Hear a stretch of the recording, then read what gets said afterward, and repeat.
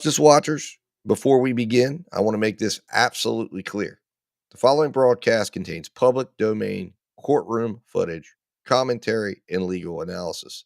This content is presented under the Fair Use Doctrine as defined by 17 USC 107 and is protected by multiple Supreme Court rulings, which you see below. This stream is transformative, educational, and journalistic in nature. It includes original commentary, trial breakdowns, legal interpretation, and critical analysis, not raw redistribution. We do not claim ownership over any public domain footage, and all use is strictly within legal bounds. If you're watching this content, you're engaging in a protected, transformative experience, grounded in law, never in speculation. And if anyone has a problem with that, take it up with Campbell, Brady, Miranda, and Irvin. Remember, guys, justice always works better when we watch. So keep watching. See you in the courtroom.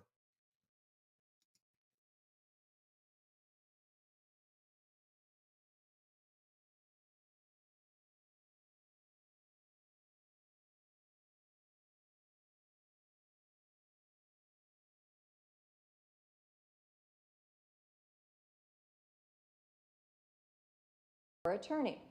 Personal opinions, preferences, or biases have no place in a courtroom. Our goal is to treat all parties equally and to arrive at a just and proper verdict based on the evidence. Do not begin your deliberations and discussions of this case until all of the evidence is presented and I've instructed you on the law. Do not discuss this case among yourselves or with anyone else until your final deliberations in the jury room. This order is not limited to face-to-face conversations. It extends to all forms of electronic communications. Do not use any electronic devices such as mobile phone or computer, text or instant messaging, or social networking sites to send or receive any information about this case or your experience as a juror. We will stop or recess from time to time during the course of this trial, and you may be excused from the courtroom when it is necessary for me to hear legal arguments from the lawyers. If you come into contact with the parties, lawyers, or witnesses, do not speak with them. For their part, they will not contact or speak with you. Do not listen to any conversations about this case. Do not research any information that you personally think might be helpful to you in understanding the issues presented. Do not investigate this case on your own or visit the scene, either in person or by electronic means. Do not read any newspaper reports or listen to any news reports on the radio, television, over the internet, or any other electronic application or tool about this trial. Do not consult dictionaries, computers, electronic applications, social media, the internet, or other reference materials for additional information. Do not seek information regarding the public records of any party or witness on this case. Any information you obtain outside this courtroom could be misleading, inaccurate, or incomplete. Relying on this information is unfair because the parties would not have the opportunity to refute, explain, or correct it. Do not communicate with anyone about this trial or your experience as a juror while you're serving on this jury. Do not use a computer, cell phone, or other electronic device, including personal wearable electronics, applications, or tools with communication capabilities to share any information about this case. For example, do not communicate by telephone, blog post, email, text message, instant message, social media post, or in any other way on or off the computer. Do not permit anyone to communicate with you about this matter, either in person, electronically, or by any other means. If anyone does so, despite your telling them not to, you should report that to me. I appreciate that it is tempting when you go home in the evening to discuss this case with another member of your household, but you may not do so. This case must be decided by you, the jurors, selected for this duty. People not serving on this jury have not heard the evidence, and it is improper for them to influence your deliberations and decisions in this case. After the trial is complete, you are free to communicate with anyone in any manner. These rules are intended to assure that jurors remain impartial throughout the course of the trial. If any juror has reason to believe that another juror has violated these rules, you should report that to me. If jurors do not comply with these rules, it could result in a new trial involving additional time and significant expense to the parties and the taxpayers. You are to decide this case solely on the evidence offered and received at trial. Now, an information is nothing more than a written formal accusation against a defendant charging the commission of one or more criminal acts. You are not to consider it as evidence against the defendant in any way. It does not raise any inference of guilt. The first count of the information in this case charges that Maxwell Anderson, on or about Tuesday, April 2nd of 2024, in Milwaukee County, Wisconsin, did cause the death of Sade Robinson, another human being, with the intent to kill that person contrary to Wisconsin statutes. To this charge, the defendant has entered a plea of not guilty, which means the state must prove every element of the offense charged beyond a reasonable doubt. Now, first-degree intentional homicide is defined in 940.01 of our criminal statutes and is committed by one who causes the death of another human being with the intent to kill that person or another.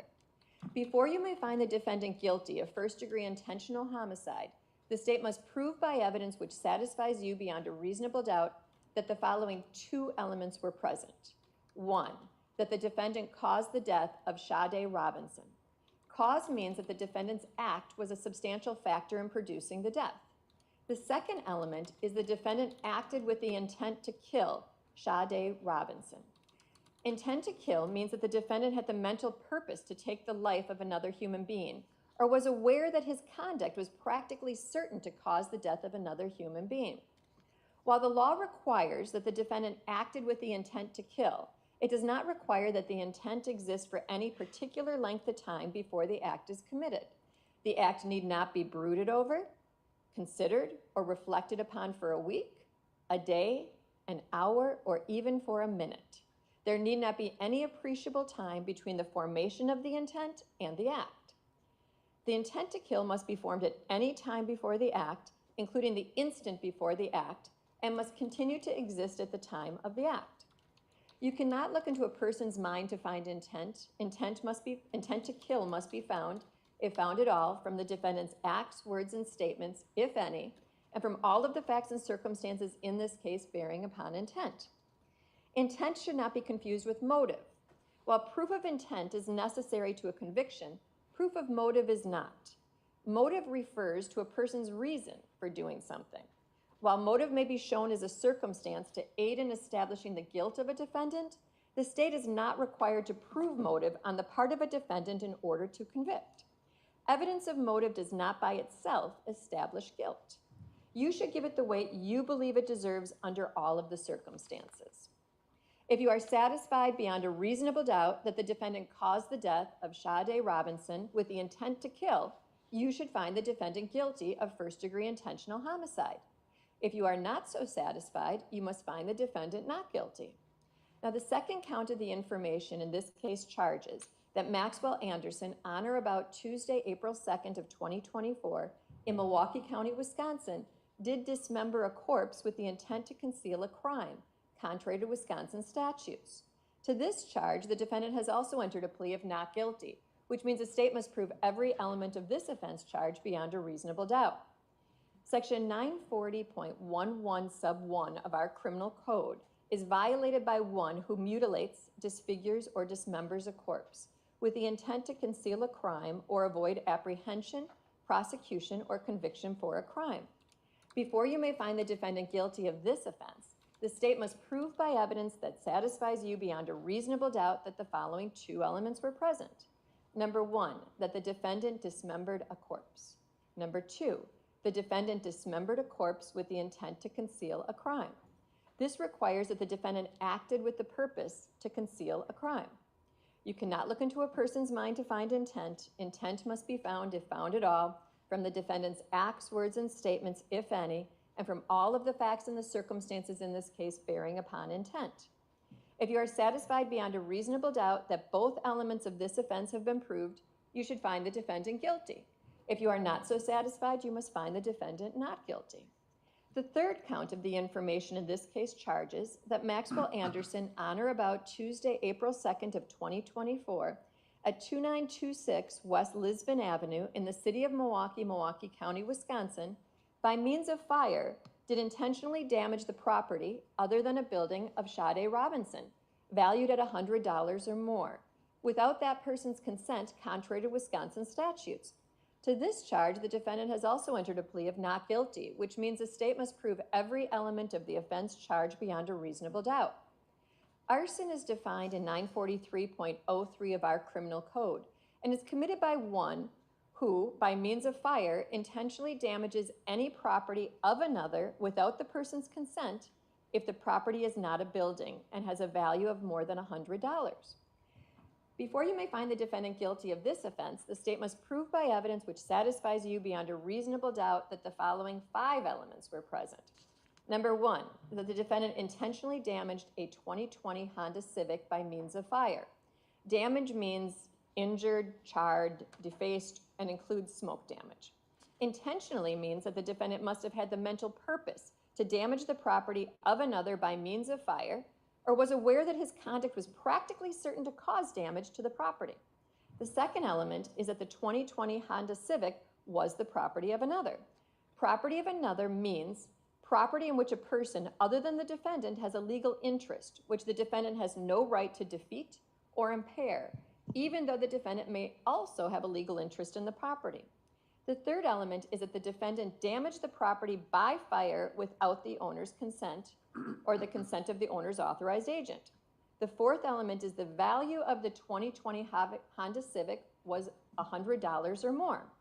The fifth element is that the defendant knew that the 2020 Honda Civic belonged to another person and that the person did not consent to the damage of the property and that the value of the property was $100 or more. You cannot look into a person's mind to find intent and knowledge. Intent and knowledge must be found, if found at all, from the defendant's acts, words, and statements, if any, and from all of the facts and circumstances in the case bearing upon intent and knowledge. If you're satisfied beyond a reasonable doubt that all 5 elements of this offense have been proved, you should find the defendant guilty. If you are not so satisfied, you must find the defendant not guilty. The fourth count of the information in this case charges that Maxwell Anderson, on or about Tuesday, April 2nd of 2024, in Milwaukee County, Wisconsin, did hide a corpse with the intent to conceal a crime contrary to Wisconsin statutes. To this charge, the defendant has also entered a plea of not guilty, which means the state must prove every element of this offense charge beyond a reasonable doubt. Section 940.11 sub 2 of our criminal code is violated by one who hides or buries a corpse with the intent to conceal a crime. Before you may find the defendant guilty of this offense, the state must prove by evidence which satisfies you beyond a reasonable doubt that the following 2 elements were present. 1, that the defendant hid a corpse. 2, that the defendant hid a corpse with the intent to conceal a crime. This requires that the defendant acted with the purpose to conceal a crime. You cannot look into a person's mind to find intent. Intent must be found, if found at all, from the defendant's acts, words, and statements, if any, and from all of the facts and circumstances in the case bearing upon intent. If you're satisfied beyond a reasonable doubt that both elements of this offense have been proven, you should find the defendant guilty. If you are not so satisfied, you must find the defendant not guilty. Now, evidence is, first, the sworn testimony of witnesses, both on direct and cross-examination, regardless of who calls the witness. Second, the exhibits the court receives, whether or not they go to the jury room. And third, any facts to which the lawyers have agreed or stipulated or which I direct you to find. You will not have a copy of the written transcript of this trial testimony available for use during deliberations. You must pay careful attention to all of the testimony because you must rely primarily on your memory of the evidence and testimony introduced during the course of this trial. You are not required to, but you may take notes during this trial, except during the opening statements and the closing arguments. I will provide you with these materials. In taking notes, be careful that it does not distract you from carefully listening to and observing the witnesses. You may rely on your notes to refresh your memory during your deliberations. Otherwise, they will be kept confidential. After the trial, the notes will be collected and destroyed. It is the duty of the jury to scrutinize and to weigh the testimony of witnesses and to determine the effect of the evidence as a whole. You are the sole judges of the credibility, that is the believability of the witnesses and the weight to be given to their testimony. In your determination of credibility, you must avoid bias, conscious or unconscious, based on a witness's race, national origin, religion, age, ability, gender identity, sexual orientation, education, income level, or any other personal characteristic. In determining the credibility of each witness and the weight you give to the testimony of each witness, consider these factors: whether the witness has an interest or lack of interest in the result of the trial, the witness's conduct, appearance, and demeanor on the witness stand, the clearness or the lack of clearness of the witness's recollection, the opportunity the witness had for observing and for knowing the matters the witness testified about, the reasonableness of the witness's testimony, the apparent intelligence of the witness, bias or prejudice, if any has been shown, possible motives for falsifying testimony, and all other facts and circumstances during the trial which tend either to support or to discredit the testimony. Then give to the testimony of each witness the weight you believe it should receive. There's no magic way for you to evaluate the testimony. Instead, you should use your common sense and experience. In everyday life, you determine for yourselves the reliability of things people say to you. You should do the same thing here. In reaching your verdict, examine the evidence with care and caution. Act with judgment, reason, and prudence. Defendants are not required to prove their innocence. The law presumes every person charged with the commission of an offense to be innocent. This presumption requires a finding of not guilty unless in your deliberations you find it is overcome by evidence that satisfies you beyond a reasonable doubt that the defendant is guilty. The burden of establishing every fact necessary to constitute guilt is upon the state. Before you can return a verdict of guilty, the evidence must satisfy you beyond a reasonable doubt that the defendant is guilty.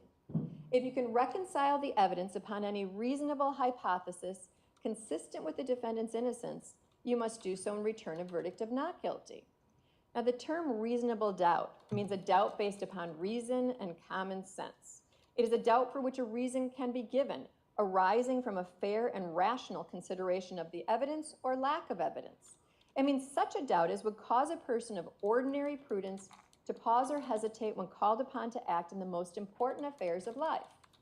A reasonable doubt is not a doubt which is based on mere guesswork or speculation. A doubt which arises merely from sympathy or from fear to return a verdict of guilt is not a reasonable doubt. A reasonable doubt is not a doubt such as may be used to escape the responsibility of a decision. While it is your duty to give the defendant the benefit of every reasonable doubt, you are not to search for doubt. You are to search for the truth. The lawyers will now make their opening statements. And the purpose of an opening statement is to give the lawyers an opportunity to tell you what they expect the evidence will show, so you will have a better understanding of the evidence as it's introduced during the course of the trial. I must caution you, however, the opening statements are not evidence. State, are you prepared to proceed? Yes. Please do so.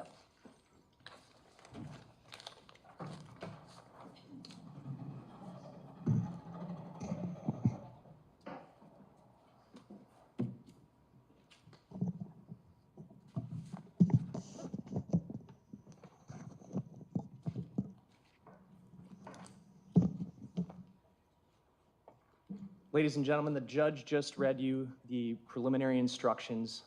That is the law that is to guide you as you listen to the evidence in this case.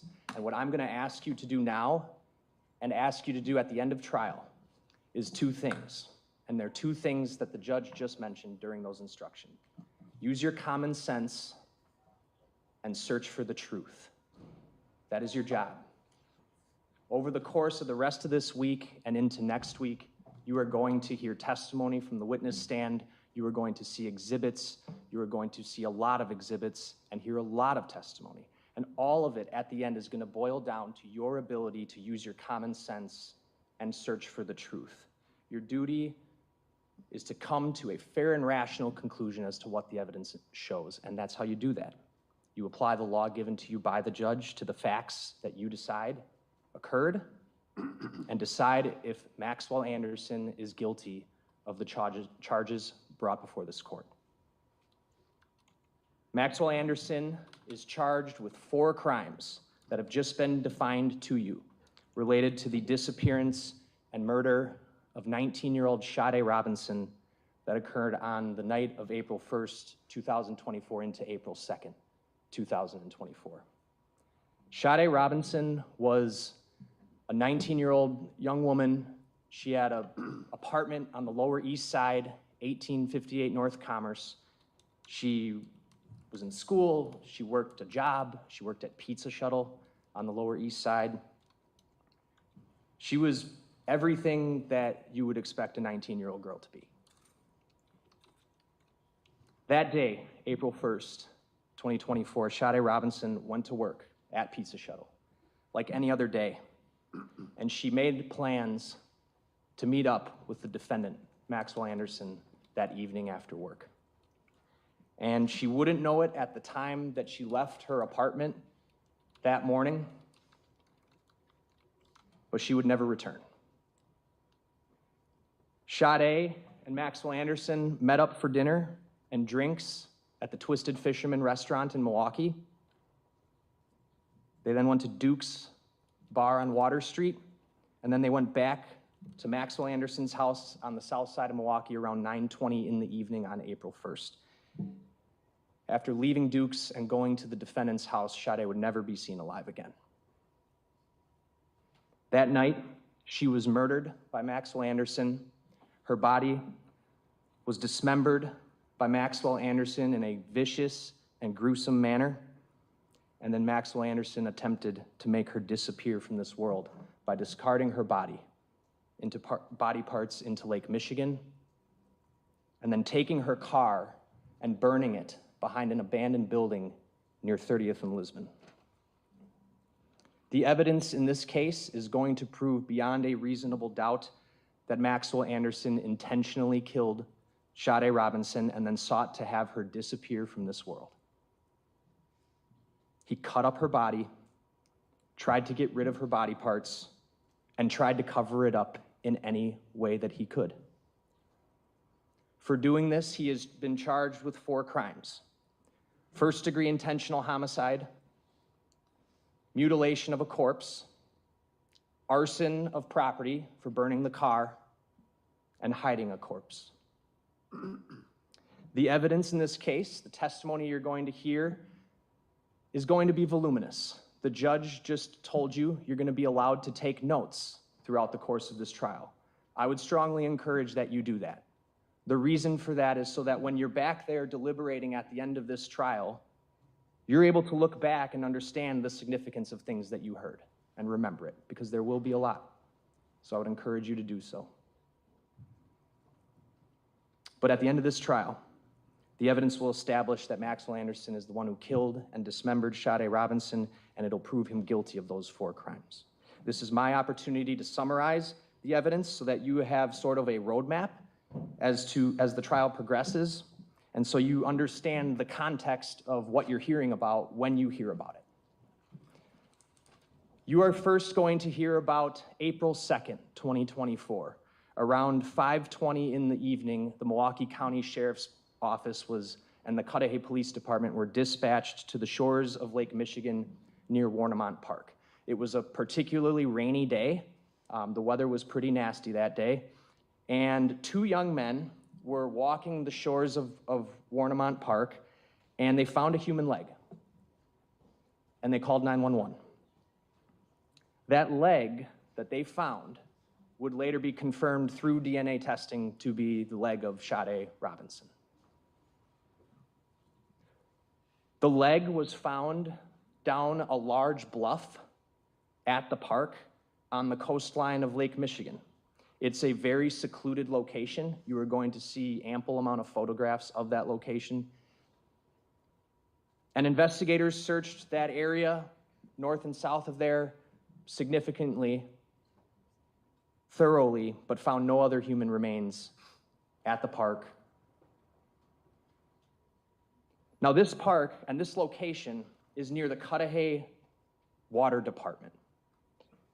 Investigators also discovered that on April 2nd, April 1st into April 2nd, a vehicle had been used to ram the Service Gate Road near the Cudahy Water Department pump house. This is right next to, about 100 yards away from where the leg was found on the coastline. The Cudahy Water Department personnel reported this actually the morning of April 2nd, prior to the leg being found.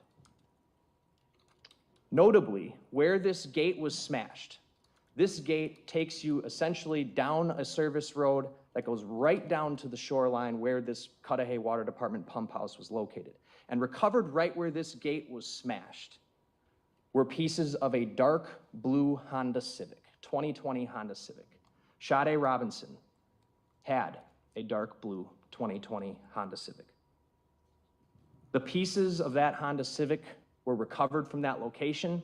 They were ultimately determined by an analyst from the state crime lab that they were not just from any Honda Civic, they were broken off of Sade Robinson's Honda Civic. Video was recovered from the Cudahy Water Department and the surrounding area. And the video showed that near the location of this gate, a dark blue vehicle, Sade Robinson's Honda Civic, entering the park and entering that service road where that gate is at 2:53 a.m. on April 2nd. The vehicle remains down that service road, and there's only one way in and one way out, down that service road for about an hour and a half, and departs that very same service road at 4:32 a.m. on April 2nd. Additionally, on April 2nd, just hours after that car departs the park, at 7:30 a.m., Sade Robinson's Honda Civic was intentionally set on fire behind an abandoned building near 30th and Lisbon. Later that day, April 2nd, 2024, Sade Robinson was reported missing to the Milwaukee Police Department. Friends and family, friends who knew she hadn't shown up for her work shift on April 2nd at Pizza Shuttle, hadn't heard from her, reported her missing. Police followed up.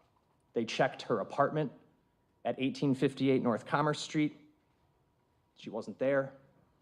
No real signs of what happened.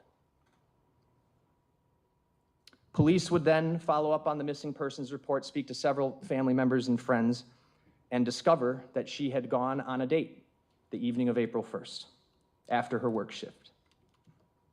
They also learned what her phone number was, and they learned from her family and friends that she had an app called Life 360. Life 360 and the phone number, with that information, police obtained phone records from Verizon Wireless, the wireless company that serviced Sade's phone. And those phone records from Verizon Wireless and the records from Life 360 provided very crucial information about Sade Robinson's activities on the evening of April 1st and her whereabouts. Notably, the police discovered a text message conversation between Sade and a phone number that the police would later learn belonged to Maxwell Anderson. The text conversation showed that Sade and Maxwell Anderson were planning to meet at the Twisted Fisherman that evening to get food, and indeed did meet around 5:15 p.m. on April 1st. Additionally, the records from Verizon Wireless, as I indicated, provided location information for her phone that not only confirmed her trip to Twisted Fisherman, but would provide further location information all the way up until about 4:40 a.m. on April 2nd. Police would follow up at Twisted Fisherman, and then through her phone records, also learning that she had gone to Duke's on Water Street, and they got video from those two locations that confirmed that Sade Robinson and Maxwell Anderson met up that evening, first having dinner and drinks at the Twisted Fisherman, and then they went to Duke's on Water Street to hang out and have more drinks. Through all of that information, the phone data, the videos, investigators confirmed they were at Twisted Fisherman from 5:15 p.m. until 6:24 p.m. And then they went to Duke's on Water Street from 6:30 p.m. to about 9:04 p.m. Videos also confirmed that that evening, Sade Robinson was driving her 2020 Honda Civic, the same vehicle that was used to smash the gate at the Cudahy Water Department pump house. Now, this would be time for me to mention it's a common vehicle, Honda Civic. Everyone's heard of one. But it does have distinct features. Honda Civics have sort of distinct features that are going to be worth noting when we go through the evidence in this case. Hers was dark blue. It had a sunroof, and particularly 2020 Honda Civics have these unique sort of C-shaped lights in the rear, and you're going to see those. All features that are noticeable on video, which will become important. At 9:04 p.m., Sade Robinson and Maxwell Anderson left Duke's together, and they left Duke's and got into Sade Robinson's Honda Civic. Sade was driving, Maxwell Anderson was riding passenger, just the two of them.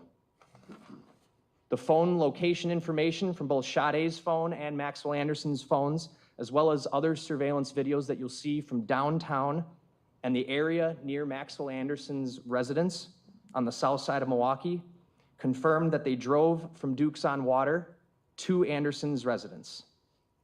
They arrived at his residence around 9:24 p.m., and you will see video of Sade's car arriving at his residence, driving right by the front of his house and then into the alley.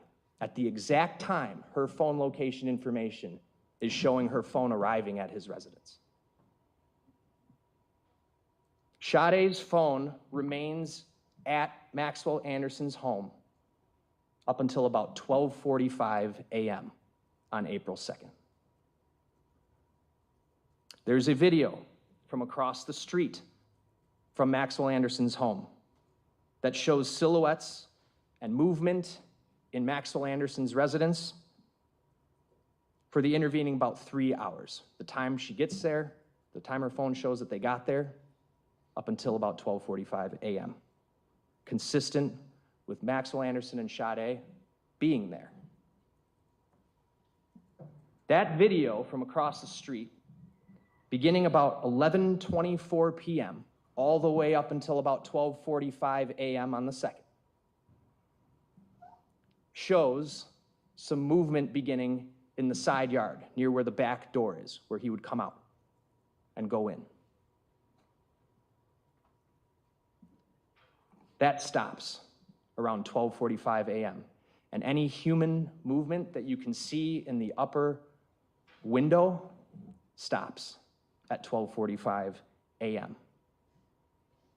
Also occurring right after 12:45 a.m., Sade Robinson's phone location information begins to show her phone moving away from Maxwell Anderson's residence, where it's been stationary since her car arrived there around 9:24 p.m. Now, this is a very crucial time in the timeline. And this is where the phone location information that investigators got from Verizon Wireless and Life360 becomes extremely important. What occurs beginning just after 12:45 a.m.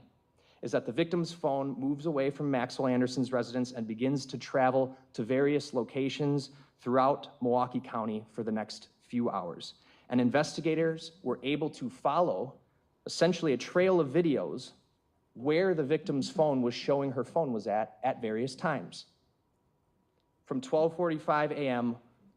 all the way up until the approximate time her phone goes off the wireless network at 4:40 a.m. This is the time where that unique look of that Honda Civic is going to come into play for you all. You will see investigators followed where Sade's phone appeared to travel to and recovered videos around the county confirming that her car was traveling in those exact areas at those exact same times. So when the phone starts moving away from her residence just after 12:45 a.m., the records show her car driving northbound near 35th Street. Videos pick her car up driving in that exact direction. The phone then ends up downtown around 1 a.m. A camera downtown that actually is a license plate reader camera captures her plate downtown just after 1 a.m. The phone then travels up into the River West neighborhood where it remains until about 2 a.m. where cameras capture it again. It then leaves River West and heads westbound down Capitol Drive just after 2 a.m. where cameras catch it again. It then doubles back eastbound on Capitol Drive where cameras catch it again. And the records show it appears to get on the interstate and travel southbound towards and through downtown Milwaukee and ultimately appear to exit the interstate just around 2:40 a.m., where cameras capture it again. The phone then, after exiting the interstate near College Avenue, heads east in the direction of Warnemont Park. Also captured by a trail of videos. And then by 2:53 a.m., video shows the Honda Civic arriving at Warnemont Park, which is the video I described before of the car smashing the pump house gate. Sade's phone shows her phone records show that her phone remained at Warnemont Park for about an hour and a half, the same amount of time that the car remained down that pump house road from the video. And in that time, police recovered video from that Cudahy Water Department pump house that overlooks Lake Michigan. That video, it's nighttime, it's dark, but it paints a telling tale. It shows, just after that car arrives, a silhouette of a person descending the bluffs near the coastline of Warnemont Park, near the Cudahy Water Department, where Sade Robinson's leg would later be found on April 2nd. That person, the evidence is going to show you, is Maxwell Anderson. This is the time where Sade's body was intentionally discarded into the lake after being dismembered. By this time, Sade is deceased, and Maxwell Anderson, using her own car, is trying to make her disappear.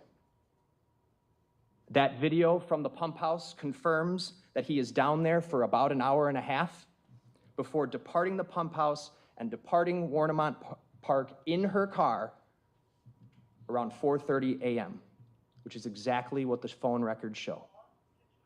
Shortly after that, as the phone moves north, it goes off the network around 4:40 a.m. as it heads north into St. Francis towards downtown. Now, investigators also canvassed heavily near the area of where Sade's car was burned, way over on 30th and Lisbon on the north side of Milwaukee. And they also located a trail of videos from this location, picking up around 4:50 a.m., 10 minutes after Sade's phone appears to go off the network. And her Honda Civic is again picked up on those videos in the exact amount of time it would take to drive from where her phone went off the network to the location it's picked up on camera. That trail of videos shows her car, her 2020 Honda Civic, circling around the part of town where her vehicle would eventually be set on fire at 7:30 a.m. The Honda drives around from about 4:50 a.m. to 5:19 a.m., after which it is picked up next on a camera near a playground at 31st and Galena at 6:50 a.m. This is 1.5 blocks away from where her car would later be set on fire. The vehicle drives around more before pulling into the alley where it's set on fire. Police located video from a liquor store and a Milwaukee County Transit bus that depicts the time the vehicle fire was set. Now, you're not going to see it because he parked the car behind this abandoned building that did not obviously have functioning cameras. But these two videos show something crucial. They show two women walking down Lisbon Avenue who all of a sudden stop and begin to act in distress as they are clearly watching something disturbing happen. They are watching the fire being started. They are clearly shocked. They are clearly bothered on the video, which has audio. And right after they see this, a white male walks away from the area where the fire was set as one woman points at him and yells to the passing traffic, "He did that, call the fire department." You will see this white male on video. You will see the distinct clothing he's wearing as he's walking away from Sade's burning vehicle. He's got a dark gray hooded top. He's got dark pants, shoes with white soles, and he's wearing a large camouflaged backpack that appears to be very full. Police are able to follow an additional trail of videos of this person, the person walking away from her burning car. That trail of videos will show you that the person who lit Sade's car on fire at 7:30 a.m. boarded a Milwaukee County Transit bus on 35th and Lisbon at 8:12 a.m. And when that person gets on the bus, you will see their face clear as day on the bus camera video. It is him. It is Maxwell Anderson.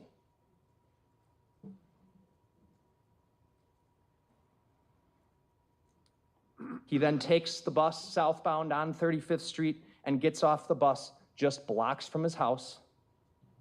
You will see that same vehicle, or that same video from across the street from his house that I mentioned before, showing him walking in his back door at 4:30 a.m., or excuse me, 8:43 a.m., right after he gets off the bus. These videos will prove that Maxwell Anderson lit Sade's car on fire, that no one else was with him. He did it behind an abandoned building in a part of town far from his home. Now, you're also going to hear that when police saturated the area, as well as family and friends who were not giving up on trying to figure out what happened to Sade, saturated the area where the car was burned, looking for any clues as to what happened to her. During these searches, family, friends, and police found Sade Robinson's other leg and other foot scattered and severed into pieces near that playground at 31st and Galena, just a block and a half away from where her car was set on fire. You will then hear that on April 18th, Sade's torso was discovered, having washed ashore on Lake Michigan in South Milwaukee. Sade's head had been intentionally cut off of her torso. Both of her legs intentionally severed from her torso. Her right arm intentionally severed from her torso. Her right breast intentionally cut off her torso. The torso was seriously decomposed, but identifying features confirmed it to be Sade. On May 11th, 2024, Sade's right arm was discovered having washed ashore on the shores of Waukegan, Illinois, severely decomposed. You will unfortunately see images of these body parts which make it clear that Maxwell Anderson intentionally decapitated Sade Robinson, intentionally cut off both of her legs, cut off her left arm, intentionally cut off her right breast, which has never been found, and intentionally cut off her head to date, which is still missing and has never been recovered. While horribly gruesome, this will show you the intent behind what happened to Sade and the intent behind making sure she was disposed of from this world.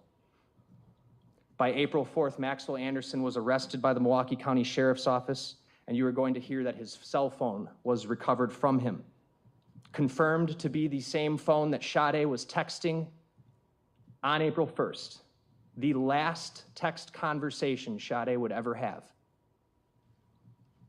Police searched Maxwell Anderson's phone. They searched his residence, trying in any way to learn more information about what happened to Sade. And while police did not locate any kind of gory scene in the residence, they located telling information in his residence and in his phone, including photos of Sade where she is laying on Maxwell Anderson's couch, face down, with his hand grabbing her right breast. And another photo of Sade's pants and her underwear being pulled off her body. The same pants and underwear that you're going to see that she was wearing on video when she went out with him that night on April 1st. And police actually find those pants and underwear in the trunk of her car after it had been burned. You will also hear from police who searched the area around Maxwell Anderson's residence and who recovered the dark gray sweatshirt that Maxwell Anderson was wearing during the time he lit Sade's vehicle on fire. You will see it's clearly visible on the bus video of him getting on the bus where his face is visible. And you're going to hear that hoodie had Maxwell Anderson's DNA on it and Sade's DNA on it.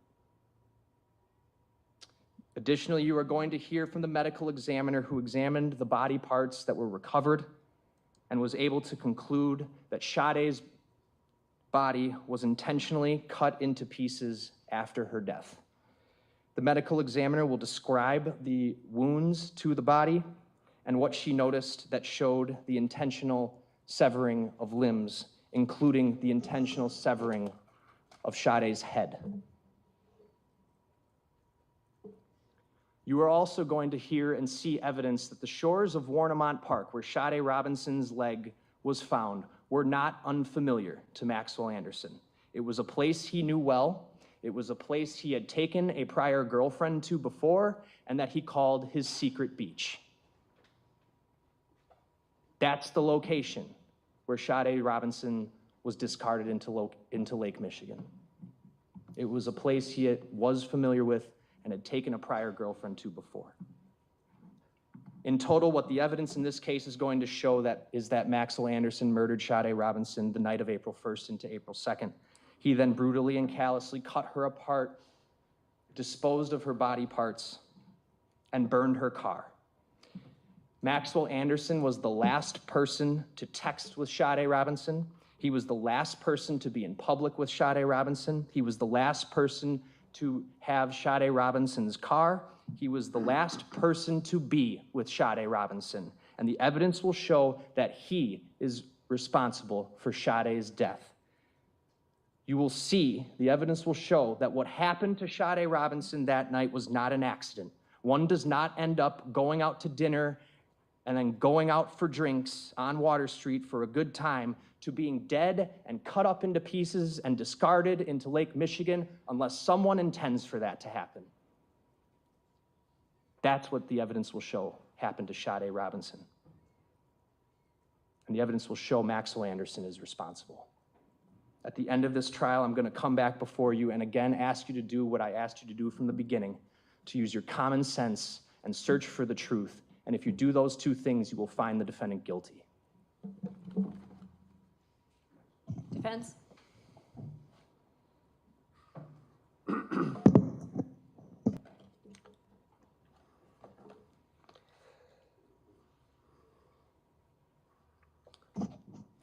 Good morning. The state began by using the phrase common sense. You heard it yesterday during jury selection, and you heard it again today in the state's opening. And they're using the phrase common sense because they want you to ignore the mountain of reasonable doubt that exists in this case. I want to start by telling you guys that much of what Mr. Vance Curzan just talked to you about, we don't dispute. So a lot of this trial isn't in dispute. The timeline, the fact that Max met Sade, Max had met her, went on a date with her, that they went to the Twisted Fisherman, that they went to Duke's, that they were out together that night, that they went back to Max's house, none of that is in dispute.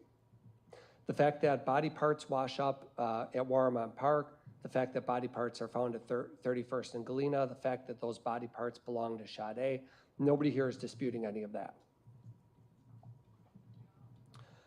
It's horrible what happened to Sade. It's horrible. Nobody deserved that. And what the state wants you to do is use the emotion of that along with this phrase like common sense and use that emotion to convict Mr. Anderson. But I implore you in this trial, your most important job as jurors is to study the evidence closely that's introduced by the district attorney's office. We have no burden of proof. Max is not required to prove anything. The entire burden lies here and rests here entirely on the district attorney's office.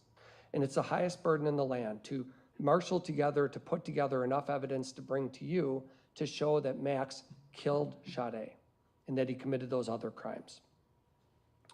There are a few pieces of evidence that the state will rely heavily on. Max near the scene of the car, Max when it's burning, Max being the last person to go on a date with Sade. And that's frankly why law enforcement zeroed in on Max. You are going to hear that the amount of law enforcement resources that were spent in this case by the Sheriff's Department, the Milwaukee Police Department, the FBI, the amount of resources that were spent on this case, I think is probably unparalleled in Milwaukee history. The amount of money and time and effort that was put into collecting video evidence, to searching Maxwell's home, to interviewing coworkers, interviewing people that might know him, an immense investigation. And the state knows that there are serious holes in their case. They know it. They know that there's reasonable doubt, and that's why they're coming at you with this phrase, like common sense. So let's talk about that. There is absolutely no reason for Max to commit a crime like this. What you're going to hear in this trial is that Max and Sade lined up a date together like any couple of youngsters do, and they lined up a date at Twisted Fisherman. This is a place that Max used to work. You'll hear that they went there, they had dinner, and it was an ordinary evening. From Twisted Fisherman, as the state just told you, they went to Duke's. This is another place where Max is known. There was no secret place that Max took Sade that night, nowhere that anybody wouldn't have known him or recognized him. These are former places he worked and coworkers that he interacted with. And what I didn't hear was the theory of why Max did this, how Max did this, but I think what I heard in opening just now is that Max must have done this at his home. That seems to be the theory. Max brought Sade back to his home and killed her. Why? It's a normal date. You'll see them on camera footage leaving Duke's. You'll see them, Sade driving back to his place. You'll see them going there. In this timeline you were just given, I don't know how many witnesses they're going to call throughout this trial to put in this video or that video, but one thing you'll see throughout this is that we don't dispute any of that timeline, that they went out together and went back to Max's house, but that doesn't mean he killed her. How did he do it, and why did he do it? Why would he ever do something like that? If Max killed Sade in his home, if it happened in that location, as I think they're offering to you, there would be a mountain of DNA evidence. There would be blood. There would be some form of DNA. And I listened carefully when I heard the state's opening, because yes, it's gruesome, yes, it's horrible, nobody deserves it, but what was glaringly missing from what I heard was any discussion about DNA evidence. We have a crime lab in the state, law enforcement agencies that are tasked with collecting evidence from locations. I believe the theory that you're being offered today is that Sade was killed at Maxwell's house. What you'll hear about Max's house, I want to tell you a couple of things they didn't tell you. One is that the house is a duplex, upper and lower. There's a stairwell you can enter through the side of the home. If you go in the stairwell, there is a lower unit that has a tenant, if you will, a tenant who lives on the lower level. His name is Pete Warbington. You'll hear his testimony in this trial. Max lives upstairs, and the two of them went to that unit, that house. Pete Warbington, who's home on the lower level, is there that night. You will hear that Mr. Warbington is a self-described or self-professed light sleeper. I think one of the things he had said to the police is, even if one of Max's dogs is chewing a bone on the floor, he would even hear that and send messages to Max, your dog is chewing a bone, you're keeping me up, you're bothering me. He's a very light sleeper guy. And what Pete Warbington will tell you is that he was home, he was there that night, there was no struggle, there was no fight, there was no horrific event, argument between Max and Sade, but this is a downstairs tenant who can hear even the TV playing. He doesn't hear a thing, nothing. No struggle, no indication whatsoever that a murder is happening or happened upstairs. There is a common basement they share, but many of you can picture the type of home I'm describing, I'm sure. You walk in the door and it's a small stairwell that goes upstairs. So presumably their theory is that Max killed Sade upstairs. They didn't say it, they're suggesting the home, but upstairs, or maybe the basement is their theory. Either way, law enforcement pulled everything from that home. They searched it not once, but twice. 2 separate searches. You will also hear, by the way, that because of the publicity this case generated, other people had access to that home. Social justice people who were riled up online, who showed up at the home, entered, put up banners, entered the home, had access to the area. You'll hear about that too. But law enforcement, for sure, searched the home twice. They didn't find a murder weapon. What weapon was used to kill Sade? They didn't find any of Sade's blood. With all the samples they took throughout that entire house, every comforter, bed sheet, tabletop, wall, none of it has Sade's DNA, blood or DNA.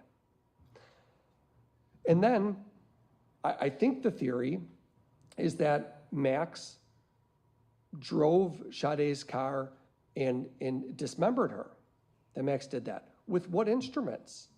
And you'll hear from medical examiners in this case that at least one medical examiner who will testify about the sheer force that would be required to remove human limbs.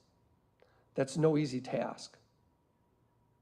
It's not the kind of thing that you do with a little Swiss Army knife. It's the kind of thing that you do with things like bone saws that they use in autopsies, no evidence of which Max has ever been in possession of or ever researched anything. They looked at everything about Max. Internet history, text message history. His text messages with Sade weren't deleted. They looked through his search history. Has he researched how to cut up a body or how to kill someone? No, absolutely not. No evidence of that. You would expect that if she died at his house, as they are suggesting, that there would be blood and DNA in that home. Another thing that wasn't mentioned in opening. At Warmont Park, Sade's body, as you heard, a leg wash is located at Warmont Park. As law enforcement was looking through that area, they found bloody gloves. Now, these gloves played a central part in law enforcement's investigation because those gloves are sort of the quintessential evidence of a dismemberment or a murder. They have blood on them, they're plastic, sort of what you can picture, plastic gloves that you would wear, they're the clear type. And law enforcement, what they do is they try to determine, because they're certain you don't find bloody gloves near the scene, very close proximity to a leg. Certainly these gloves play some role in this crime. And so they look for any connection between Max and these gloves. They go to a place he volunteered at. They go to former places where he's worked. You'll hear that Max has worked at various bars in Milwaukee. He was a bartender is a bartender in the community. In that they looked at these gloves, these bloody gloves that were found by the leg, in that these gloves did not have Max Anderson's DNA on them. None. 1 in a quadrillion, or whatever the statistics are. They're not ever anything that he wore.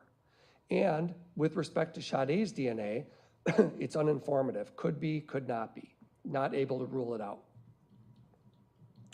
And not once do these gloves ever connect to Max, ever. Now, a person that's seen him wear gloves like this, they don't match with the place he volunteered at. They don't match at any of the restaurants and kitchens that he's worked at. No connection.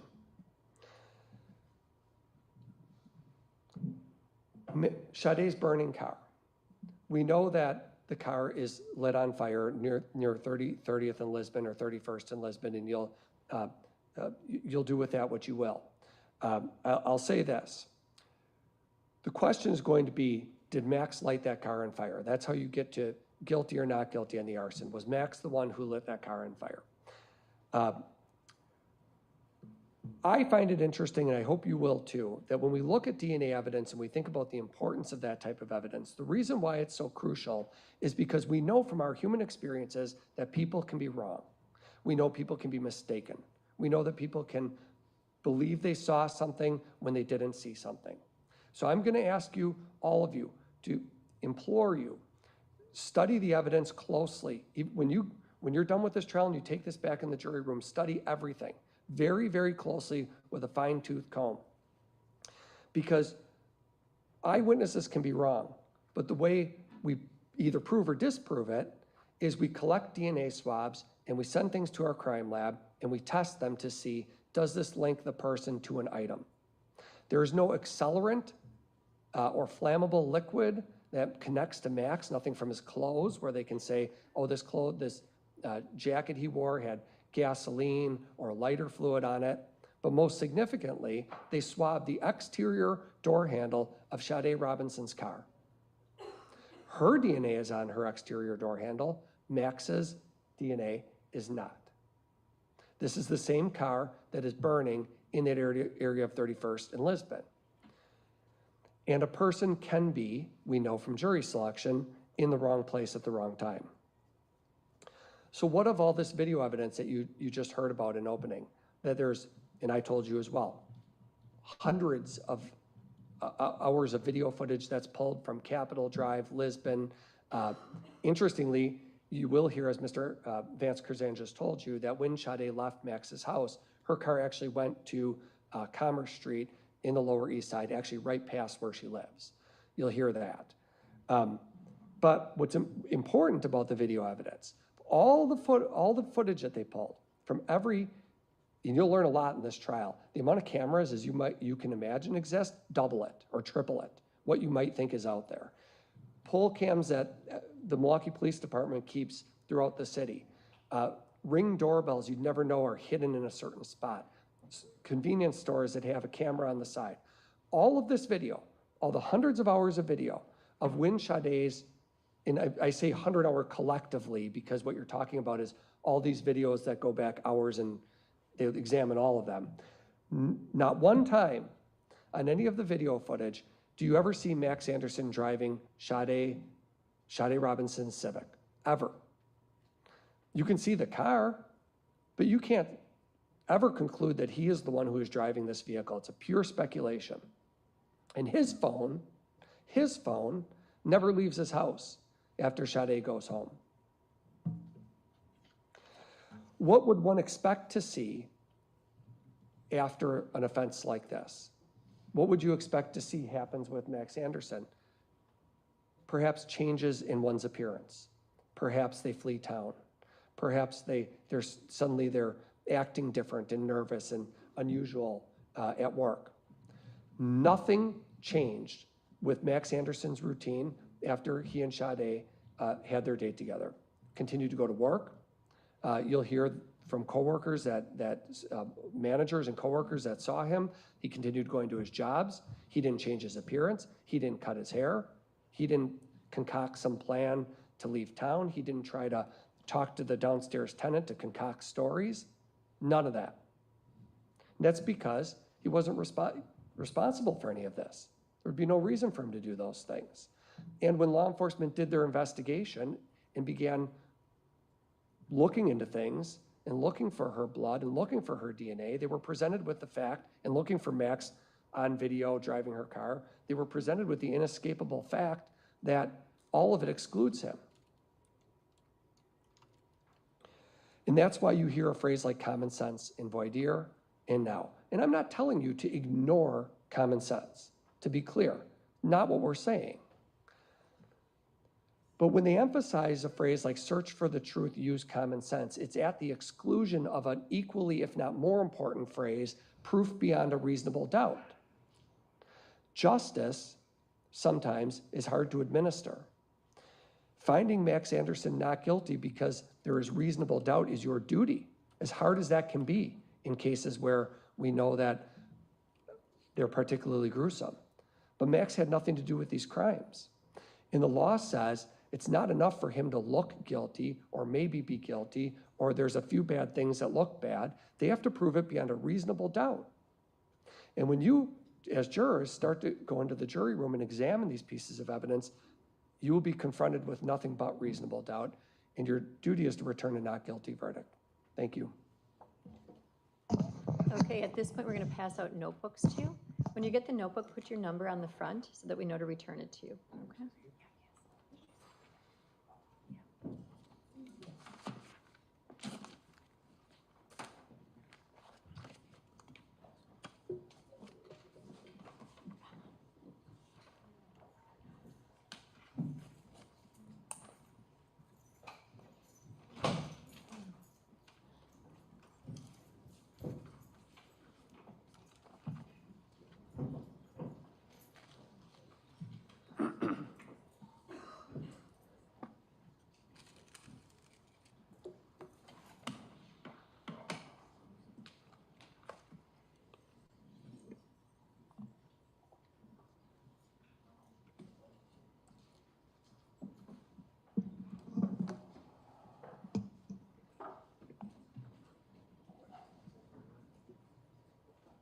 Okay, state, call your first witness, please.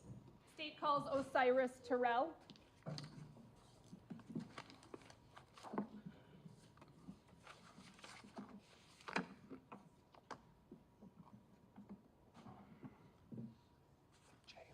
Just put these in the jury instruction.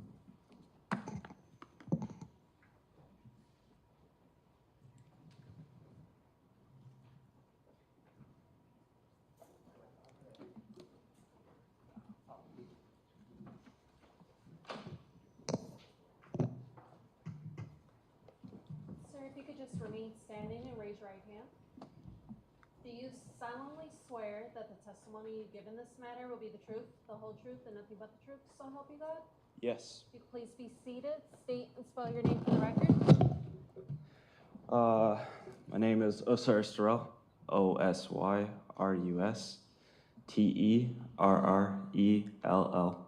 Please proceed. Good morning, Mr. Terrell. Do you remember the evening in the 5 o'clock hour of April 2nd, 2024? Yeah, Why do you remember that time and day? it was pretty miserable. It was raining, like, pretty bad. Where were you? I was over by the beach. And where, are we talking about in Milwaukee? Cudahy. Okay, is there a particular park or area that that beach is associated with? Warmont. Warnemont Park? Yes. Okay, were you there with anyone? Yeah, a buddy of mine. Who is that? Evan. What's Evan's last name? You couldn't ask me that a million times. And you don't know? No. Okay. So what happened at the beach that made you remember this day?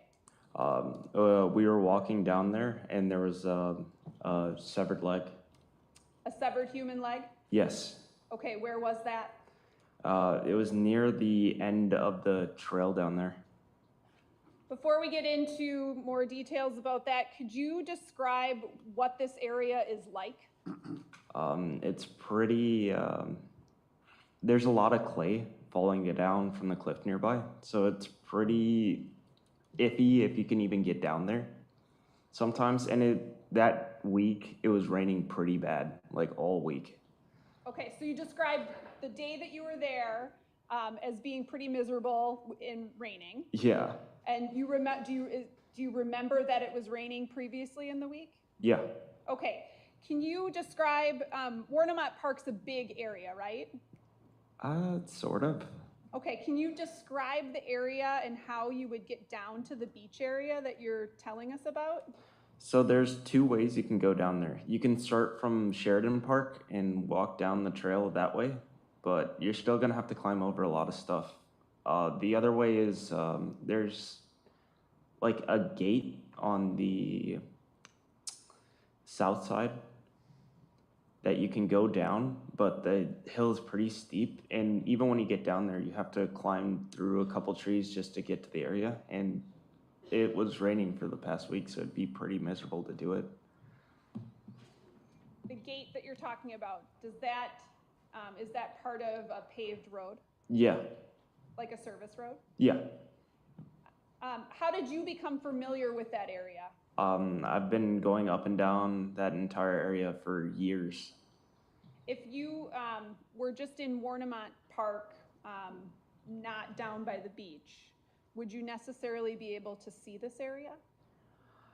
Yeah, but there's a lot of trees in the way. You'd have to be like kind of at a weird angle.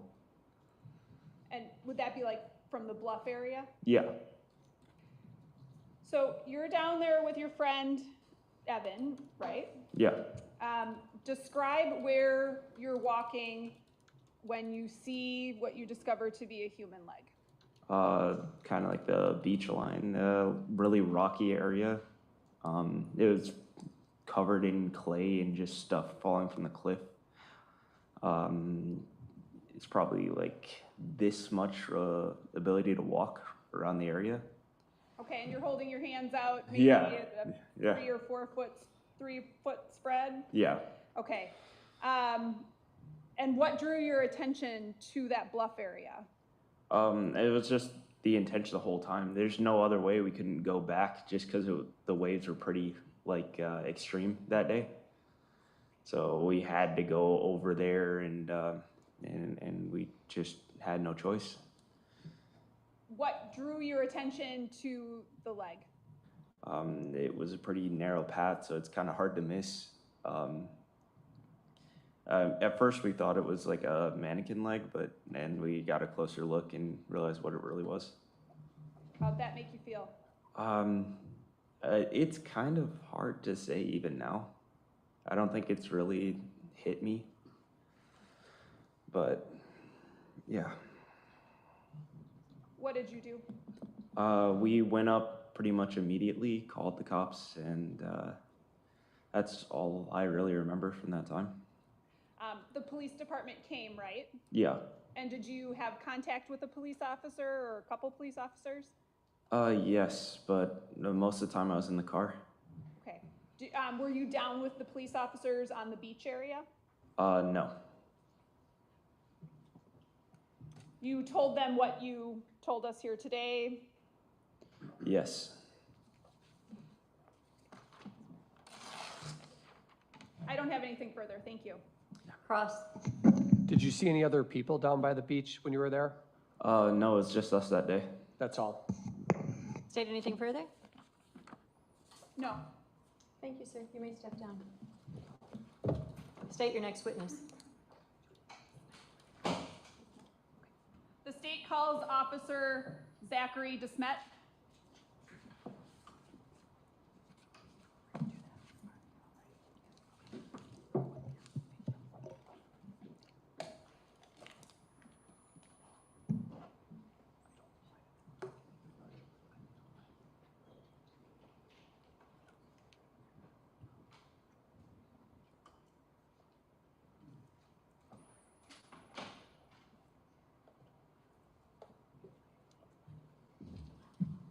Do you solemnly swear that the testimony you give in this matter will be the truth, the whole truth, and nothing but the truth, so help you God? I do. If you could please be seated, state and spell your name for the record.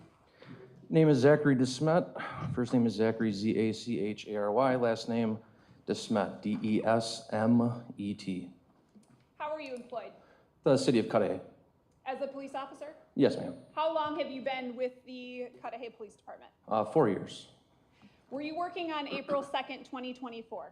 Yes, I was. And were you dispatched to Warnemont Park that day? Yes, I was. Around what time?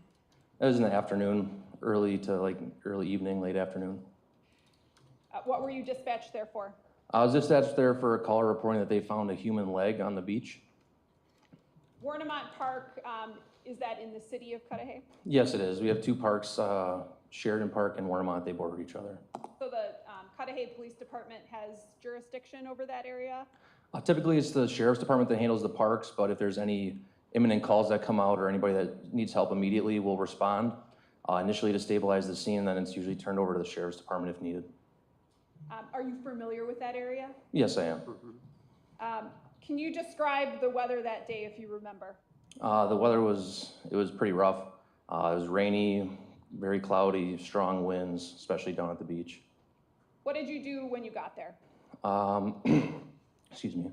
I arrived on scene traveling east on Pulaski Avenue, which comes from Lake Drive into the park. The water department is on the northeast corner of the intersection. Drive down, and then you'll come into with Sheridan Drive, and then there's another drive that leads down to the actual pump house with a gate. Arrived on scene, parked on Sheridan Drive facing north, and then observed two males in the field that would lead to the gate. That location is in the county of Milwaukee, correct? Yes, it is. Describe I think what you described was like a service road with a gate. Correct, yes. Can you describe that further? So there's the intersection, and then before you could turn right or south into Warnemont Golf Course or north onto Sheridan Drive. But then if you continue east, it's probably, 20 yards worth of road, a service gate, and then there's a gap in the fence where people can walk themselves. Did you notice anything unusual about the service gate when you arrived? I did. I noticed that it was pretty heavily damaged. So that's not a service gate that's like open to the public, right? Not usually, no. I think only our water department has access to that. Was there anything else aside from the gate being damaged in that area? Not initially when I observed, no. You said there were two individuals in a field. Correct.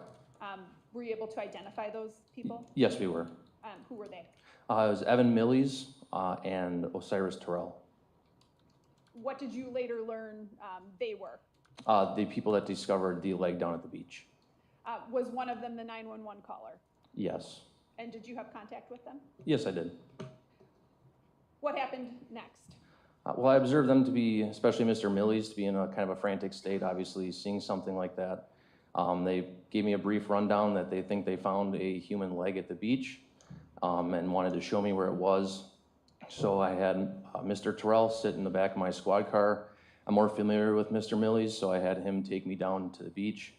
We went through that side gate, or at the opening in the fence, where people can walk through freely. When you walk down, it's a steep hill, because at that point of the park, it's very cliff-like. So there's the service drive down to the actual water pump house is very steep, so we walked down there. Can you further describe that area? Sure. So when you're walking down the service drive, like I said, it's very steep. It's wooded on both sides with a little bit of an embankment that goes up the sides of it. And when you get down to the bottom, it's actually brand new, renovated, I think last year or the year before. It's a pretty open area for vehicles to park, and then there's a building on the right-hand side that has a fence around it that I believe has 2 security cameras, barbed wire. It comes down to the lake. There's large rocks at the end of it where it immediately abuts with Lake Michigan. What is that building? That's the pump house. Okay. And that is a Cudahy city-owned building? Correct. You said the newly renovated parking area, is that open to the public or is that for the pump house? That's for the pump house. Okay, so there's not another public access to that area, is there? That's correct, there's not. So can the general public drive a car down there? No, they cannot. Can you further describe, as you're going down there with Mr. Millies, how he directs you towards the leg? Sure. So when we got down to the bottom, he had pointed me north from there. Obviously, there's a lot of debris on the beach, driftwood, rocks, etc., so I couldn't just clearly see it, especially with the distance. Now I'm an evidence technician, so I know one thing that's really harped on in those trainings is keeping the scene secure and to not contaminate as needed. So my initial plan was where there's the parking lot, there's kind of a steep hillside next to it where you can walk down. However, it was kind of sketchy that day because of the wetness. So my initial plan was I was gonna have Mr. Millies stay up there. I was gonna go down to the beach and then have him point me in the right direction as well as yell direction to me.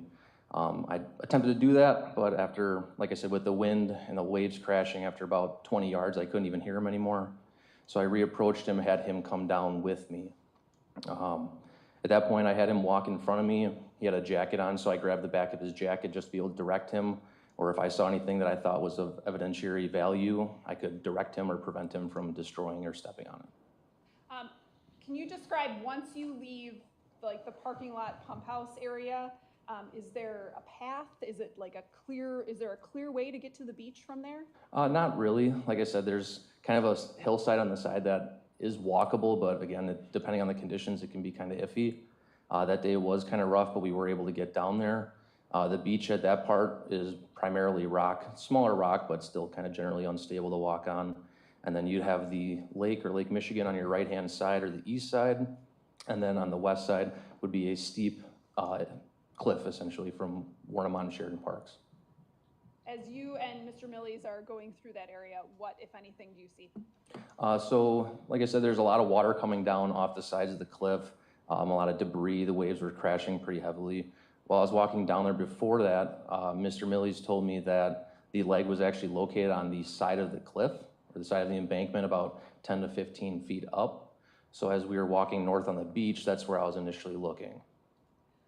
So it was up from the water line? Yes. Approximately how far? 10 to 15 feet, he said, up on the embankment. At what point do you see it? We were walking probably for a little bit, probably about 100, 125 yards. And like I said, we were both looking left to the cliff, and he was estimating and saying that like it should be right around here based on some things that he had seen. And then as we continued walking, he got startled really quick. And I was like, what's up?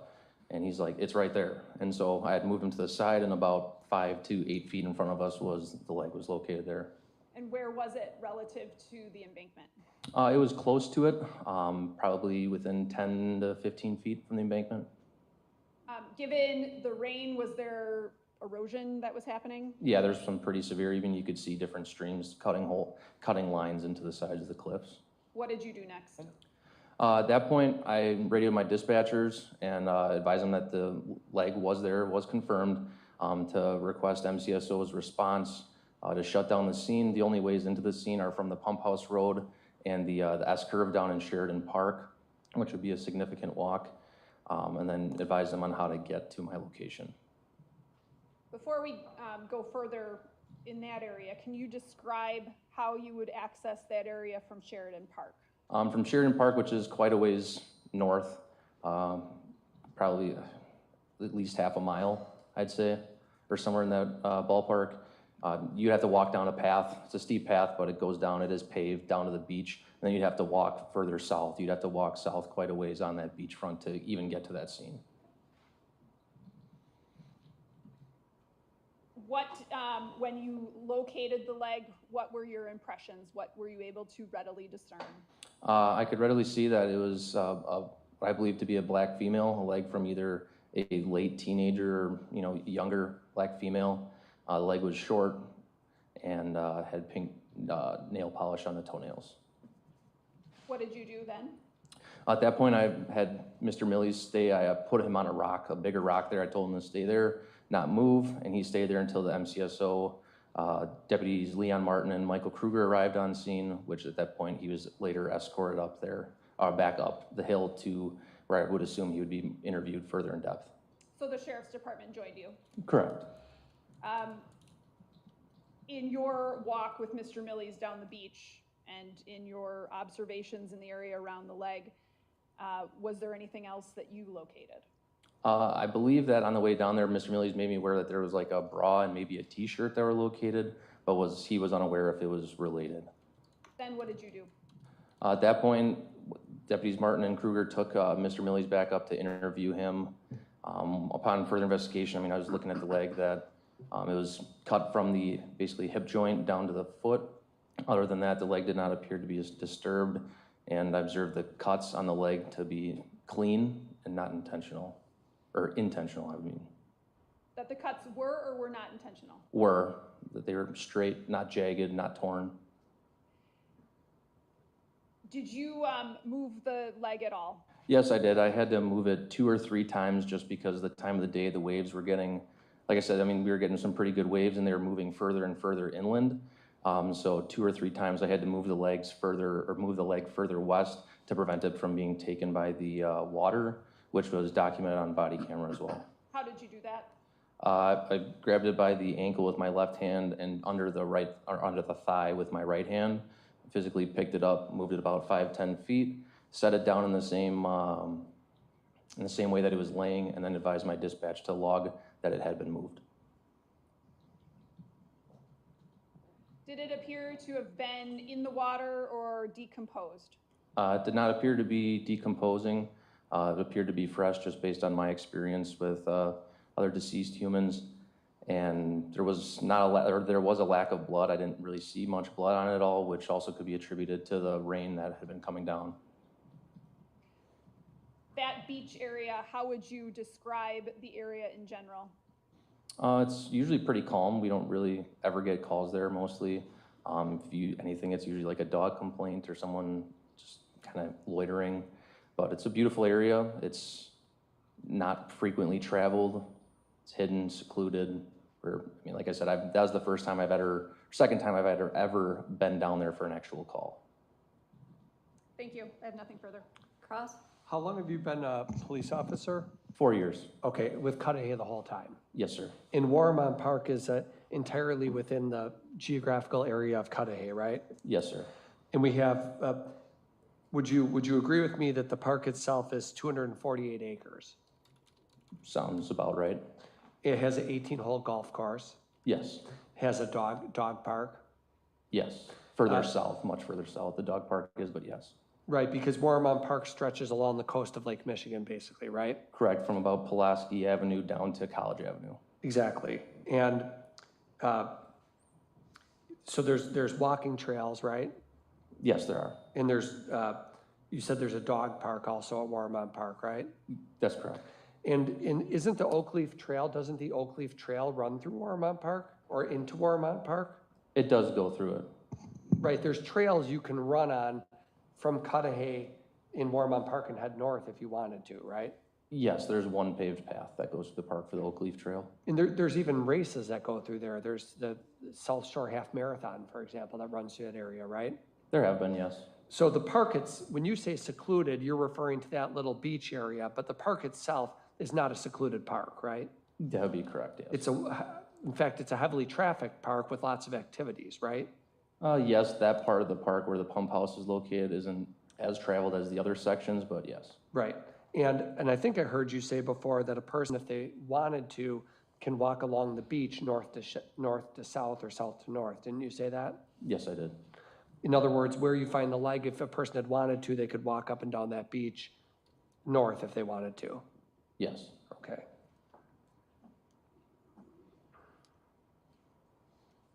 And in fact, there's other parks that even connect in with it. There's Grant Park to the south, isn't there? Yes, there is. And Pulaski Park to the west? Yes, but it doesn't really connect much. And even Sheridan Park to the north, which you testified to, right? Yes. Thank you, that's all. State? Nothing further. Thank you, officer. You may step down. State your next witness. Deputy Leon Martin.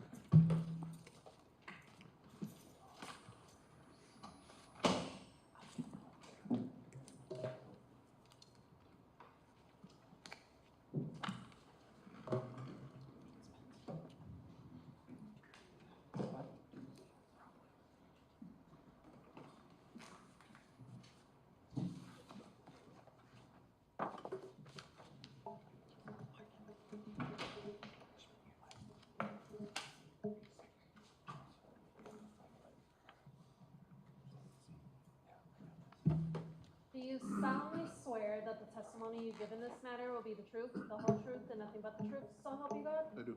If you could please be seated, state and spell your name for the record. Name's Leon Martin, Leonmartin. How are you employed? Deputy Sheriff with the Milwaukee County Sheriff's Office. How long have you worked for the Milwaukee County Sheriff's Office? 4 years. You assigned to patrol, basically? Yes, sir. All right. Were you working back on April 2nd, 2024? I was. And what was your shift that day? Second shift patrol. What is second shift out in hours? 2 p.m. to 10 p.m. Okay.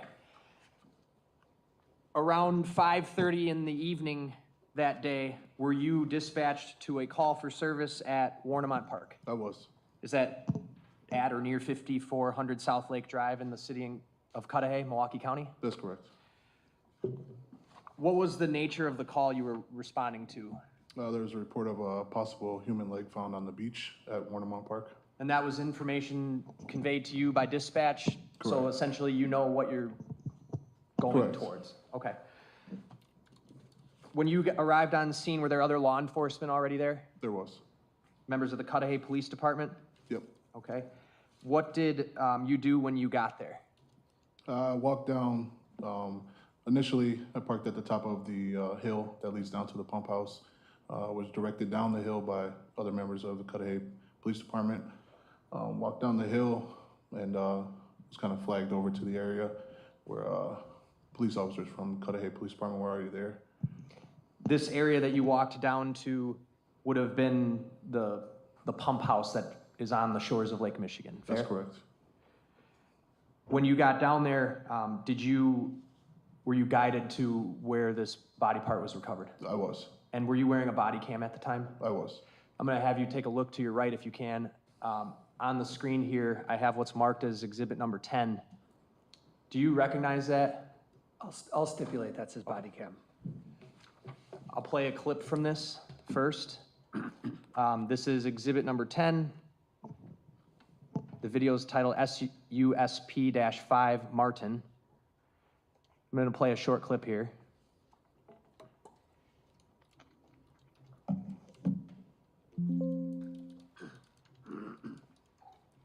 All right, I paused it at 8 seconds, started it at 0. Can you orient us right now? Where are we? So we're at the bottom of the hill. Right now I'm facing north, looking down towards the beach. All right, and on the left side, there is that steep cliff embankment. If you went up on the top of that, that's where the park would be, correct? Correct. You are at the end of the service road here? Yes, And did you have to climb down anything to get to the location where this video picked up? I did. There was large tree branches and like other foliage and whatnot that was in the way. Not somewhere a vehicle could get to, fair? Correct. But you indicated earlier that you had walked down the service road, and at the end of the service road, what's there? There's like a barrier, like a traffic barrier, and then the lake is there.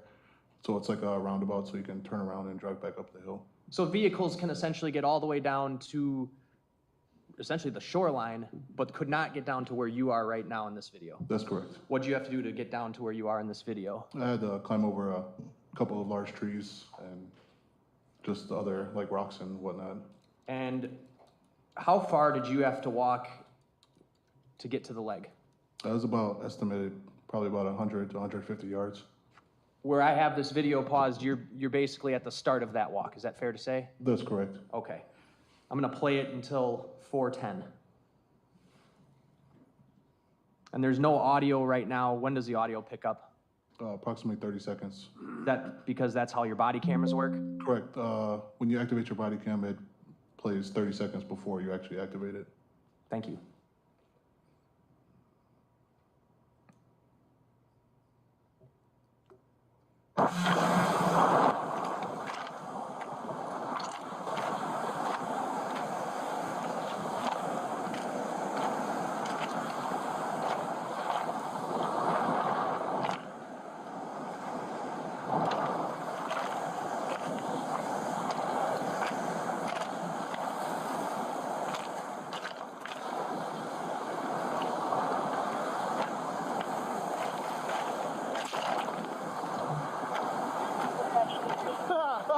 Yeah.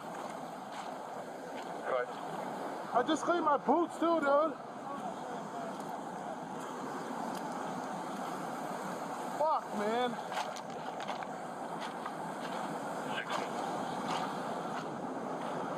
Stand by. I have the on-call sheet. I'm trying to figure out what you can do.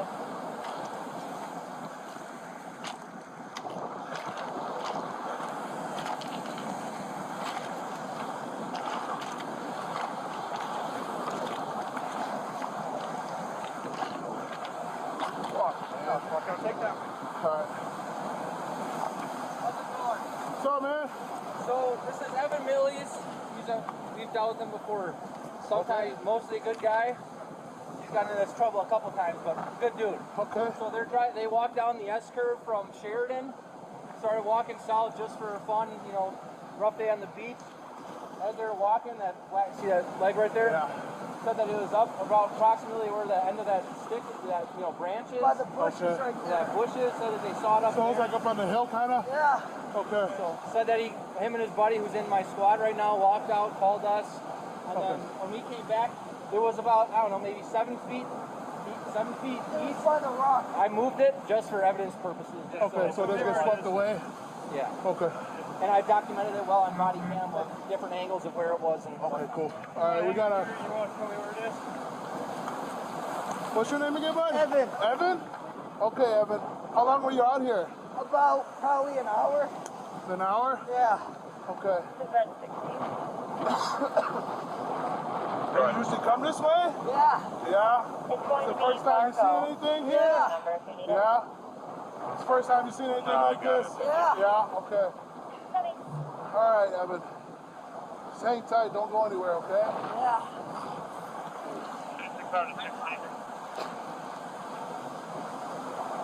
Thank you.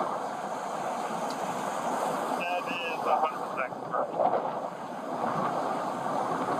Copy, thank you.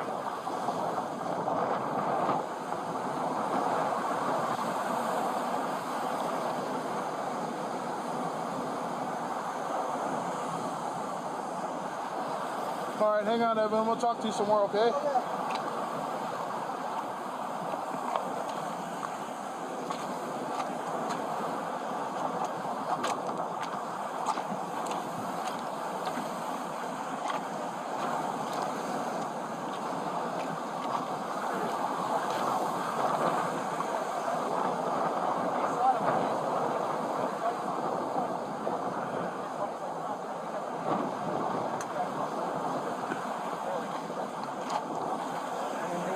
out, went up the water pump ways, and then called us. Yeah, but at least I called.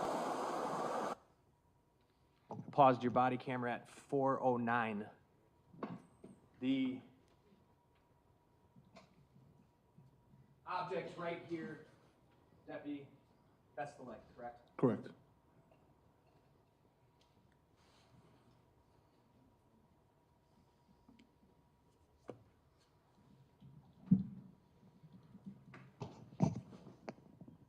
Now, as we were watching that video,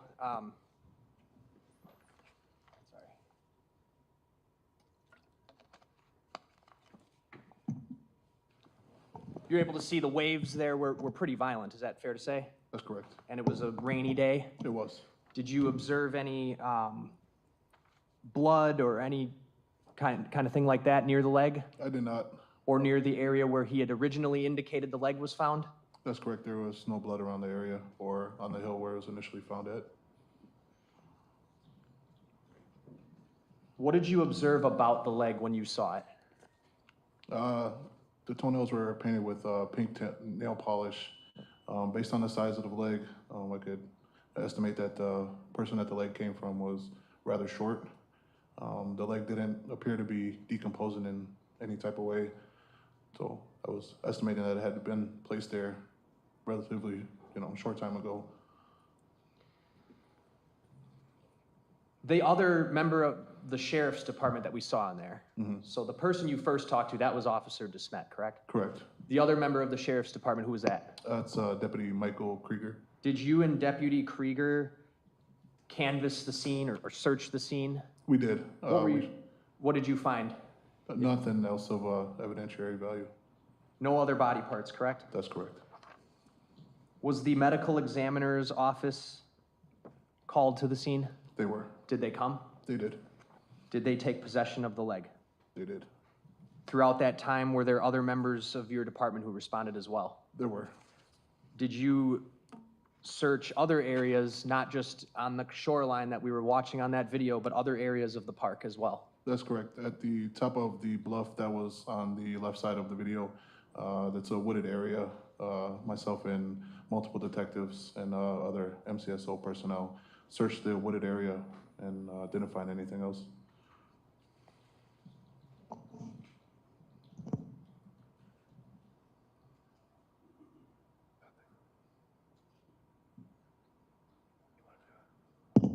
I have no other questions. Cross? Good morning, officer. Good morning. So I just want to make sure I understand from where the parking lot is to the beach. So you said it's kind of like a wooded area? Not necessarily. There's a steep slope, like a driveway, to access the Warnermount Pump House. It's not necessarily a parking lot. It's just a service road that leads down to the pump house. Okay, so to get from like the parking lot where the pump house is to the beach, is that flat or is it slanted, or what's the terrain look like? So it's like deteriorated from time and weather. So it's a steep hill that kind of goes down. Okay, so it goes from parking lot, steep hill to the beach. Correct. And we could see on the video, it looks like the beach is quite small. It is. It's basically cliff, a little landing space, and then the water. That's correct. Is it always like that, or do you not know? I'm not too familiar with that particular beach. That was my first time actually being on that portion of the beach. Okay, and you said that you didn't observe any blood or anything. That's correct. Did you observe any drag marks as like a body was dragged? I did not. Did you you said you didn't locate any evidence of evidentiary value? That's correct. So you didn't find like a saw? No. You didn't find an axe? No. Or any sort of knife? That's correct. And it looks like you're walking through, it's a pretty muddy area. It looks like it's made of maybe like clay. Yeah, or mud or like sand and whatnot. It's not like a normal beach, like Bradford Beach or whatnot. Okay. I have nothing further. State? Nothing else. Thank you, Deputy. Thank you, Judge. Does anyone need a bathroom break on the jury? If you do, raise your hand. Okay, we're going to take a 10-minute morning break, and then we'll come back and continue the testimony. Please leave your notebooks on your chair or on the bench in front of you.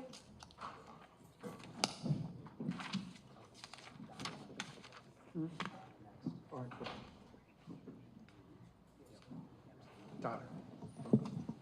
Joe. Yep.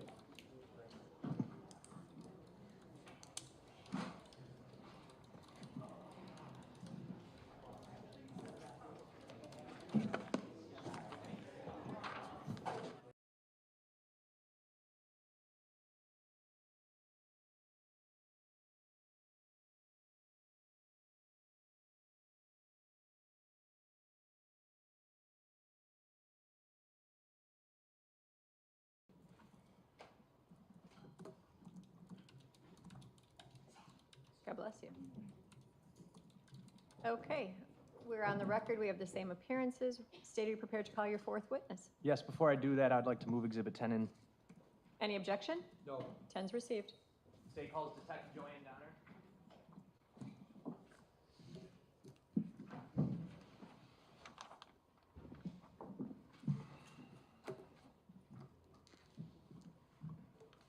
Do you solemnly swear that the testimony you give in this matter will be the truth, the whole truth, and nothing but the truth, so help you God? I do. You can please be seated, state and spell your name for the record. Joanne Donner, Joann Donner. Good morning. How are you employed? With the Milwaukee County Sheriff's Office as a detective. How long have you been with the Milwaukee County Sheriff's Office? Just under 25 years. And how long a detective? 8. Through your work as a detective, have you investigated homicides before? I have. Okay. Were you working as a detective back in April of 2024, specifically around April 1st and 2nd of 2024? I was.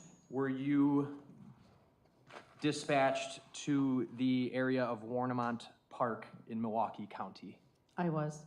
on April 2nd? That is correct. In the evening time? Approximately 6 p.m. All right. And the nature of the call was for what? For a severed human leg. Can you tell us why the Cudahy Police Department contacted your department? The Milwaukee County Parks are the jurisdiction of the Milwaukee County Sheriff's Office. I have up on the TV screen, if you can see that from where you're seated, exhibit number 1. Do you recognize what exhibit number 1 is showing? I do. It's an overview of the Sheridan and Warnemont Park lakefront area. I would move exhibit number 1 into evidence. Any objection? No. It's received. And I'm going to show you now exhibit number 443, which is on the screen hopefully soon. All right, there we go. Can you see that? I can. And we're looking at another map, correct? That is correct. It's a map of Milwaukee County. Correct. I'd move 443 in. It's the PNG file on the disk. It's a disk. Any objection? No. It's received. All right, and as we're looking at 443 here on the northern end of it, it kind of cuts out all the way at the top here. We see Silver Spring Drive, correct? Correct. That's not the northernmost tip of the county, though, right? No, it is not. Okay, and I'm going to zoom.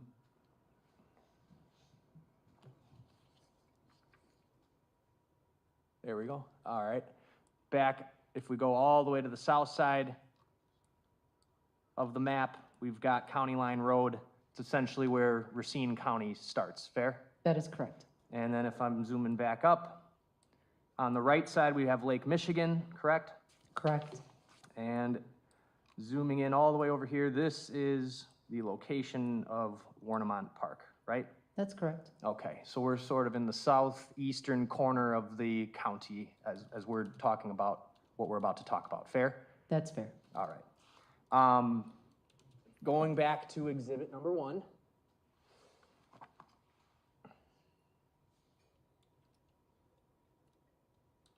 think this TV just takes a little longer. Sort of on the left side of the map here, what is this road? South Lake Drive? Okay, and we've got South Sheridan Drive that kind of runs through the park here, correct? That's correct. And the street, the southernmost street on this map is East Pulaski Avenue, correct? That is correct. East Pulaski Avenue comes and hits Sheridan Drive, and then this location, this road right here, what are we looking at? What is that? That is the service drive to the pump house. Okay. For the Cudahy Water Department. That's correct. The Cudahy Water Department is located where on here? On the corner of Pulaski and South Lake Drive. Right here? That's correct. All right. So this is the location of the Cudahy Water Department, but they also have this building that we've been talking about, the pump house, which is where my finger's pointing right now. Is that right? That's right. The lower right-hand corner of the map. Right above the Cudahy Water Department, we've got, it says Cudahy City Hall. Correct. It also houses the police department. So the police department and local government is in that building? Correct. The building north of that? The high school. All right. Where is, strike that, is there a gate when you get to the end of Pulaski Drive, heading east? Where is there a gate that takes you down to the pump house? There is. It's right about where the M and the O are in Warnemont. All right, where I'm pointing here? Yes. This road that would go down to the pump house, that's the only way you could get a vehicle down there. Is that fair to say? That is correct. Okay. And this stretch of shoreline right here, is this the stretch of shoreline that you were dispatched to that day, April 2nd, 2024? Correct. Was the human leg that was found there, where was it located, if you could approximate on this map? Would you like me to show you? If you could. Approximately right here. Okay, so let the record reflect the witness is pointing towards the shoreline, right about halfway up the page. Any objection to that? No. Thank you.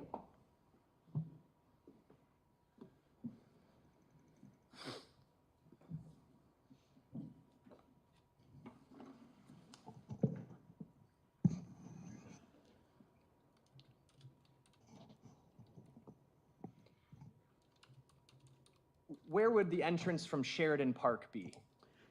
It would not be shown here on this map. It's further north. Okay. I'm changing it to Exhibit 443.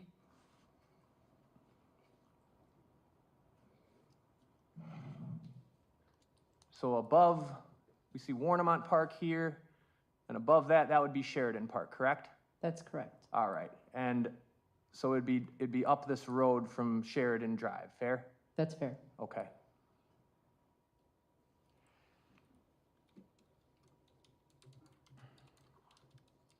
When you first got down to the shores of Lake Michigan at Warnemont Park on April 2nd, did you encounter Deputy Krieger? I did. All right, that's K-R-U-E-G-E-R for the record. Were you kind of briefed on what had happened prior to your arrival? I was. What was the, albeit limited, information that you were given at that time?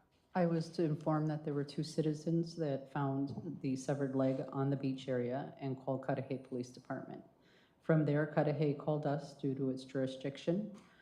Our 2 deputies then confirmed that there was a leg, secured the scene, and called for CID, Criminal Investigation Division, to respond. And you were the detective from CID who responded? That's correct. Were there other detectives who eventually responded? There were. But essentially, the scene investigation, you were going to take over that, correct? That's correct. Okay.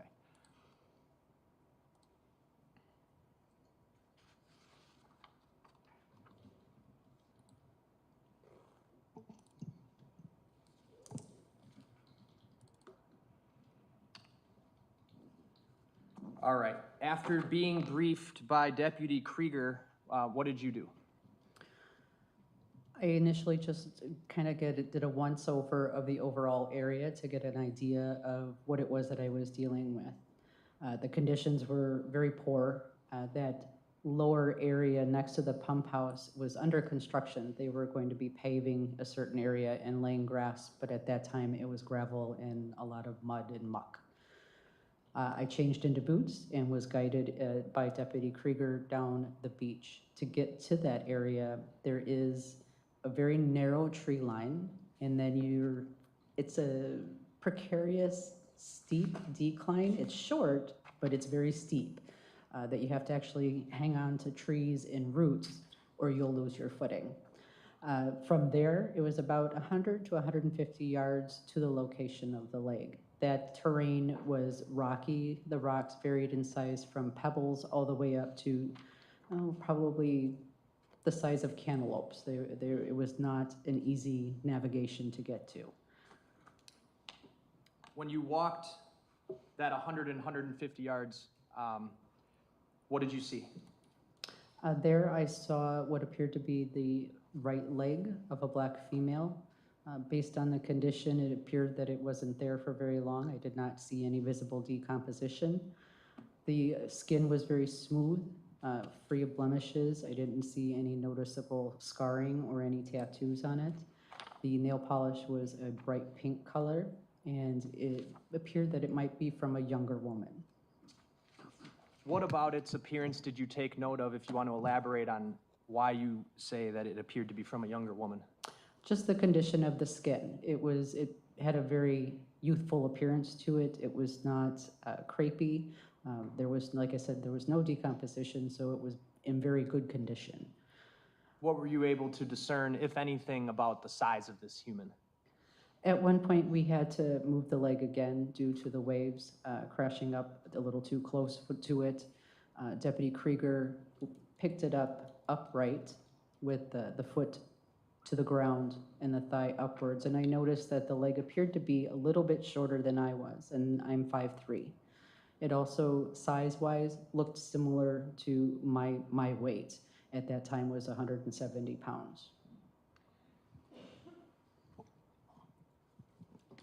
Did you notice an obvious line where it had been dismembered from the body? I did. What did you observe about that? When the leg was being moved, the fold of skin and flesh had moved away from the bone. You could see that it was severed below that top ball of the femur. It looked like it was a tool mark. It was very smooth all the way up to the end, and then it looks like it was snapped. It reminded me of a tree branch that you're sawing and you get so far and you're like, no, just gonna break it. It broke off, and it was like a piece, jagged piece at the end. I noticed that the skin had kind of a long zigzag pattern to it, which is usually indicative of cutting rather than pulling to be ripped apart. That's why I was able to determine that it probably was not from like an accident, a boating accident, or anything like that.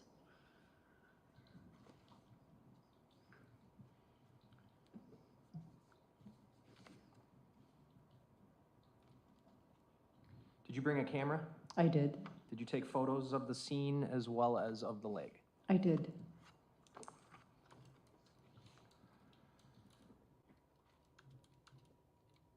I'm going to show you exhibits 2 through 9. And I'm going to bring them up on the TV screen with you. But first, why don't you page through 2 through 9 and tell me if you recognize those. I do. These are the photos that I took. Not all of them, correct? No, I took more than this. Okay. I moved 2 through 9 into evidence. Any objection? No. They're received. All right. Detective, I'm going to bring up exhibits 2 through 9 on my screen here. If I bring one up that is not one that's in front of you, tell me. Okay? Thank you. All right. Let's start with, this is going to be exhibit number...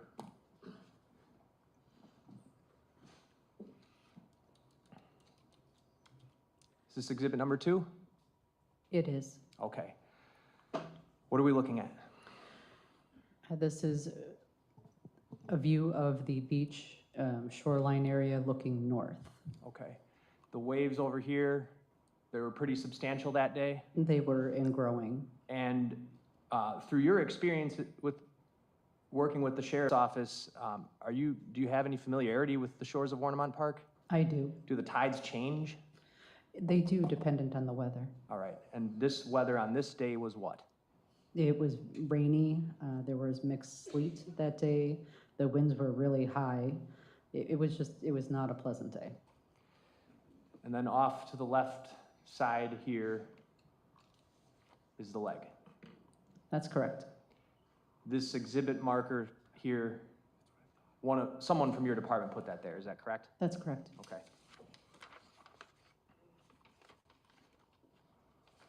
I'm going to move to Exhibit 3. What are we looking at here? This is taken from the same position as exhibit number 2. I just rotated and now we're looking southbound. For purposes of sort of giving a visual as to how far you had to walk? That's correct. All right, and so I'm gonna zoom here. There's 2 people, these would be investigators or people that were there on scene when you were doing your investigation, correct? That's correct. What are we looking at over here that I'm circling with my mouse, where this wave is crashing into? So that's where the bottom of the hill where the pump house is. There's that kind of paved area. Well, at that time it was not paved. And they have a break wall, and then there's the large boulders that go down into the lake. Just to the right of that is that rather steep embankment that I had to crawl down to get to the shoreline. All right, so would that be where my mouse is right now? Yes, it's a little hidden from view, yes. This sort of right angle here that I'm highlighting with my mouse, is that the pump house? It is, And that's kind of over the bluff there, over the cliff? correct. Okay. So when you, and the service road would be also right by that pump house, correct? Yes. All right. Gonna go to Exhibit 4. What is this? This would be in, again, the same location. I'm just now looking west and up the bluff, just to demonstrate how steep that is as well. And at the bottom, it's angled, but at the top here, it kind of actually gets vertical. Is that fair to say? Correct. One would have an extremely difficult, if not impossible, time trying to get down here from the top of that cliff, right? Definitely. Okay. Next exhibit.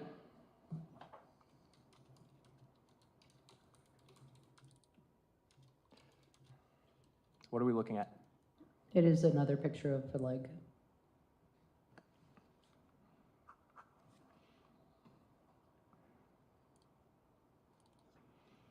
Next exhibit. What number is this? Number 6, What are we looking at? that is the top thigh portion of the leg. And this is what you were describing before. What did you note about how it was cut?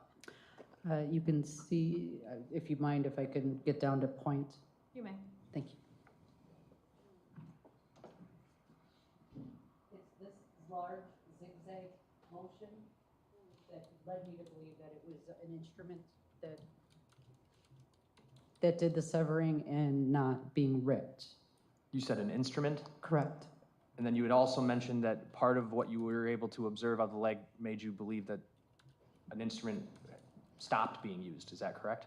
Yes, Well, on the describe bone that again. portion, yes. Okay. It's not visible in this photo. The flesh is covering that portion up again, but it does look smooth, like when you would cut a bone with a knife or saw.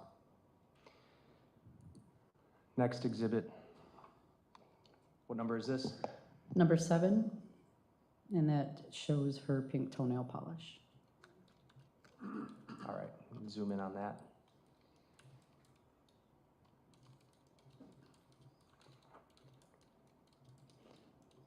This is exhibit number 8. What is this? This is again, the top of the thigh portion, where you can again see the rather Z-like jagged serration marks. And lastly, exhibit 9. Again, just showing the location of the leg. At this point, it had been moved a few times. Still laying in the same position, like still facing the same direction, just had to move it closer to the embankment there. Do you recall about how far up the leg was described originally to have been when Evan and Osiris found it? Probably be about 10 to 15 feet. It'd be right about where that bush is in the photo, that dark spot. Where I'm circling? Correct. Okay.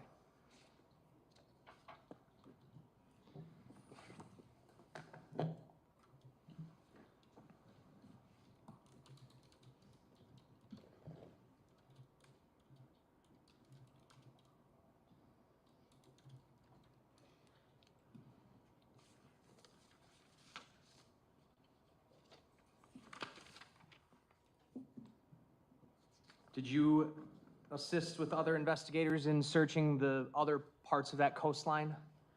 Correct. And I'm specifically talking about down by the water, not up on the cliff.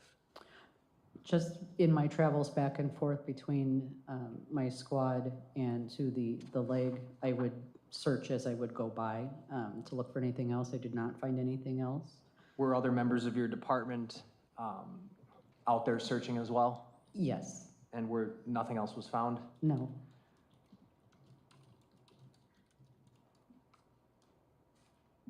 About how far up and down the coastline were people searching? I do not know how far they went to the north, but I do know that they did also go to the north of the leg location, but we did search rather extensively from the leg to the south. Okay. Did you make a request of the Coast Guard? I did. I asked to see if they could come with their searchlights to scan the bluff area. We were starting to lose light at that point. They denied our request due to the weather. Was the area of the bluff searched nevertheless? It was. And how about up above the bluff in the wood line? Were investigators also heavily searching that area? We did. It was due to have a snowstorm that night, and I was worried about losing any potential evidence to a snow cover. That's when Detective Colehop and Detective Bacon also responded to the scene, and along with the deputies on the scene and Officer DeSmet, we all started to comb that upper area. It's a lot of very narrow paths, I guess. They're just worn down between the tree line and that parkway area that you see. We went through there extensively trying to find anything else and did not find any other evidence. Okay, I want to actually bring back up, I want to say this is going to be exhibit number 3 on the screen. Do you see that? I do. Okay. Now, obviously, you came down here and were able to walk to where you were standing. You walked in a northern direction to get to where you're standing when you took this picture. Is there a way to walk? Is there a path essentially that would get you down over to the other side of the pump house, or is it kind of rocky and treacherous along there? It is. It's similar to that on top of the bluff area. The path south of the pump house is very narrow and it's just dirt. I did not go any farther south just because I didn't feel it was safe. No other body parts were located in the area of Warnemont Park, is that correct? That's correct. The medical examiner's office came and took possession of the leg? They did. Was it assigned case number 24-02296? It was. And their role was to conduct an autopsy of the leg at that time, right? That's correct. In addition to looking for other body parts, did you look for any other items that you thought might have some value? I did. And did you take note of anything? I did not. Okay. Any clothing found? There was a t-shirt and a bra, and that would have been very close to that initial tree line where you'd have to walk down. The bra was under driftwood and kind of covered with sand. The same with the t-shirt. It was up and off a little ways. They appeared to have been there for a while. They were soaked? They were. Okay. And you say appeared to have been there for a while, and they were covered by like driftwood, you said? Debris, sand, and pieces of charred wood. Did it appear they were naturally covered by that stuff, or like someone tried to bury them? Naturally. Okay, so your takeaway essentially was that you believe those had been there for a while. Correct. Is this a location where you've seen other stuff like that since you've been back there after this date? Nothing really clothing-wise. It appears that there might be a place that kids like to go to have fires right next to the parking lot area. That's where the charred wood is. Sometimes you'll find beer cans and things like that, but that's the only things that I've really found since I've been there. And you're specifically talking about this area sort of right by where that pump house service road ends, is that correct? That's correct. And that's the location where this bra and shirt was found? Correct.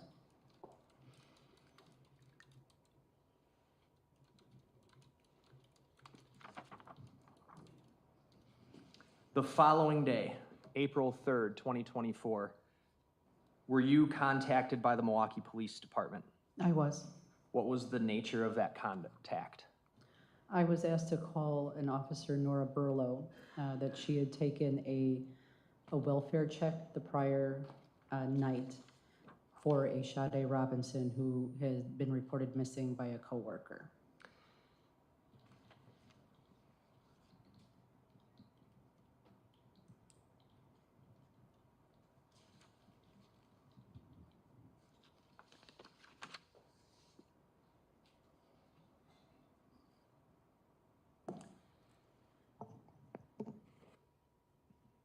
Was there another report to Milwaukee Police regarding Miss Robinson? There was. Officer Burlow told me that she noticed this welfare check because it was an area that they don't often get called to, being Sade Robinson's apartment on North Commerce. When she opened the call up, she noticed that there was an associated call for a burnt-out car earlier that morning, and that really piqued her interest, and that's when she went to the apartment. In response to learning that information from the Milwaukee Police Department, did you look into Sade Robinson's demographics? I did. And did Sade's description, through what you were able to find, seem to match the description of the leg that you had recovered at Warnemont Park? It did, according to the DOT demographics. She appeared to be the same height and weight and skin coloring of the leg.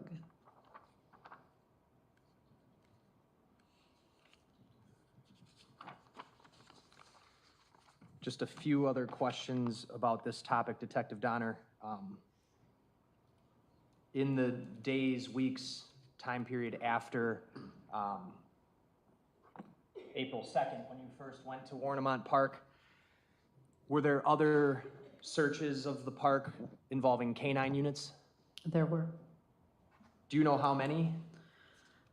I don't know the specific number for Warnemont Park, but I believe we had a total of 8 canine searches in various different areas. We had ground penetrating radar, as well as a specialized unit that does water searches as well. Who is that?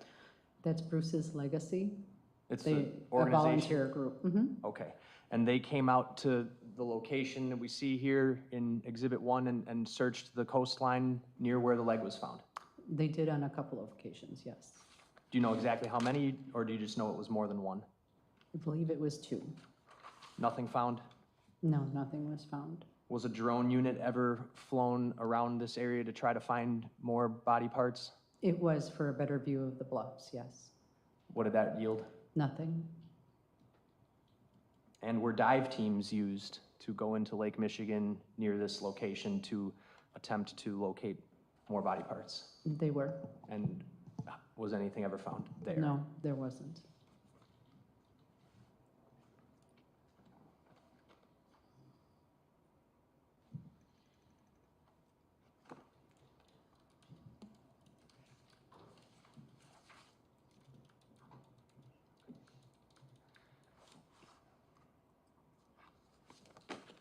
The area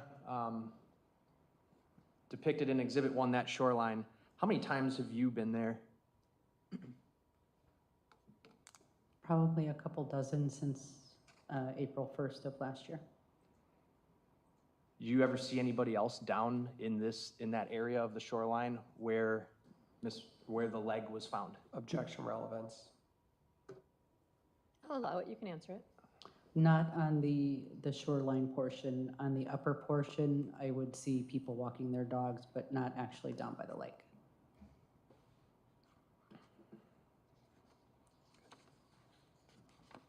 I have no other questions at this time. This is a witness I would recall at a later time for a different topic. Understood. Cross-examination? Thank you, Detective. Good morning. Good morning. You said that in the times you've been there, you've noticed a spot where kids hang out, and you said something about noticing beer cans. Did I hear that correctly? That's correct. And that's near the parking area by the pump house is where you're describing that? Correct. You say kids hang out. Did you ever have contact with kids that were hanging out there, or you're just using that as a generalization based on what you see? I spent 15 years on our parks unit in various forms, from mounted patrol to working in a squad. And when we would get called down to that area for smoke, that's where they would always be, and they generally were underage. Okay, so you're talking people under 21 is what you mean? Correct. By underage. And this time when you went there, so it was April 1st? Or April 2nd, I'm sorry. April 2nd was the first, when you went there for the leg, right? Correct. Was that the first time you had been to Warmont Park, or in your 15 years prior, had you been there on other occasions? I've been there on other occasions. Okay, so when you're saying a couple dozen times before to the jury, are you talking since April 2nd, couple dozen times in the last year, right? Yes. But then many times before that? Yes, I'm enough to be familiar with it, yes. Got it. You said the conditions that day, obviously we can see the photos, windy, stormy, waves, all accurate description, right? Correct. Eventually, at some point, 2 gloves were found, were they not? Yes, I did not do that, but yes. Okay, you weren't involved in that? I was not. You weren't called to the scene to recover those? I was not. So you played no role in any glove recovery? No. You just know about it as the lead detective? Correct. Now, the day, April 2nd, when you were there, you said you called in a canine search. Did you do that? No, not on that day. It was, I do believe, the next day. April 3rd? Yes. In a canine search, just so the jury understands, is a cadaver dog, you could call it, right? That's correct. In other words, you can give the dog a scent and it knows to look for human scent, right? That's correct. Blood and things like that trigger this dog. Correct. As opposed to looking for animals. That's correct. And the canine dog was used the next day and found nothing. No, not to my knowledge, they did not find anything. Were you involved in the canine handling? I was not. The ground penetrating radar that was used, did you use the ground penetrating radar? No, I was not present for any of the searches. Generally, the way it works, I then become the orchestrator of the investigation, and I rarely go back out. Got it. So questions about what Bruce's legacy did or ground penetrating radar, you're not there for that? I was there for one of Bruce's legacies. Those are the underwater divers that look for things. Not actual divers. They have sonar equipment that they put underwater that have cameras. Now, let's focus on April 2nd when you were there that day. We saw when the state was showing you pictures of the beach line area. Could you pull up the pictures again, Ian? Yeah.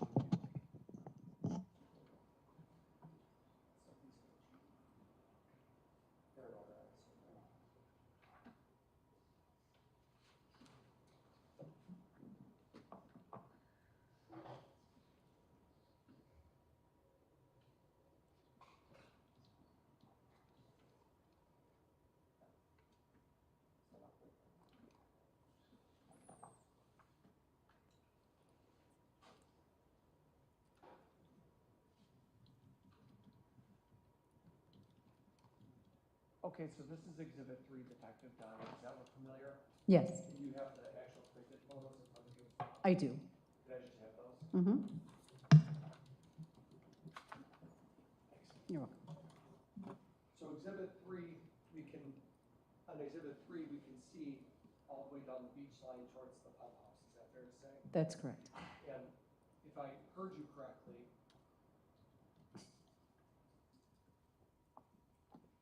if I heard you correctly before, I thought because of the conditions, you were deprived of bringing in Coast Guard personnel, right? That's correct. So you can make a request, but it's not honored because it's too dangerous. Correct.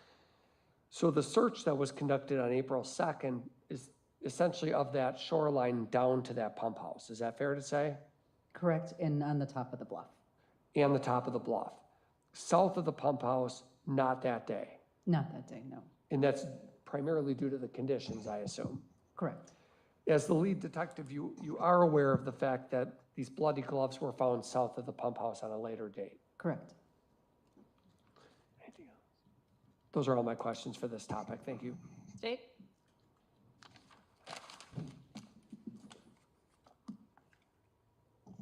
Nothing further. Thank you, Detective. State your next witness. Frank Miller.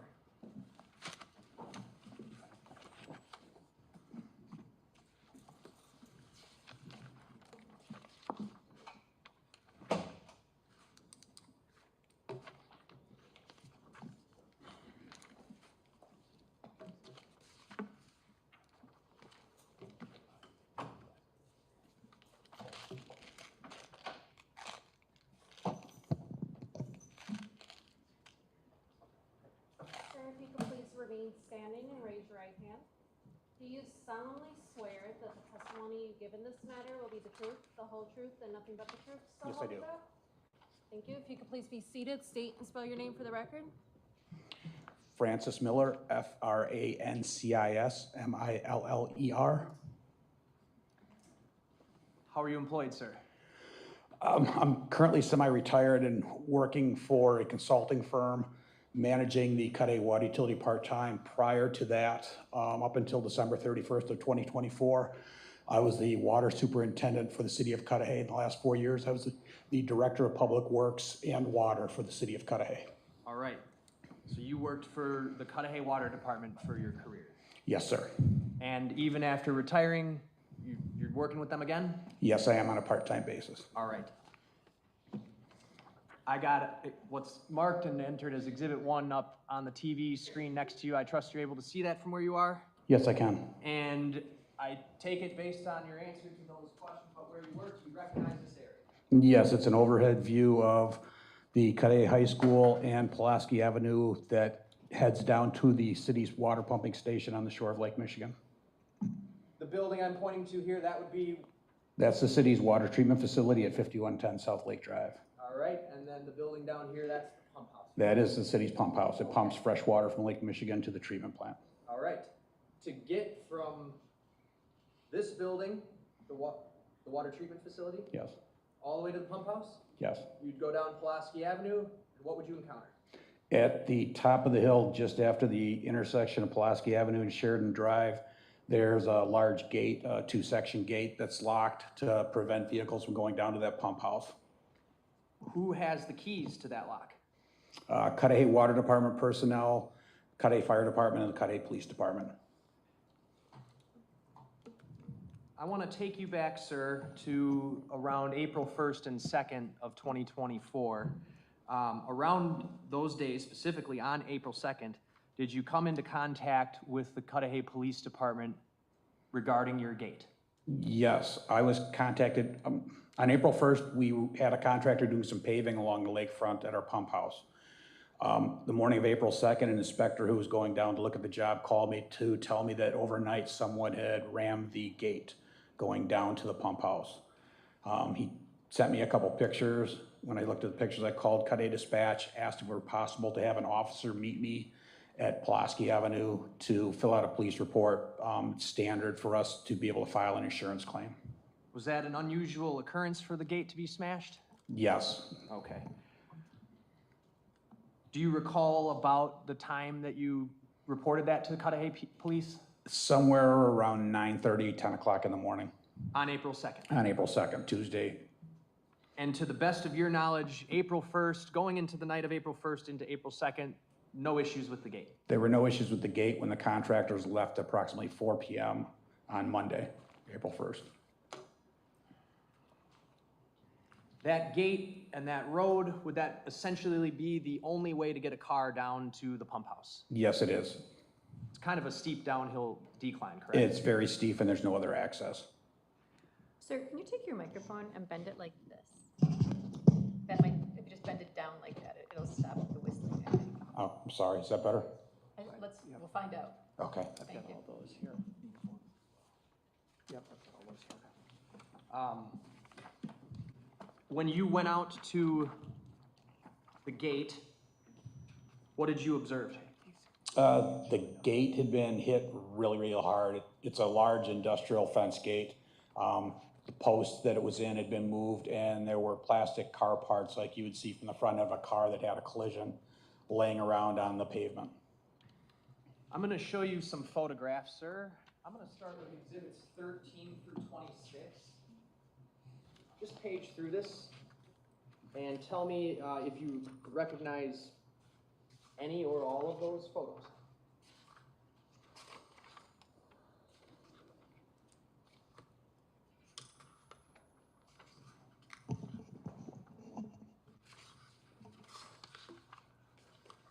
I recognize many of the photos. Many of them are similar to photos I took. I may have taken a few of these. There's one or two photos here that I'm not sure if I've seen before. Sure. Why don't you pull out the ones you know you've seen before?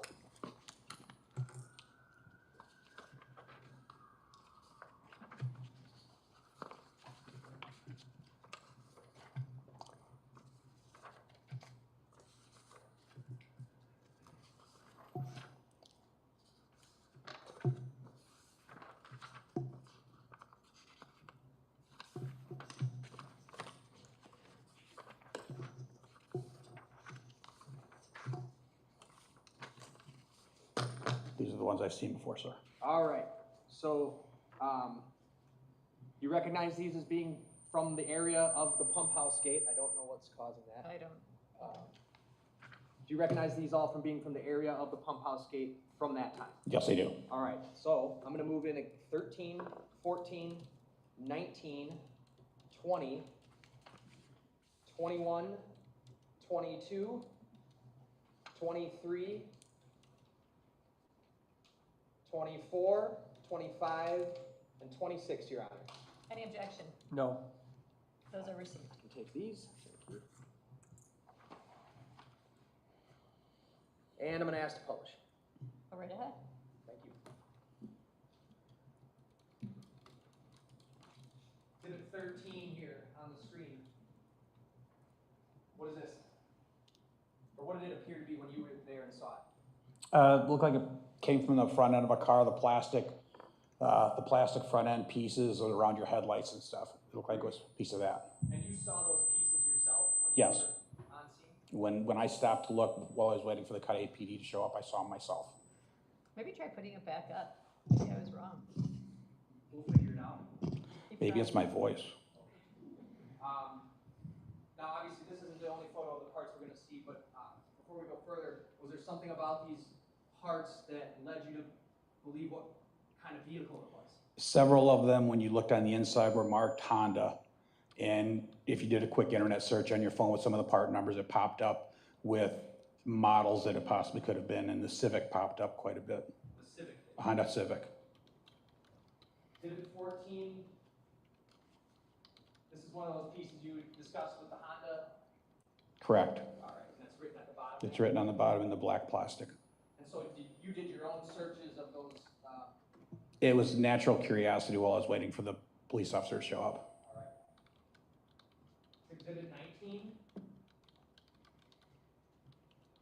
What are we looking at? That's looking down Pulaski Avenue, heading east towards the lake, and at the top of the photo are the gates that were struck. Okay, so behind you would be, behind the photographer here would be Sheridan. Would be Sheridan Drive, and then if you keep going west, Lake Drive. And this is the broken gate. Those are the broken gates. Is this how you first saw it when you went out there? No, it's not. That's how our utility staff pulled those apart to try and get some idea how we could secure the road for the evening that night. How did they appear when you first saw them? When I first saw them, the gates were together. They're normally latched with a large chain that keeps both sections together. Those gates were caved in. The poles, the posts on each side, right and left, that hold those gates were both shifted and loose in the ground, so the gates were kind of collapsing. All right, were you able to discern whether a car would have been able to get through there? A car was not able to get through the way I saw the gates when I got there. When you saw them? When I saw them. Okay. Let's look at the left side of the frame here. You see what I'm circling with my finger? Looks like some plastic car parts. Are these the parts that you saw? Yes. Okay. Different view of similar vantage point. Exhibit 20.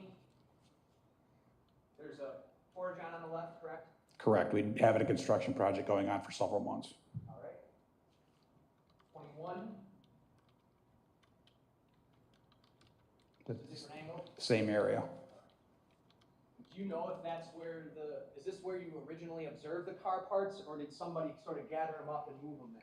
Those look like they've been moved over from where I originally saw them. Where did you originally see them? They were more scattered on the road the first time I showed up when I saw them. Near the gate or somewhere else? Near the gate and kind of to the left from our view, but near the gate. Okay. Exhibit 22.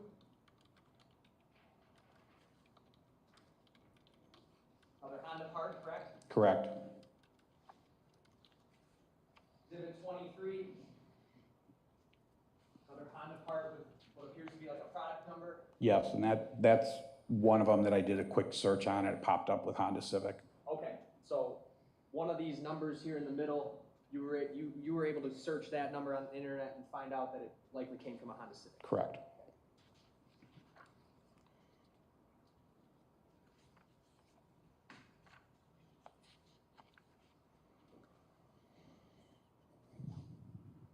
Exhibit 24. Another piece of Honda parts. Yes. 25. Zoom out a little bit here. That picture looks like what the area looked like when I pulled up, with car parts scattered around and the fence askew.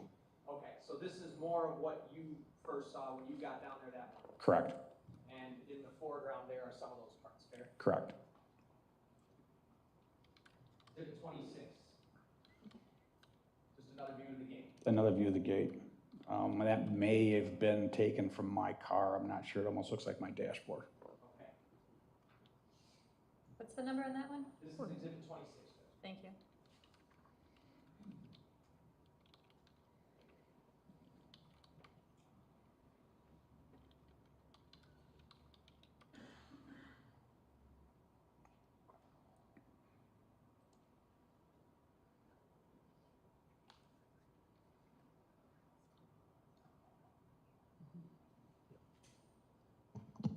Other than what we saw in the photographs there, were there other noticeable car parts? And by noticeable, what I'm asking you, sir, is you were able to identify what part of the car they belonged to? Nothing that I can recall. Everything I saw seemed like it came from the front end of the car and were the black plastic parts that we've discussed already. Okay, so you specifically believe these had come from the front end? That's my belief. What made you believe that?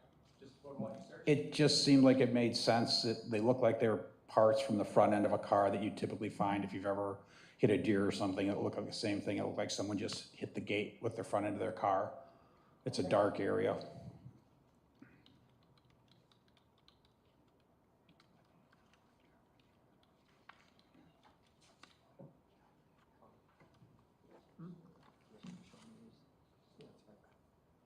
All right, I'm going to show you exhibits 216 through 223. See if you just recognize what is in those photos, and if so, set them aside.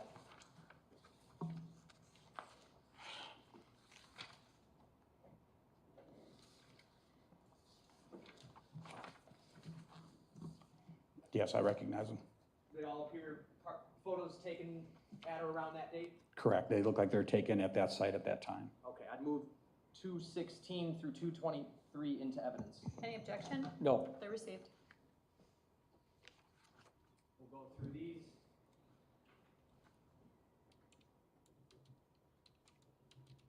Smashed gate, correct? Yes. Okay. 217. It's another picture of the same gate before any of my people touched it. 218. That's the picture of the post that holds the gate up. That's the post you were talking about before? Correct. Okay. 219 shows sort of the whole post, correct? Yes. And then 220, a Honda part. Yes. Correct. 221. Another Honda part. 222. Another car part that's, I couldn't identify that as Honda or not. It doesn't have the markings on it, but it's another car part that was there. Does it look like it would be from like the front of a car? That's what I would think, but I'm not an auto body guy. That's fair. What makes you think that though? It just seems, it looks like it'd be a headlight or a marker light from the front of a car. All right, and lastly, 223, another part. Correct.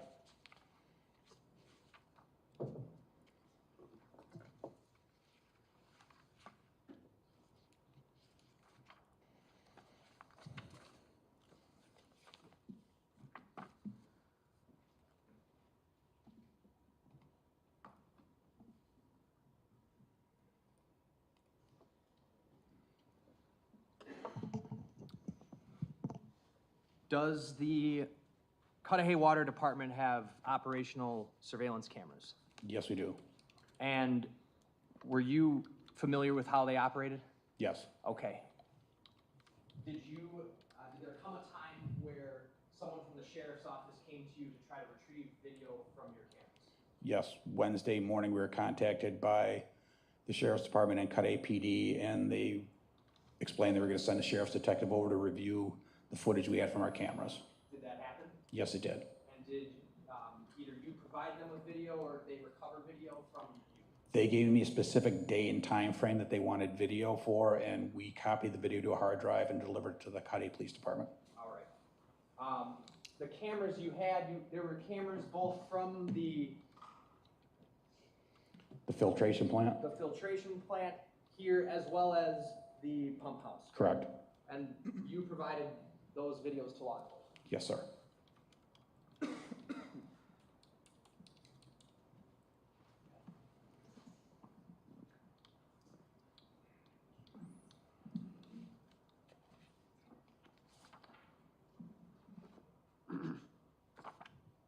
Do you recall whether or not those cameras were accurate to date and time, or were they about 30 minutes off? They were off. There'd been a power outage, and we didn't notice it until the officers were reviewing the film that we didn't update the time on the DVR. Okay, so the power outage would have set the time back, so it was about 30 minutes off? Correct. All right.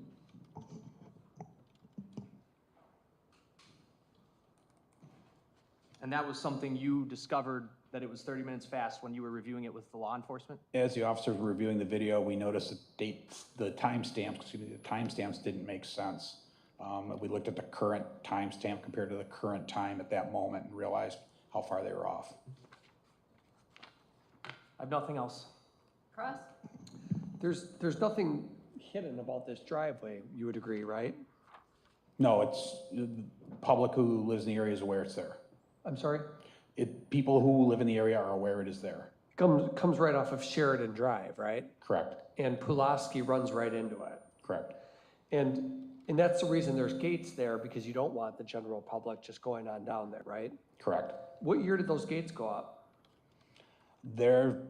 Those exact gates went up sometime in the mid-2000s, but there has been some type of gate there for as long as I've worked for the utility, since 1990. Okay, and if a person wanted to, by foot, for example, they could sort of finagle their way around the side of that gate. You would agree with that, right? Yes. That's all. State? Nothing else, Judge. Thank you. You may step down, Mr. Miller. State, do you have a quick witness? No. I do have another witness. It's not going to be quick, though. Do you want to start, maybe? 10 minutes? I think it would be a good time to pause. Yeah? Yes. Okay, then we'll begin our lunch break. We're going to kick back up this afternoon at 1:45. Remember, those admonitions become even more important now. So no discussing anything as you walk out together. Don't do any research, any investigation. Don't do any posting about anything. Just put this matter completely out of your mind until you come back this afternoon. Also, remember to wear your badges real visible so that everybody knows you're a juror. If you need extra badges, I believe they're in the juror room, or my bailiffs can get them for you. We're going to start at 1:45, so if you could come back between 1:15 and 1:45, we'll have the jury room open. And I need all of you present in order to start at 1:45, so please give yourselves extra time to get through the security protocols. Any issues? Then leave your notebooks on your chairs, please, and have a lovely lunch, and we'll see you back this afternoon. Thanks, everybody. Feel free to bring back with you coffee, water, and soda for the afternoon, okay?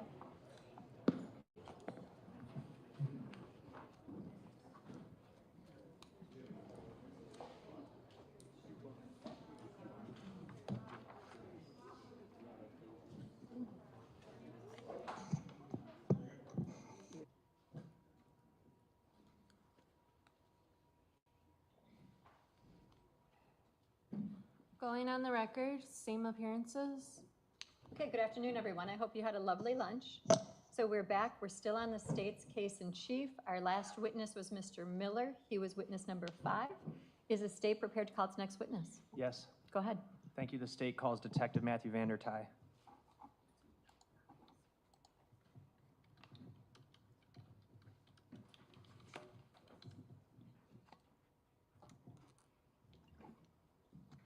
Do you solemnly swear that the testimony you give in this matter will be the truth, the whole truth, and nothing but the truth, so help you God? I do. If you could please be seated, state and spell your name for the record. I am Detective Matthew Vandertie, M-A-T-T-H-E-W, Vandertie, V-A-N-D-E-R-T-I-E. How are you employed, sir? I'm currently employed as a detective for the Milwaukee County Sheriff's Office, having been so employed for just under 10 years, with 3.5 years as a detective. And were you in your role as a detective then back in early April of 2024? Yes, I was. Were you involved in an investigation regarding a leg that was found at Warnemont Park on April 2nd, 2024? Yes. The day after the leg was found, Wednesday, April 3rd, 2024, were you contacted by someone from the Milwaukee Police Department? Yes, I was. That was Police Officer Nora Burlow. What was the general subject matter about her contact to you? Sure. Police Officer Burlow explained to me that she was conducting a citizen check or a welfare check of a 20-year-old black female who had been last seen on April 1st, 2024, prior to going on a date, an apparent date. And then on April 2nd, her vehicle was found burned under suspicious circumstances, or the vehicle that she had been known to drive was found burned under suspicious circumstances. Did she identify the person to you that she was concerned about? Yes. Okay. Who was that? Actually, that was brought up later during a briefing with the Milwaukee County Sheriff's Office, our Investigative Services Bureau. Understood. Who was that missing person that the welfare check was regarding? Sade Robinson. Her date of birth? I don't have the exact date of birth, but she was 19 years old at the time. Okay. May 10, 2004, does that sound right? Was in May of 2004. So Officer Burlow said 20-year-old, but you now know that Sade was 19 at the time, is that correct? Based upon records that I've reviewed. All right, thank you. Did you also, upon communicating with the Milwaukee Police Department, as well as during briefings, learn that Sade's phone was not working in some capacity? Yes, individuals had attempted to contact her without success. The phone had been going to voicemail. Were you provided with a phone number for Sade Robinson? Yes, Detective Joanne Donner had conducted some investigation and identified a possible phone number for her. That possible phone number was 414-510-4769, is that correct? That is correct. On April 3rd, when you became involved in this investigation after you were contacted by the Milwaukee Police Department and briefed, did you follow up in any way regarding Sade Robinson's phone? I did. What did you do? Initially, I identified that telephone number, 414-510-4769, was attributed to Verizon Wireless. I queried a couple databases that I've used in the past for doing that. Once I identified that phone number was Verizon Wireless, I initiated an exigency request to Verizon Wireless for cellular records around the time. The purpose of that was to attempt to identify possible locations where this missing person may have been, where this missing person went, and who this missing person may have contacted or been in contact with. So this exigency request that you're making, that essentially means you're asking for those records from the phone company without a warrant, is that right? Correct. And why did you opt for an exigency request here? Initially, based upon the circumstances, there was a missing individual whose vehicle had been located burned under suspicious circumstances, in addition to a leg being found in the park. At that time, we didn't necessarily know who that leg belonged to, nor would we know exactly who that leg belonged to for a period of time. Individuals had attempted to contact this missing person numerous times without success. That was not regular, or that was not in her, I guess, nature to not answer her phone, and so that was initiated. Okay. Sometime in the weeks after April 3rd, did you follow up with Verizon Wireless with a warrant to get certified records from that phone company regarding Sade Robinson's phone number? Yes, I did. I'm going to show you Exhibit 282.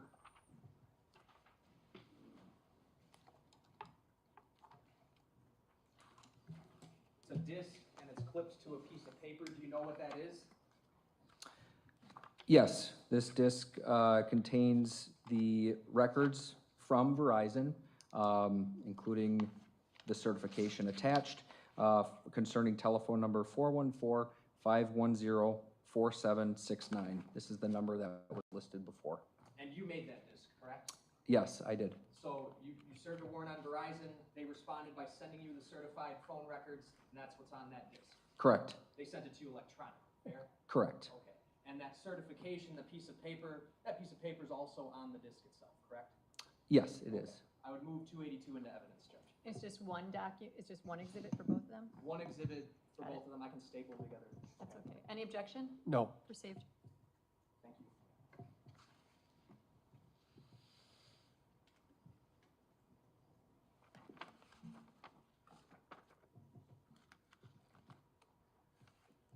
So, Detective, you had said one of the reasons for this exigency request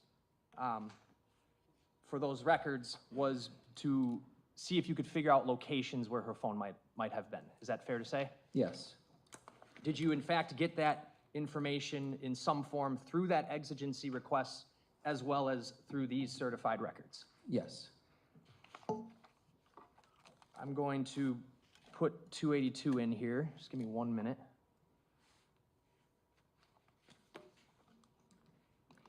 Remind me again, what was the reason why you were worried about these locations? What did you think that was going to help you and your colleagues do? So ultimately, we were trying to locate the missing person, Sade Robinson.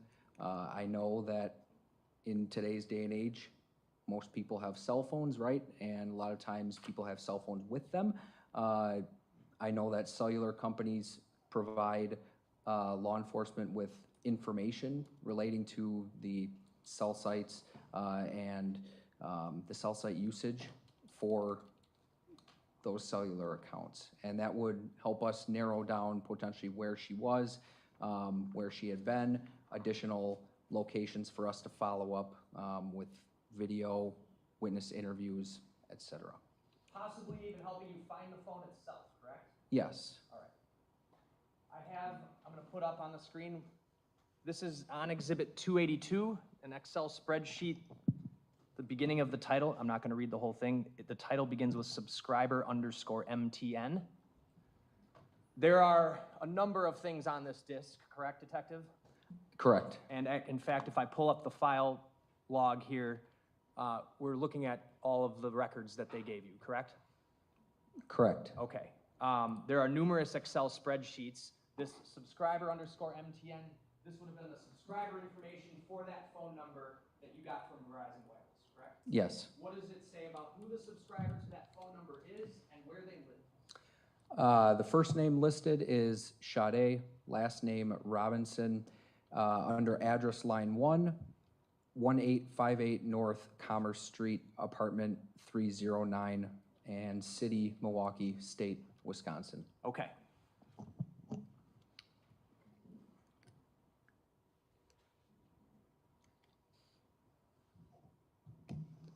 In these records, as well as the exigency records that you received, did you also get from Verizon Wireless text message content? Yes, I'm aware that Verizon Wireless maintains SMS, short message service, or text message content for approximately 5 days. And when you reviewed the exigency records, did you locate text messages from April 1st, 2024 in those records? Yes, I did. Were there outgoing texts from Sade's phone on April 1st? Yes. I'm going to pull up a different document on Exhibit 282.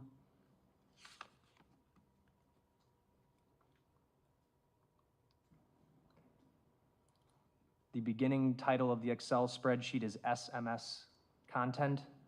SMS stands for what again? Short message service. All right. And a lot of these records that we're looking at appear like this. Is that fair to say? Yes, they do. All right. This, if you just take a glance, looks like gibberish in a spreadsheet, right? Lots of numbers and letters on a spreadsheet. Yes. All right. But if we look closely here, column A that I'm looking at over on the left side of the screen here, that shows what? You can get up if you can. Okay. Judge, may the witness get up? Of course, feel free. Column A, the header of column A is titled Message Arrival. All right. And then if we go across, we get all the way over here where it says originating MDM and terminating NDN. That would be columns I and K, correct? Correct. What are those? Originating MDN would be the sending telephone number in the conversation, and the terminating MDN would be the receiving telephone number in the conversation. All right. If we go over to column L, what is that? It's titled Message Content. And is this where you're going to see the actual substance of the text messages that were sent? Yes. All right. Did you locate a text conversation that appeared to be the last text conversation that Sade Robinson was actively engaging with another number? Yes, the apparent text conversation in the 4 p.m. And early 5 p.m. hour on April 1st, 2024, between her number, the 414-510-4769, and the other number, the 262-416-4874 telephone number. Okay.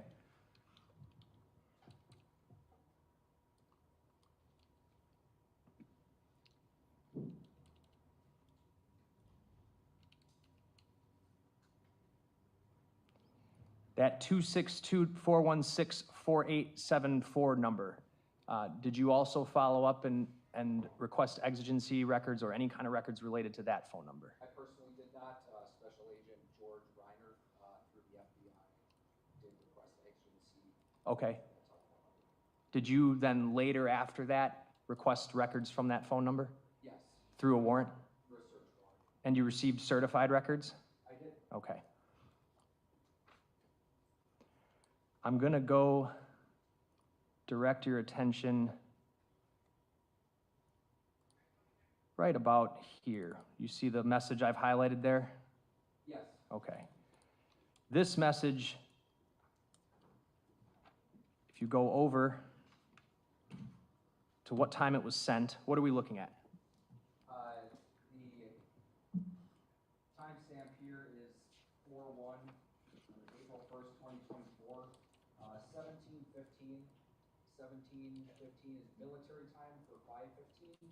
However, I know that Verizon records for these SMS content messages are stored in Eastern time or provided in Eastern time. So we, being in Central time, would subtract 1 hour from that time to make it our local time. All right. So that would mean this message was sent at what time?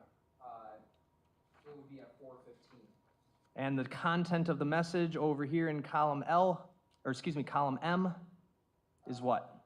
States, where are we meeting? And who sent that message to who?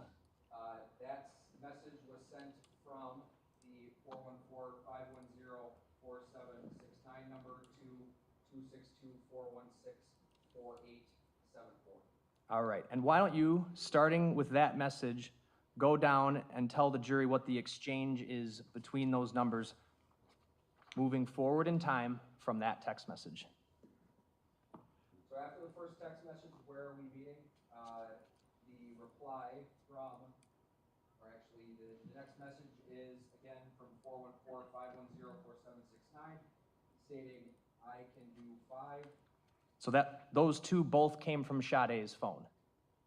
Correct. Okay. The response from the 262 number is what? Response is downtown somewhere, question mark. Okay.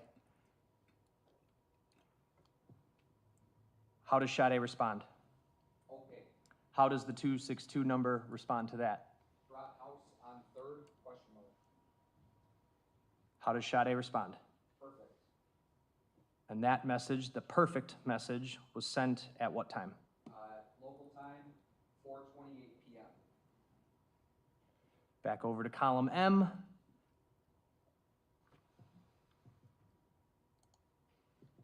The 262 number sends 2 consecutive messages to Sade reading what? Okay, I'm going to shower quick. I'll probably get there more around 5:15. And then, are you hungry? Question mark. I need to stop at Twisted Fisherman to pick up my W-2 from last year, and we could eat there first. How does Sade respond to those 2 texts? Okay and yes. Then, Then, are we eating at the Brock House or the other place?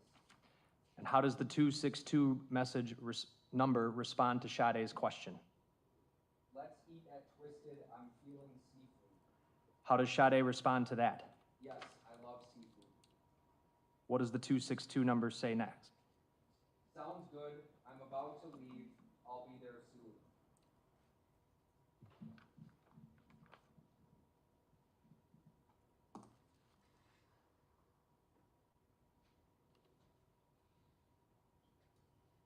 Okay. I don't know what happened there, but the TV went out. And then came back and then went out again.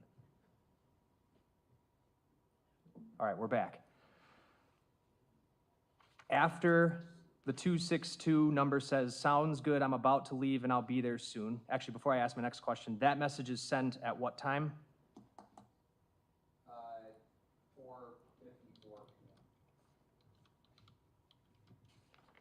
p.m. And then there's this odd-looking response after that. Do you know what that's about? I don't know the exact content of the message, based upon the various symbols and characters. I believe it to be some sort of emoji or other characters that can't be necessarily translated into the SMS content system. On an Excel spreadsheet. Okay. After that, there is a text from the 262 number to Sade that says what? Just got to Twisted. And that text message was sent at what time? 5:11 p.m. Central Time. On April 1st. Correct. Subsequent to that, Sade responds with what? Okay, are you inside? Question mark. And the 262 number responds what? Yes. All right. And then after that, as we go down, are there any other outgoing text messages, SMS messages from Sade's phone? Can you grab the microphone and pull it closer to you? I guess there's some difficulty in hearing you.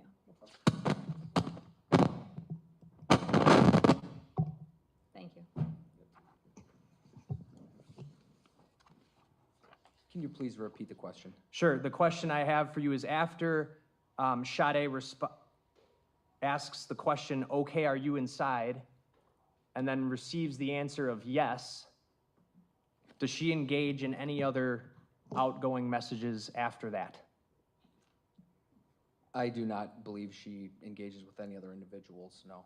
Okay, and so I want to direct your attention to line 451. There seems to be an outgoing, some kind of message from Sade at that time, correct? Correct. And it looks like it is gibberish in response to a text message from True Religion, is that right? Yes, it appears to be a targeted advertisement or an advertisement sent to her device, and it appears that an automated message was sent from her device back to the telephone number that sent the advertisement.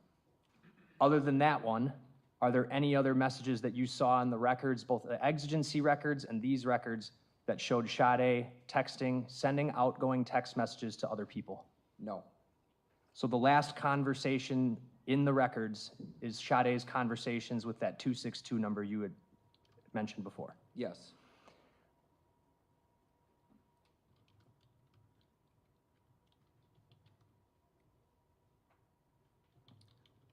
That "okay, are you inside" text that Sade sent was sent at what time? Local time was 5:18 p.m. And it appeared to you that was the last outgoing text she sent, correct? Yes.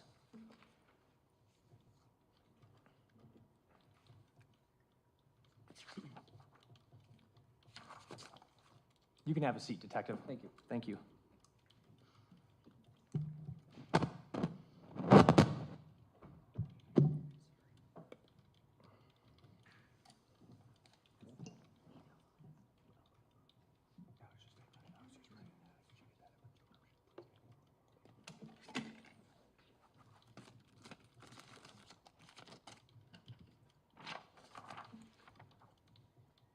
So at this point, that information about the text messages, you originally had it through the exigency records, although we just looked at it from the certified records, right? Correct. So it appeared to you that the last person Sade was texting was that 262 number, correct? Yes. Did you subsequently look up in any kind of databases to see if you had that number listed to any person? Yes. And did you find a number that your records suggested that phone might belong to? Yes. And what was the name of that person? Maxwell Anderson. Are you aware of whether or not your department arrested Maxwell Anderson on April 4th of 2024? Yes. Have you reviewed the photograph from that arrest? It's actually April of, yes. Okay. Yes. Can you repeat the date? Sure. Please. Let me put it this way. After you went through these records and you Yes. linked up that phone number to the name Maxwell Anderson, did your department arrest Maxwell Anderson? Yes. Okay. Have you reviewed the booking photo from that arrest? Yes. I'm going to show you Exhibit 445.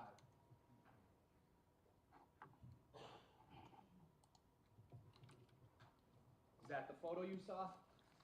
Yes, it is. I would move 445 into evidence as published. Any objection? No. It's received. You may publish. You see that person in court today? Yes, I do.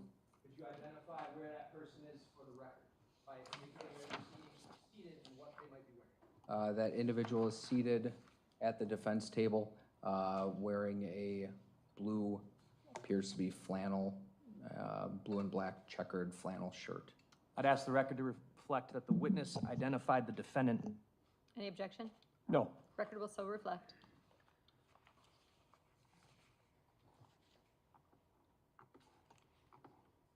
You subsequently got not only exigency records, but also through a warrant certified records from that phone number, correct? Yes. Did you do any similar practice to figure out what phone company serviced that 262 phone number? Yes. What was it? AT&T. I'm going to show you Exhibit 281.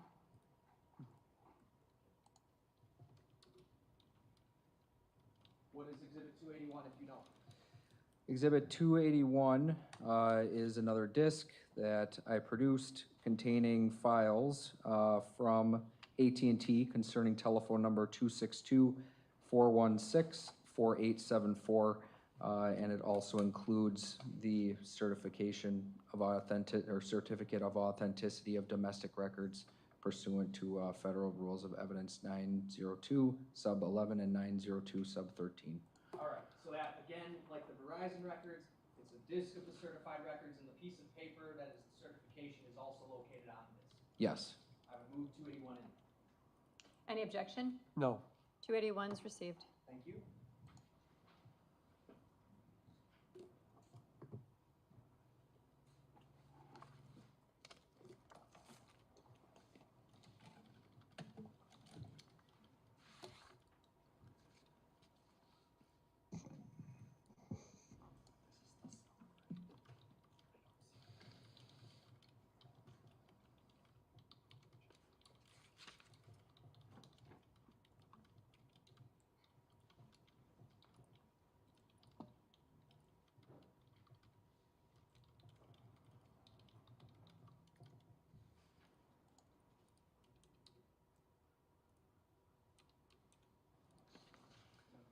1 second, pull up the document I need.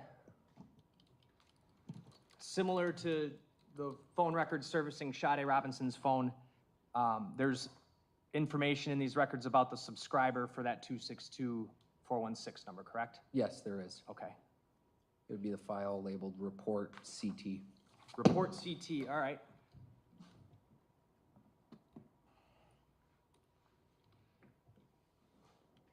I've got on the screen now from Exhibit 281, the file titled Report CT.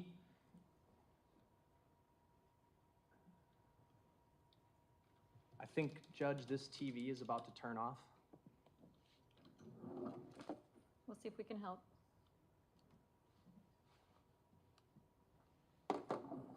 All right, we're back.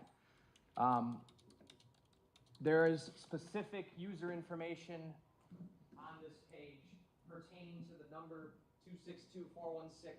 262-416-4874, right? Yes. And that would be the phone number that Sade, the last phone number Sade was texting. Yes. And who does it say is the contact name for that?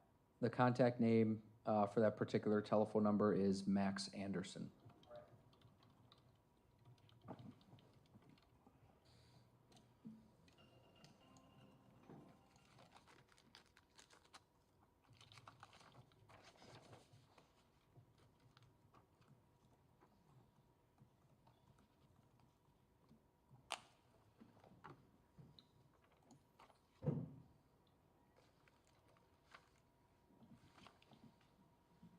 What is Max Anderson's date of birth? 11/26/1990. So at the time, he would have been 33? Yes. Okay.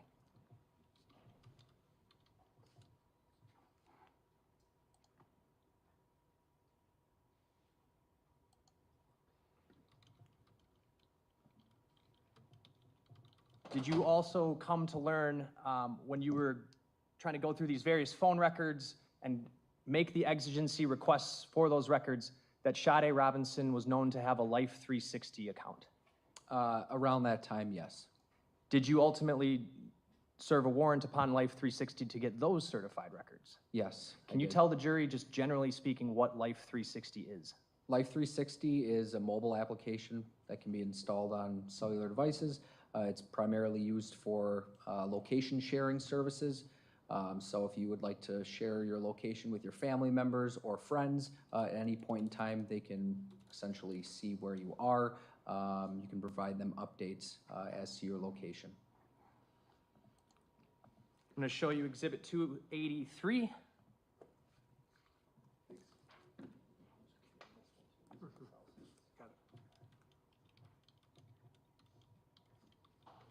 Do you know what that is? Yes, exhibit number 283 is a disc containing the records I received from Life 360 Incorporated. Similar to the phone records we've discussed, are they certified? Yes, Is that what the piece of paper that's attached to the disc is? yes, including the certification of records for these records that I received. Could you see if that microphone you're standing in front of is on? And if it's not, the one actually next to it, I was thinking, and if that one's not on, can we turn it on? Because there's a difficulty hearing you, is what I'm being advised.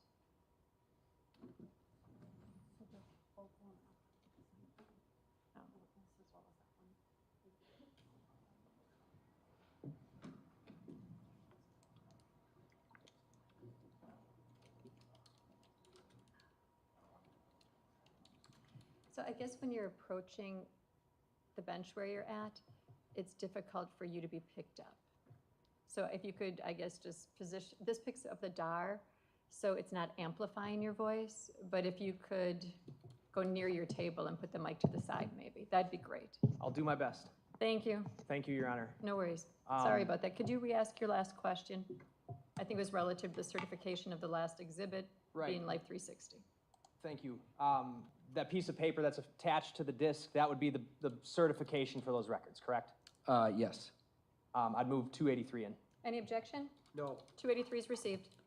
And then, Detective, lastly, I'm going to give you Exhibit 284. When you got the cell phone records you got some other records from those phone companies about their cell towers, correct? I received a cell site database for AT&T from NDCAC, which is the National Domestic, NDCAC, which is the National Domestic Communications Assistance Center, that those certified cell site lists from AT&T were provided from NDCAC. The initial cell site lists from Verizon were also from NDCAC, and then a few weeks later I received certified cell site lists directly from Verizon. Is that what Exhibit 284 is? Yes. And that's, again, a disk you made based on the stuff you got from those companies? Correct, pertaining to those companies. I'd move 284 in as well. Any objection? And what else? I don't think I moved 283, so I'm going to move that as well. You already did. You did. 283 is in. I don't object. 284 is in as well now. These phone records that we discussed for Max Anderson's phone, as well as Sade Robinson's phone, and then those cell site records could further be used to map out approximate locations of where those phones would have been at various times. Is that a fair statement? Yes. Were you able to do some version of the same thing with just the exigency records? Yes. Okay, so the exigency records, you got that text conversation we had talked about where they talk about going to Twisted Fisherman around 5:15, is that right? Yes. And then you also got some information about phone location. Yes. Can you describe, related to Sade's phone, what information you were able to get? So for her device specifically, we were able to get call detail records. The exigency records included what Verizon states is RTT, or real-time tool. That is a type of engineering data. Includes the cell site that was utilized, also the sector or the direction in which the antenna was facing, and also a distance from the cell site. In addition to the real-time tool data, we also received call detail records, which includes telephone calls, who made the call, or to which number the call was made, or the calling party number to Sade's telephone number, the cell site that was used at that time, duration of the call, and then the text message content as well.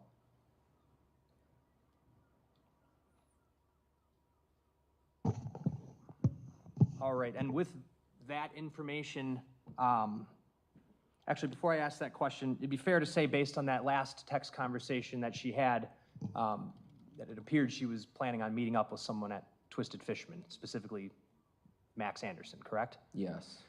Did you then use that location information that you just described to try to figure out if that could tell you whether it appeared she actually went there? Yes. Where is Twisted Fisherman, first of all? Twisted Fisherman is located at 1200 West Canal Street in the city and county of Milwaukee. All right. What happened when you looked up that location information? It appeared that her device traveled to that location, or in the general area of that location, in the late 4 p.m. hour and early 5 p.m. hour on April 1st, 2024.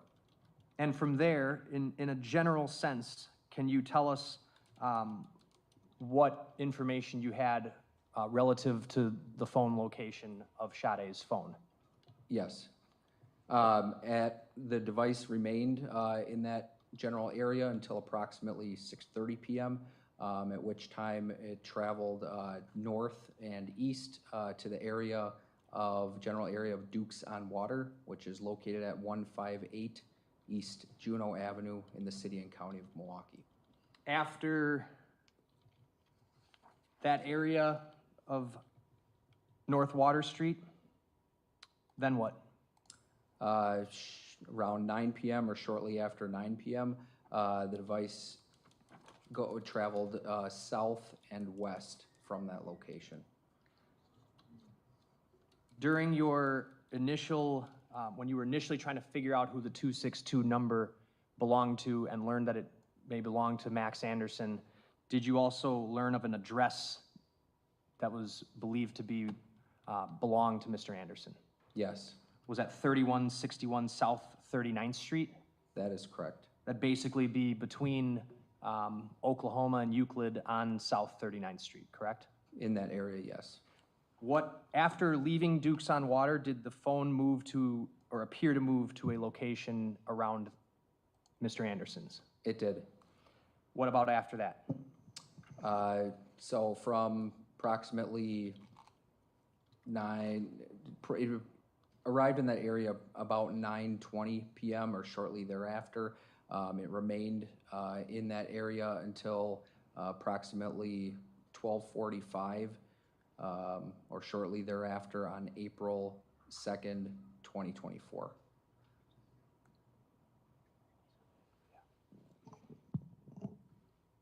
After that? After that time, approximately 12:45, shortly thereafter on April 2nd, 2024, device moved north and east to the area of downtown Milwaukee. And after that? After that, the device was in the area of downtown Milwaukee and north of the area of downtown Milwaukee, general area of the Milwaukee River, and Kern Park, Pleasant Valley Park as well, in the mid 1:30 a.m. hour or shortly thereafter.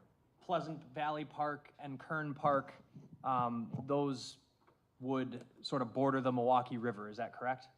Correct, they're adjacent to the Milwaukee River. In the River West neighborhood? Yes. Okay.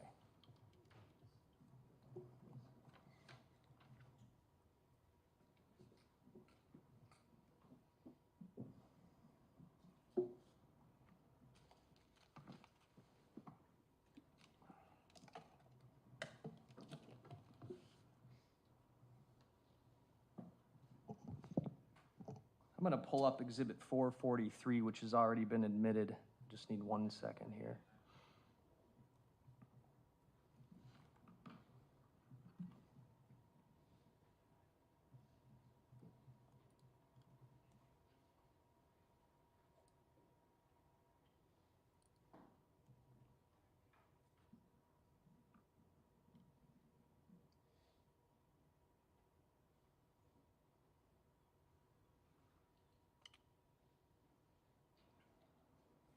All right, Detective, can you see this map? I'll have to get up just because of the glare on the screen. All right, and just to recap, I probably should have had this up when we were going through it first, but this area right here, West Canal Street, this is about the location of where Twisted Fisherman is, correct? Yes. Okay. Can you pull that mic over if you're going to stand there? Thank you. Go ahead. So after leaving that location, it appeared the phone had gone sort of in a northeast direction over in the area of Water Street and Juneau. Is that what you said before? Yes. Okay.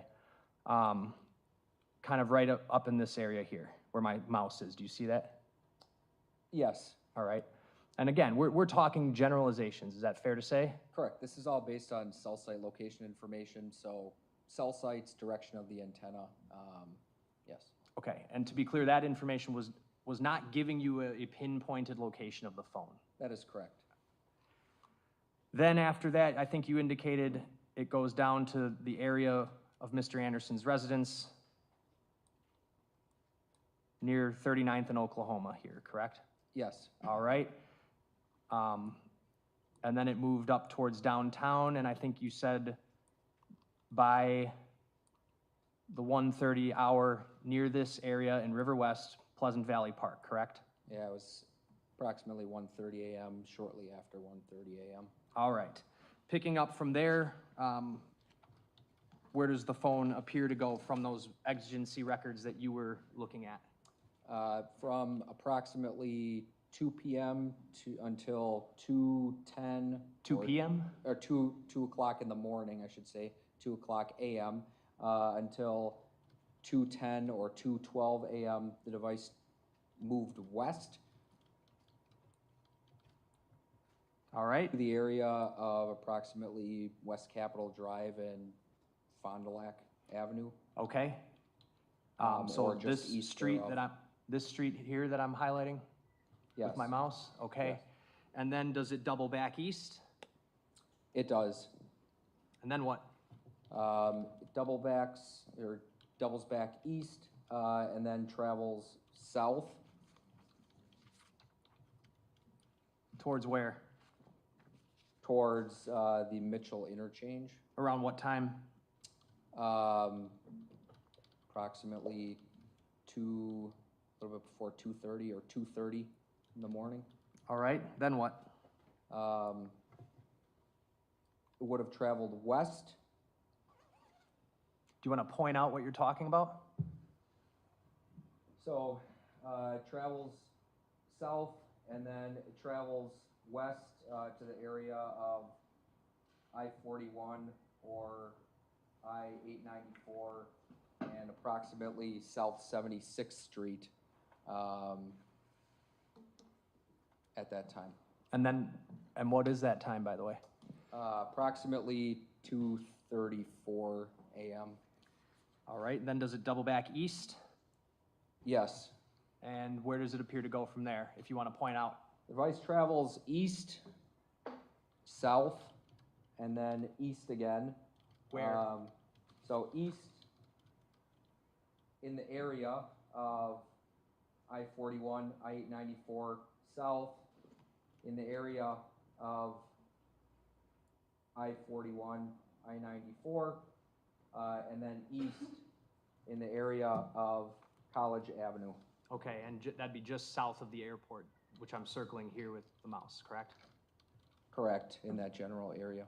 And what time does it, and what does it do next and at what time? After traveling east, it traveled to the area of Warnemont Park, or Sheridan Park and Lake Michigan. All right, and if I zoom in on... Shortly after, arrived in that area shortly after 2:50 a.m. Shortly after 2:50 a.m., the phone appears to be around the area of Warnemont Park here, correct? Yes.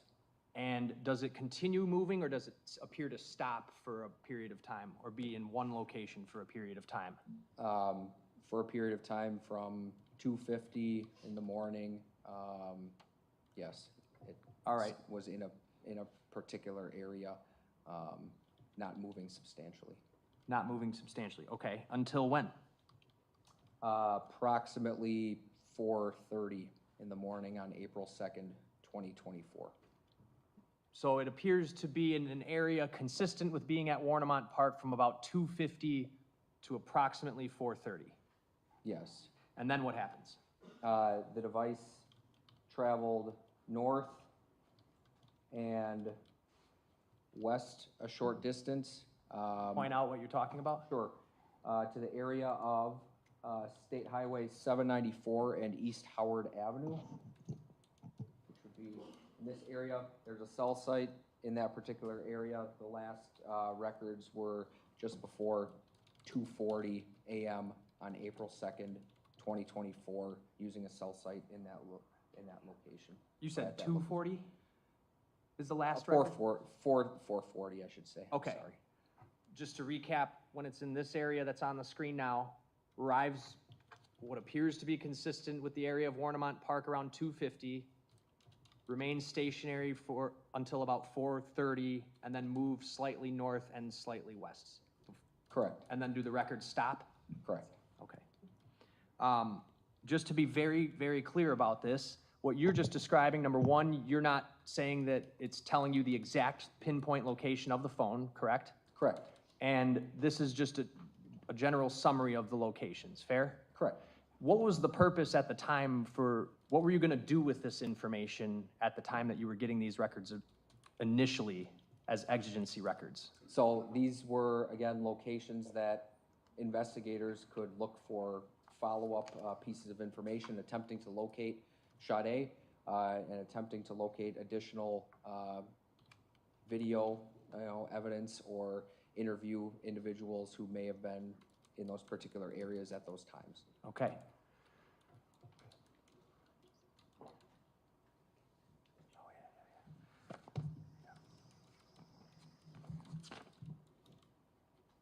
When you were analyzing these records, where you said, you had mentioned FBI special agent before, correct? Yes. Who was that person? George Reinerth. It's Reinerth for the record. Did he sort of work with you to get the locations we just discussed? Yes, we worked together on that. And did you subsequently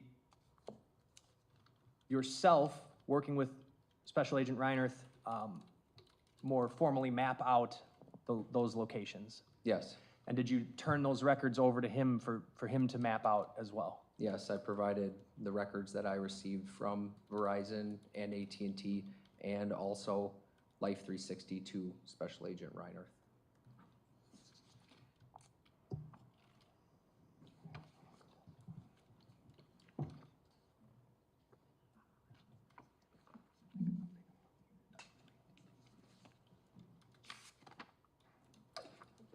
I think this kind of goes without saying, but those locations, you passed that information along to Detective Donner as well as other investigators to conduct follow-up in those areas, correct?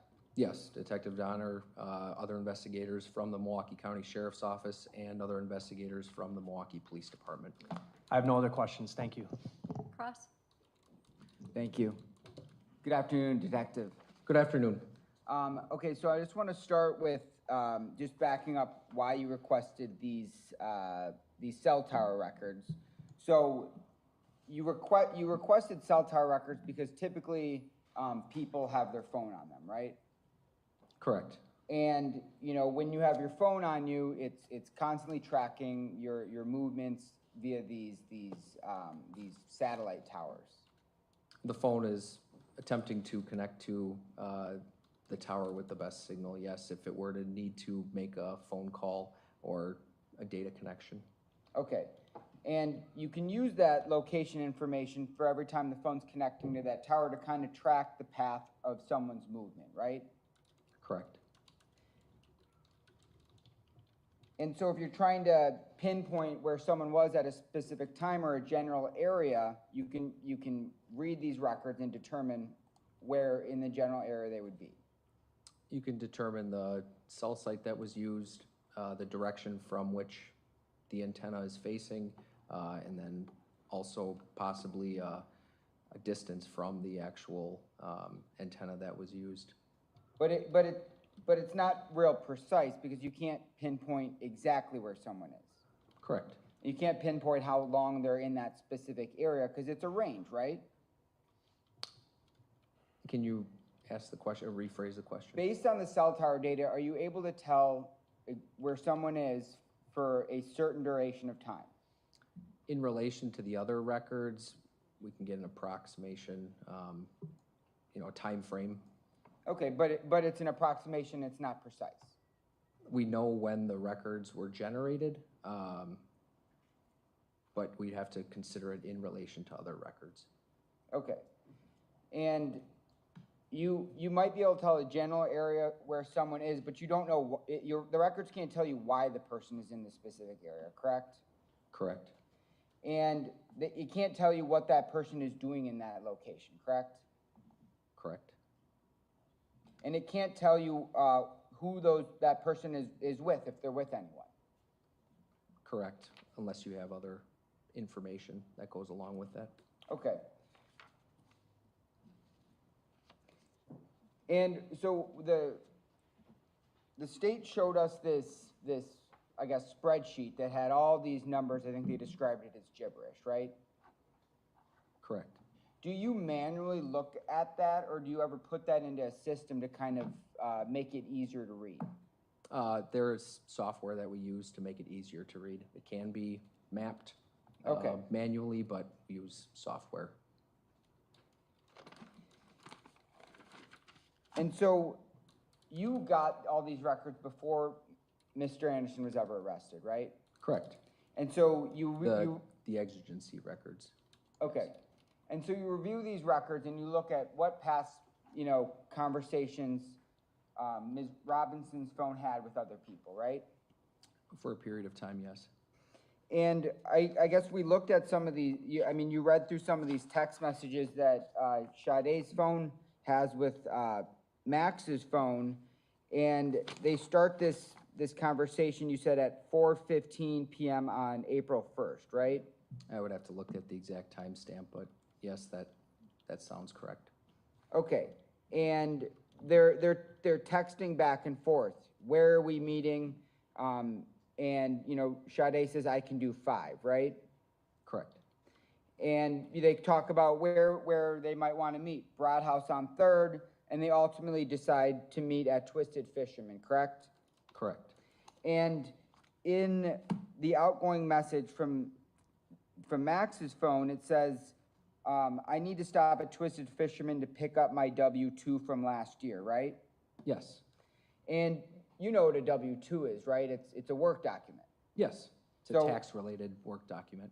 So one can conclude that Max most likely worked there at some point, right? Yes. And he wanted to bring Sade there, a place that he's known at because he worked there, right? Yes. It wasn't some obscure location where, you know, Max didn't have any contact with, right? I didn't know any previous contacts, but based upon the context of the text message content, yes. Okay, and those text messages, they seem pretty light, correct? It's just two people getting to know each other. That's what the text messages seem indicative of, right? Yes, I don't know necessarily the backstory to the message, I guess, conversation, but it's a basic conversation, yes, about meeting. There's nothing threatening in those texts, right? No. Not aggressive? No. Okay. And you talked about these weird symbols that you said that you believe they might be an emoji. Correct. And you know what emojis are, right? Yes. You can send smiley faces, right? Smiley faces are one, yes. You can send animals. Yes. Vegetables. Sure. And all sorts of hearts, right? Yes. And it's kind of like it's a playful image, right? Usually I mean, that's typically from your, real life experience that you send those and they're kind of like a playful image. It can be, yes. And so I want to move just forward a little bit. You said that the last outgoing message from Sade's phone is around 5. She asked, "Are you inside?" Yes. Yes. And that's the last outgoing text message, right? In that, yes. But you're aware that in this day and age, there's lots of ways to communicate with people. I do. I mean, used to be a lot of emails, right? I suppose, yes. And then I guess as generations move up, there's all these social media platforms that you can communicate with people, right? Correct. Like Snapchat. Correct. Like Instagram. Correct. They call it a DM, right? You can message someone, direct message, it's a DM. Correct. And TikTok, right? Correct. And those cell records you analyzed, those didn't contain any information from any of those applications, right? Correct. That would have to be from a device-specific information. Okay, so based on the records you reviewed, you can't tell whether Ms. Robinson's phone was communicating with anyone else on any of these other platforms. Correct.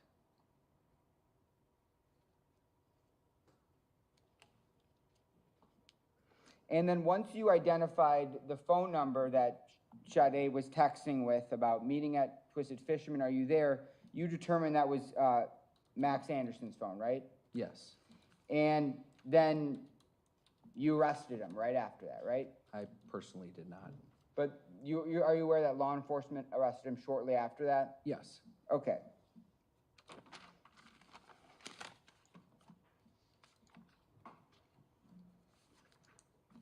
And so based on the cell tower records that you reviewed, you were able to determine that, Sade's phone goes to Twisted Fisherman, and then it goes to Duke's on Water, and then it goes to the area of Mr. Anderson's residence, right? Yes. And it's there for a period of time. Do you remember how long it was in that area? In the area of Mr. Anderson's residence? Yeah, sorry. So it left the area of downtown from the area of Dukes on Water and went down to the area of Mr. Anderson's residence shortly after 9 p.m. So approximately 9:20 p.m. until 12:45 or shortly thereafter the following morning. Okay, and then her phone around 12:45 a.m. leaves that area, correct? Yes, And it travels to the north side of Milwaukee, correct?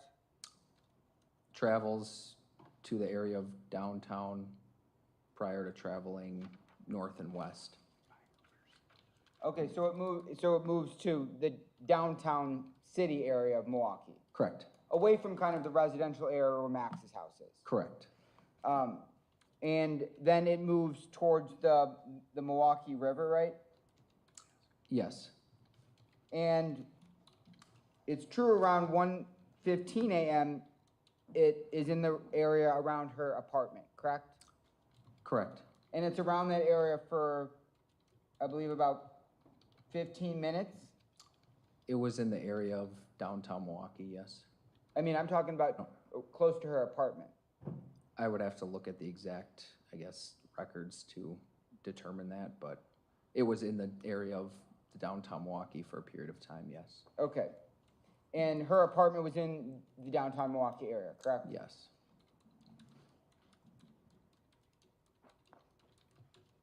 And then, based on the cell tower records, it kind of heads up maybe towards almost Shorewood area, right? North, yes. Okay. And then ultimately, I mean, it's the phone is essentially traveling throughout the downtown and the greater Milwaukee area, right? Yes. And then ultimately it's heading down south and ends up at Warnemont Park, correct? The area of Warnemont Park, Sheridan Park, and Lake Michigan, yes. Okay.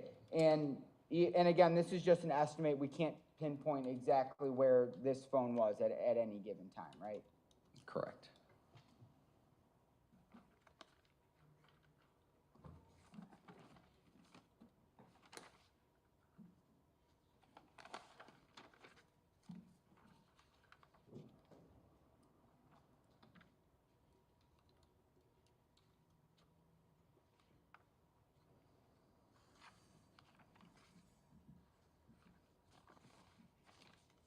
And so what these cell tower records really do is they tell us where someone's phone is, and why that's important in an investigation is because typically people have their phones on them. Yes, that's fair. And you use it to, ideally try to figure out where someone was in a general area at a certain time, right? Yes. And all these records that you were testifying to are related to Sade Robinson's phone, right? Yes. They don't none of those records told you where Mr. Anderson's phone was, correct? Yes, we obtained those later, along with the Life 360 information from her application, Okay. Sade's application.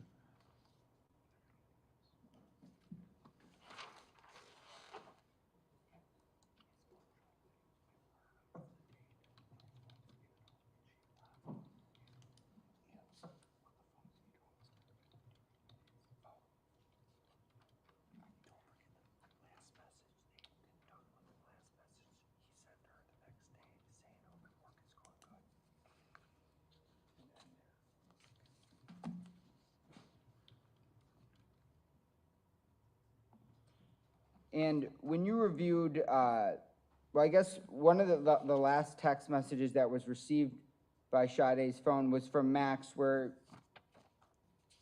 he asked how work is going, correct? Yes. And based on the cell tower data you got about Max's phone, his phone stayed inside of his residence, correct? Based on my understanding of his cellular records, the device was off overnight, and then after it was back on the network, that message was sent, yes. Okay, my question was, his phone, based on the cell tower data It was in the area, yes, in the area of his residence. Okay, general area and of his residence. throughout all these cell tower records, when you're comparing Max's phone to Sade's phone, they're together at the Twisted Fisherman, correct? Correct, Then they're together at Duke's on Water, correct? correct, And then they both travel consistently together to Max's house, correct? correct, And then Sade's phone leaves the area of Max's house, correct? correct, And Max's phone stays in the area of his house, correct? correct. I have nothing further. State. Just briefly, when you're talking about, when we were talking about using phone location to maybe even find Sade herself, the phone location information from these records is really only useful if the person keeps their phone on them, correct? Yes, All right, so if someone left their phone behind, tracking the location of it wouldn't lead you to them, fair? correct. All right, nothing else. Defense. I have nothing, thank you, Judge. Thank you, Detective. State your next witness. Detective Spittlemeister.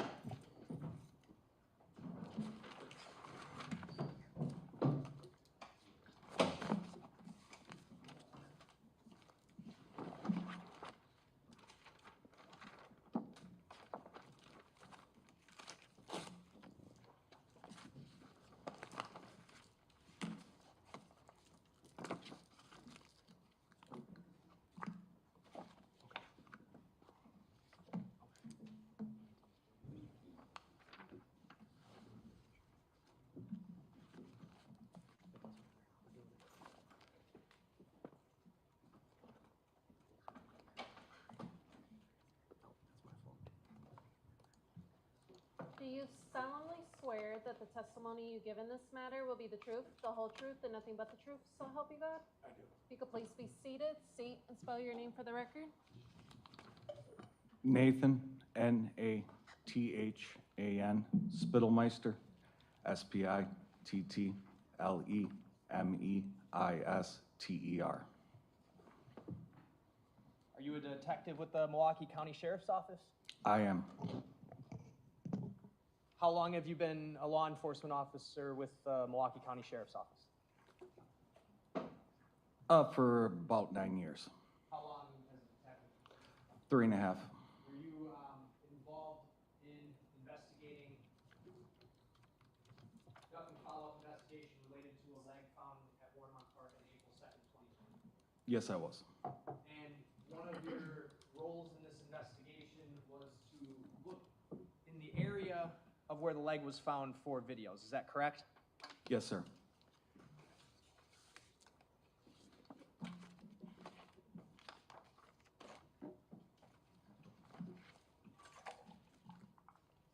I have up on the screen next to you exhibit number 1 that's already been admitted.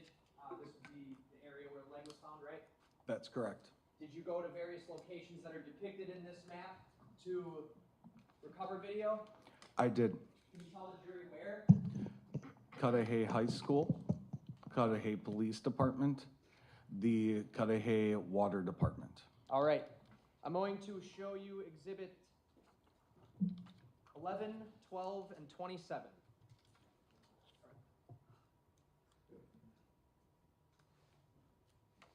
Exhibit 11, can you open that and tell us what it is? Do you need a scissors? This is a flash drive containing the video footage that was recovered from the pump station or the water department. The next one, 12. This is a CD containing the video footage that I recovered from the Cudahy High School. And then the last disc, I think it said 27. Yes, that is the video footage I recovered from the Cudahy Police Department. And how is it that you know that flash drive and those 2 discs contain video you recovered? My initials are written above the titles on each piece of evidence. You wrote them? Yes. Okay. I'd remove 11, 12, and 27 in. Any objection? No. They're received.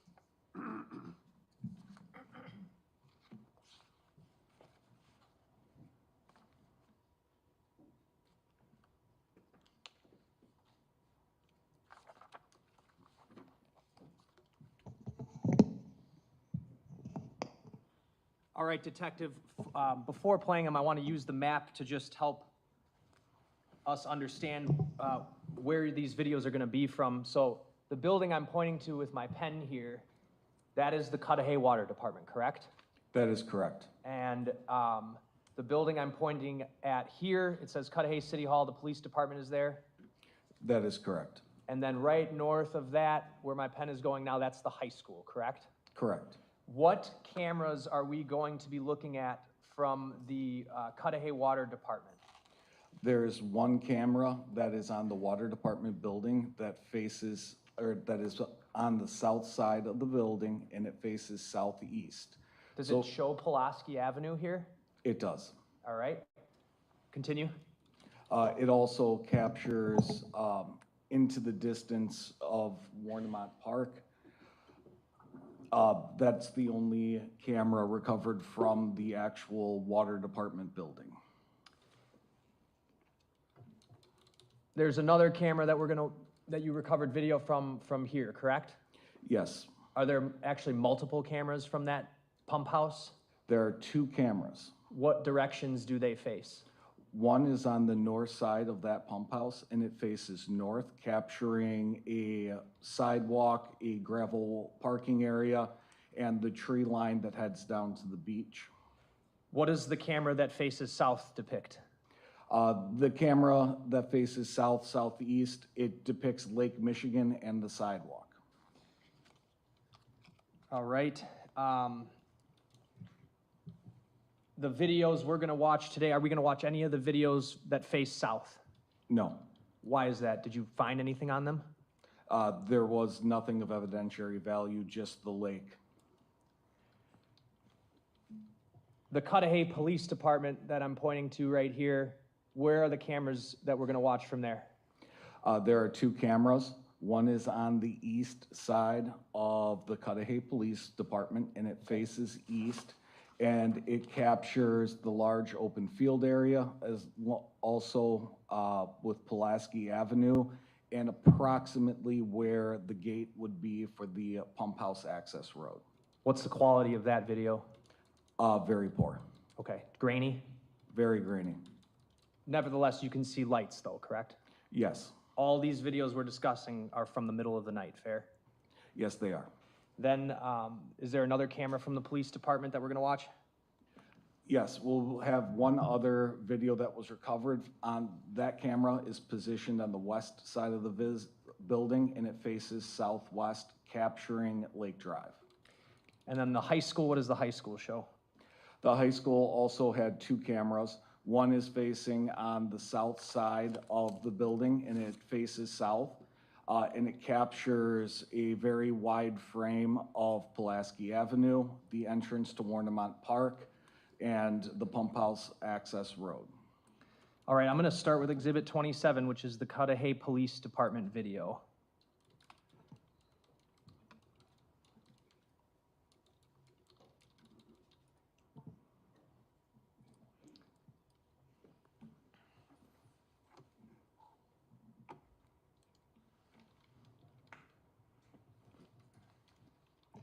Judge, I would ask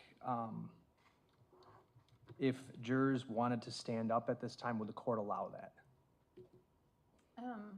We can pull this TV closer to the jurors, I think. And that might help. That one has to stay at the edge of this table, so I can't bring it that much more forward. Are you able to see this? I can always move my position, sir. And I guess if anybody at the backside wants to come closer to this one, you could. Or if you can see, okay. All right. This is the Cudahy Police Department video. On the bottom, it looks like there's a date and a timestamp, correct? That's correct. And what can you tell us generally about the accuracy of that date?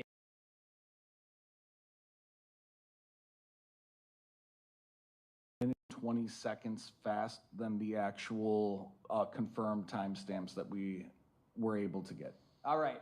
So right now I have the video queued up. The title of the video begins 2 CUPD East. we are looking towards Lake Michigan, is that correct? That's correct. And where are we going to be wanting to look when this video plays, and what are we going to be seeing? If you could describe that for the jury. At the top of the video feed, you're going to see a white shed. Okay. In the area of that white shed, you will see a pair of headlights or taillights from the vehicle that you'll be able to see traveling east on what is Pulaski Avenue. All right.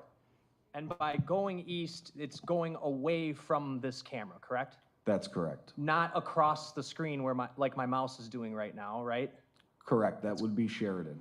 And where you see those lights, you've obviously been here yourself, fair? Yes. Where does it appear that those lights are heading towards? To the Pump House Access Road. Pulaski Avenue ends at Sheridan, and then it turns into a gated access to the Pump House Access Road. So Pulaski Avenue then would be to the right of this camera? Correct. All right, I'm going to play this 48-second clip. And when you see it, detective, please point out what you were talking about.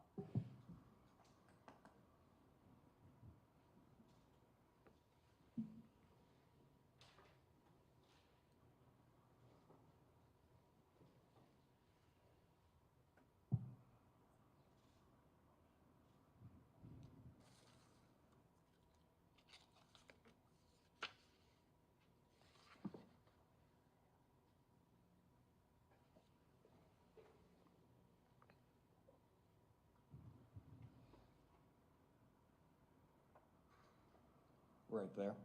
All right, I've paused it at 33 seconds. It's this set of lights I'm circling here. Yes, sir. I'm going to play it from 33.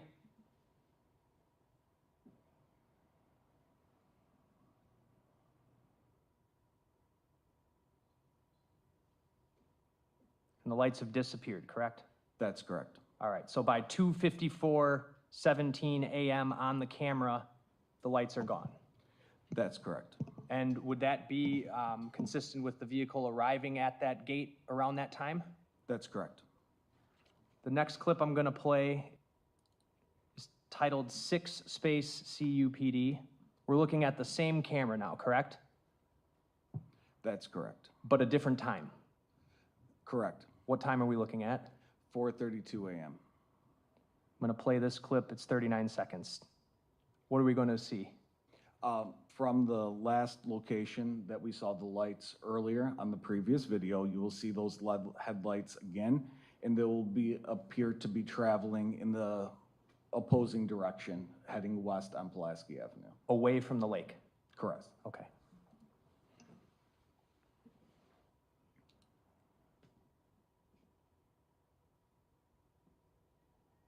Tell us when you see them.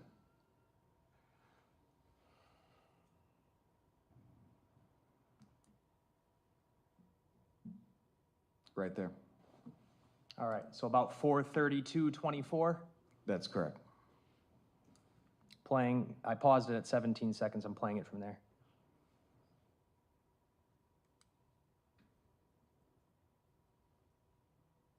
And by 4:32:38-ish, they're off camera, correct? That's correct. Last clip, it's titled 8 CUPD, different camera. Tell us what we're looking at. This is the camera that's on the west side of the Cudahy Police Department. It is facing southwest, and you see Lake Drive is the road directly to the west of that parking lot. So Lake Drive would be this road here, That's correct. and to get to Pulaski Avenue, which would get you into Warmont Park, if you were here, you would essentially go down this street and you would turn left up here, correct? Correct. Okay. What are we going to be looking for and see on this one? The subjects, or the vehicle that was captured on Pulaski Avenue, we'll not be able to see it traveling on Pulaski Avenue, but on the houses on the left side of the video frame, you're gonna see those houses lighted by headlights that would be coming towards them. You'll then see a vehicle that will enter the camera frame traveling north. Away from Pulaski Avenue. Correct. Playing clip 8. 8 CUPD. It's 55 seconds. Tell us when we see what you just described, please.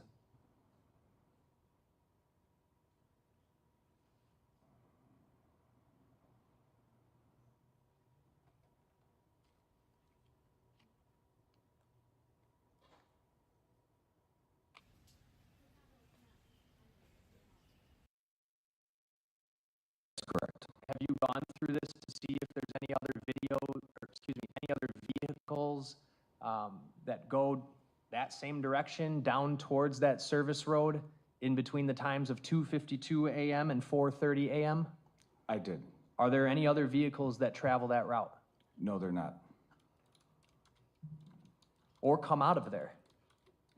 I observed nothing of note when reviewing the video footage in between the time frames. All right, and I'm scrolling ahead on the bottom here, and I'm gonna go all the way up until 4:34 a.m.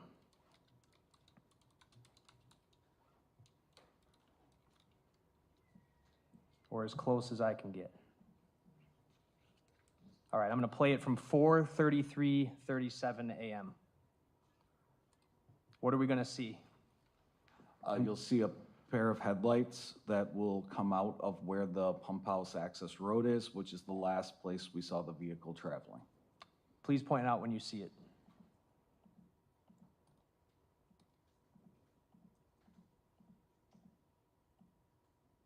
Oh, I'm sorry, I have the wrong time. I'm going back to 4:30:50.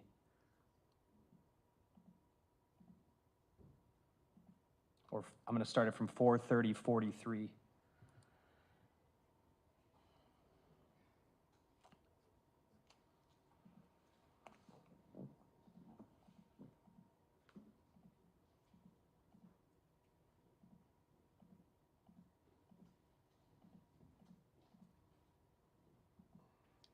Do you see it?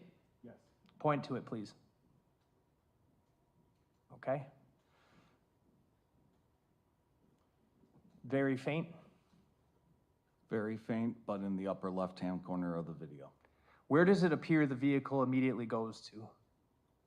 The vehicle is going to make a left turn onto Sheridan and enter Warnemont Park. Towards the golf course? Correct. And is that a through road down there? No, it's not. It dead ends at the golf course at a parking lot. Okay. And why don't you describe what we're looking at as it's happening, as the video continues to play forward here. It's now at 4:31:46.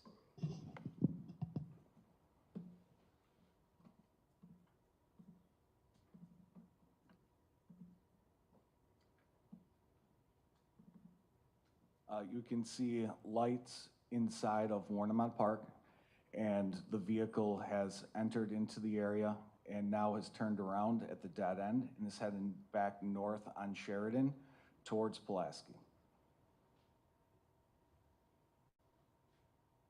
Is that it, right where my mouse is here? The vehicle is now approaching the four-way stop sign at Pulaski and is going to make a left turn and head west on Pulaski towards Lake Drive. Okay. So it's kind of coming towards the camera, fair? Yes. And now it's turning westbound on Pulaski. That's correct. All right. And it's heading west, and it's going to go behind that white shed at this point, correct?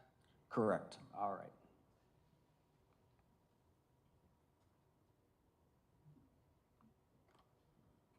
Pause it at 4:33 a.m.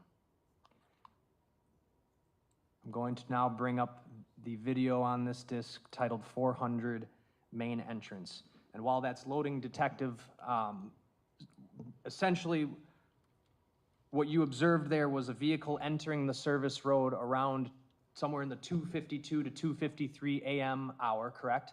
That's correct. That vehicle, you never see a vehicle go in or out in the meantime up until about 4:50 a.m. That's correct. And when the vehicle leaves, it goes down the dead-end road and then appears to have doubled back, go back to Pulaski, and then leave the park to the west. That's correct. That's what we just watched. Yes, sir. All right. Would that have been consistent with what was on that Cudahy police video as well? Yes, sir. That camera's a little clearer, though. Much clearer.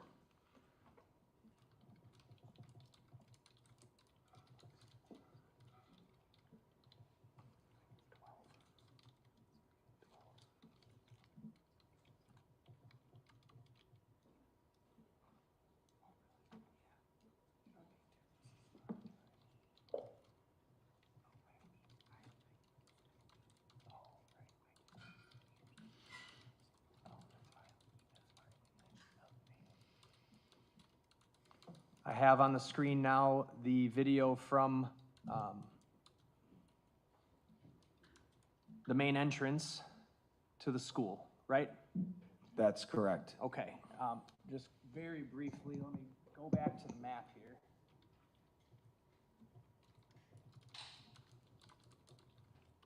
So those videos we watched from the police department, the other high school camera, we got the car going down Pulaski, following where my pen is going, around 252.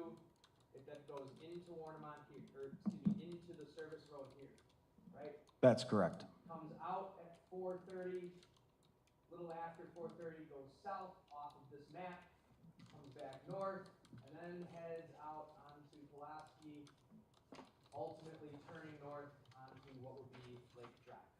That's correct. The camera we're about to watch is right where my pen is at here, correct? Yes, sir. Essentially, what are we about to see? You're about to see the vehicle traveling north on Lake Drive. I'm going to play this video at 4:34 a.m.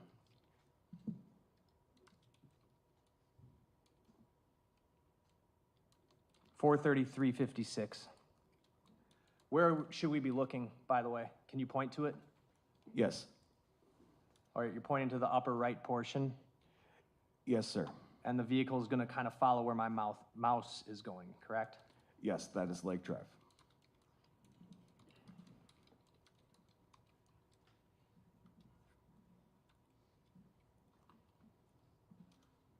And the headlights are now entering. Okay. And you're able to see, if I pause it at 4:34:29, it appears to be sort of a dark sedan-style vehicle, correct? That's correct. All right. Off the screen by 4:34:31, right? That's correct.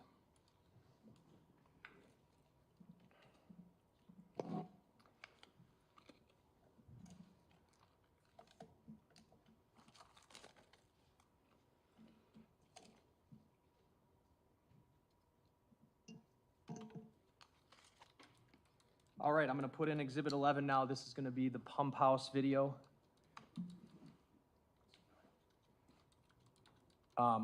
This might take some time, Judge, just so the court's aware. Does the jury need a break to stretch your legs for a few minutes? Let's do that. Let's take a 5-10 minute break. Give him a moment to set this up. Just leave your notebooks on your chair, please. When we last broke, the state was on its direct examination of Detective Spittlemeister. Detective, you're still under oath. State, are you prepared to proceed? Yes. Go ahead. Okay. And we're dimming the lights again. Yep. While he does that, dims the lights, I have now, this is exhibit number 11. We're going to watch two cameras. This is going to be the Cudahy Water Department video, correct?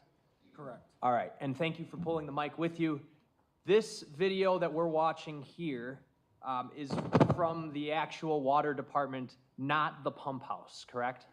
That's correct. So this, where my mouse is scrolling right here on the upper right, what street is that? That's Pulaski. And the date and timestamp on this video, it says April 2, 2024, 2:59:59. Is that off? It is, but the video is approximately 37 minutes and 52 seconds fast. Okay. And so I'm going to cue this video up to 29 minutes, 50 seconds. That means 3:29:49, roughly 2:52 in the morning, correct? Correct. Okay. I'm going to play just 15 seconds. What are we going to see, by the way?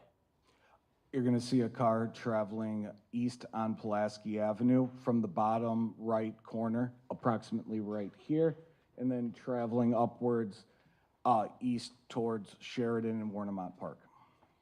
In the precise direction of that service gate, correct? Correct. Playing at 2950. And the lights are now visible. All right, and there it is. Correct. All right, and it's off camera by 3:30:02. That would have been just after 2:52 a.m. real time, correct? Correct. The general description of the vehicle, dark sedan, fair to say? That's correct.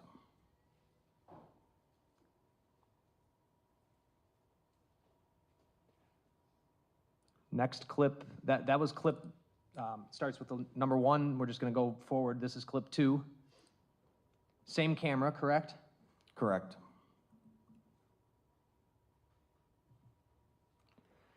And I have it queued up. The timestamp here is 5:09:49, but really what time would that be? It would be about 4:31 in the morning. Okay, playing from that time.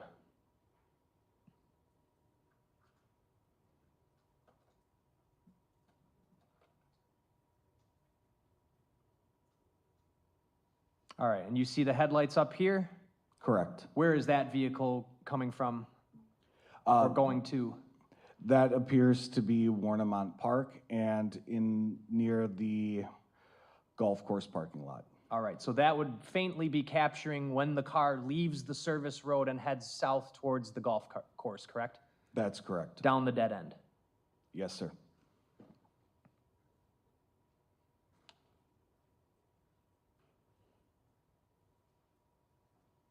And then it returns to Pulaski, and if the other videos showed us anything, it's going to drive right by this camera again, correct?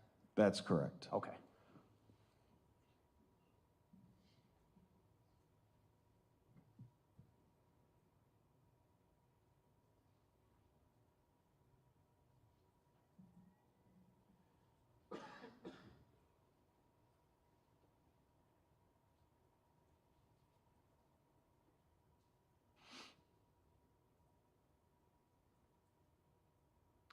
And there it is. And there's the vehicle traveling, and it's traveling west towards Lake Drive.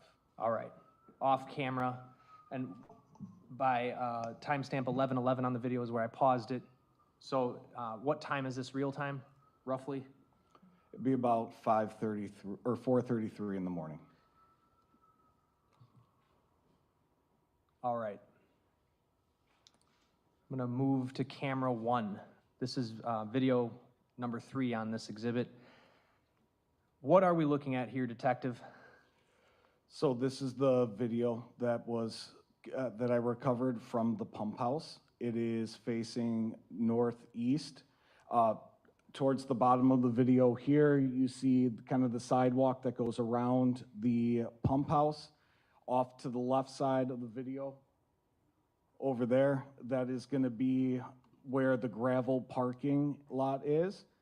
And directly towards the front and center is the end of the parking lot, which is approximately probably like 6 to 8 feet down to beach level. And the tree line to the left on the left side has a couple of small hiking trails that allow you to walk along the bluff and down towards the beach.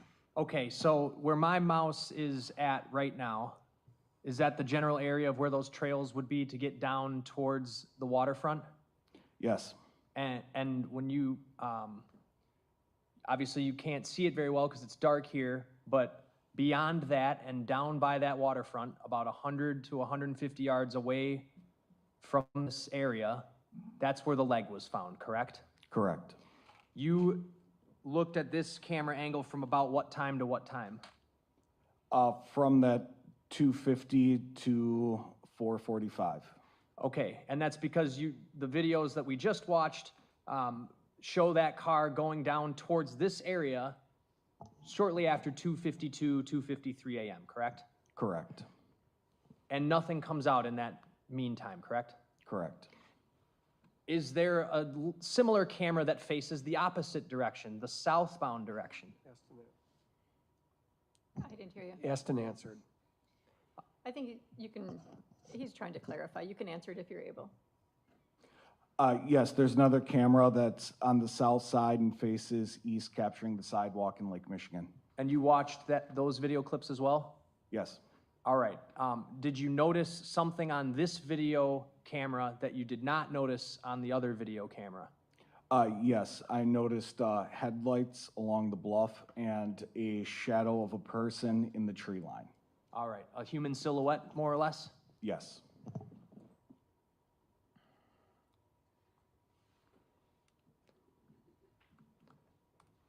I'm going to cue this video up to 30 minutes and 36 seconds. The timestamp says 3:35 a.m. So this would be about 2:53 a.m. real time? Correct. All right.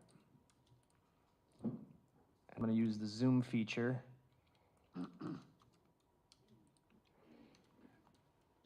That parking slab, if you drive down the Pump House Road, it would actually be a little off camera to the left here, correct? Yes, sir. All right, but on this clip, what are we going to see? You're going to see headlights illuminating that left side portion of the bluff that I just pointed to. Okay. Playing at 30:36. And if you can, I want you to point it out when you see it.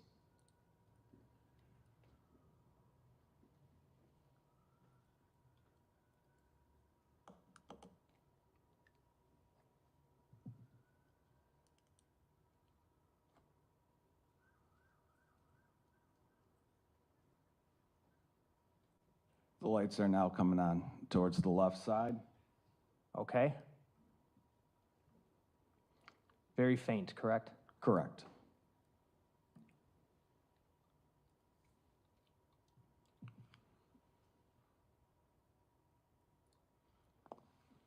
I'm now going to advance the video to 39:16. This would be about 3:02 a.m., is that correct? That's correct. Real time. The camera says 3:39:15, right? Correct. Okay. Now what are we going to start to see? You're going to see that human silhouette in between the tree line, and I'll point to where we'll be looking. And it'll be in this area where the lake is behind the trees, so it allows us to see the silhouette from the lights on the pump house with the lake in the background. I'm going to play this from 39:16 to 40:22. And I want you to point it out, Detective, when you see it.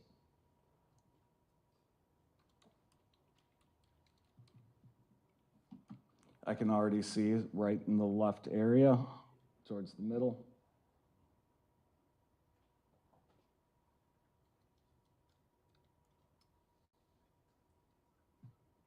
And now walking in between these two trees. And right here again, in between the other two trees. Does it appear he bends over right there? Yes, sir.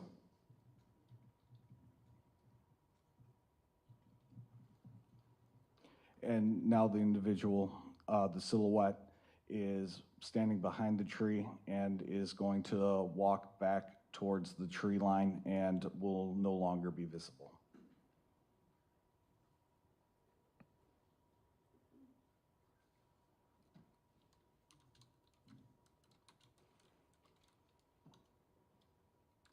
Paused at 40:21. I'm going to go back and play it just in slight fast forward.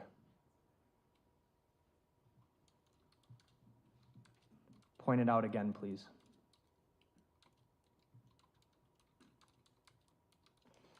The person's walking down into the tree line and should be exposed here and continues. You'll bend over. Right there? Yes, sir. And then now stands back up and is going to walk back into that tree line.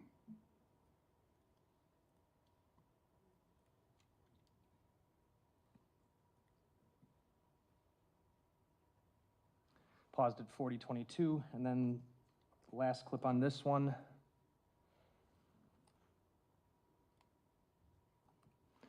Advancing the video to 43:16, I'm going to play to 44:52. What are we going to see on this clip?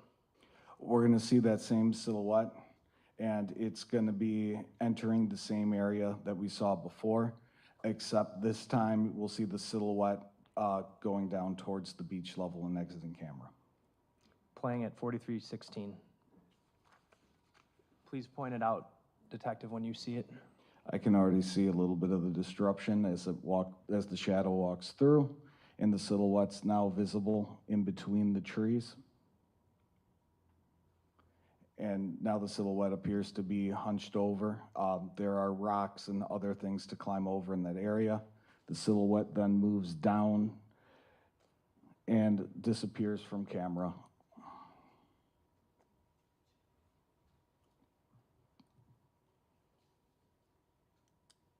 I'm going to fast forward slightly briefly.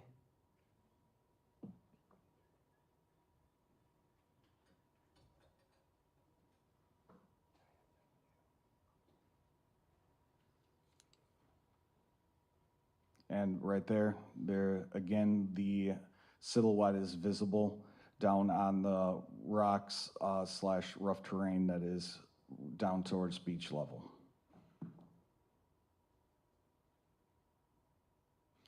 Pause at 44:51. This would be about 3:05 a.m. real time, correct? Correct. And after this time, do you see anything else up until about 4:17 a.m.? I observed nothing else of note until that 4:17. So that silhouette that descends the bluffs appears, at least from you can see on this video, to stay down there from this time all the way until 4:17. From what is visible on the camera, yes, that is all that I see. Playing clip 4. There's 5 total clips. This is clip 4.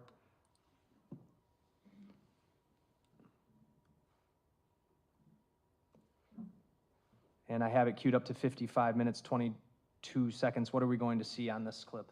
We're going to see that same silhouette walking up from the beach level and back into the tree line. And this would be around that 4:17 a.m. real time, correct? Correct.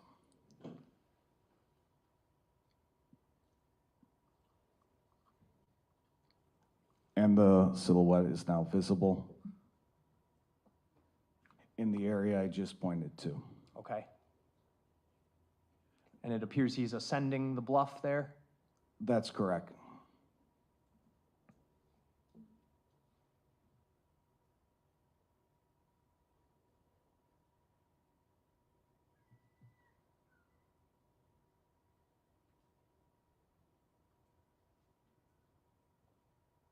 And now I'm going to fast forward it. So he just came up the bluff? Correct. Okay.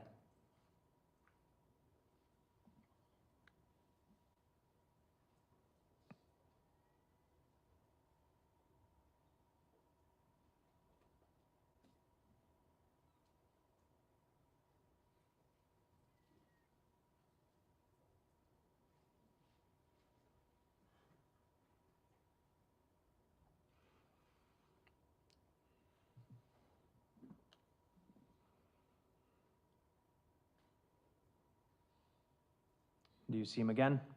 Yes, in that same tree line, the silhouette is again visible and appears to be descending the bluff and the rocks down to the beach level. This would be about 4:20 a.m. real time? Yes.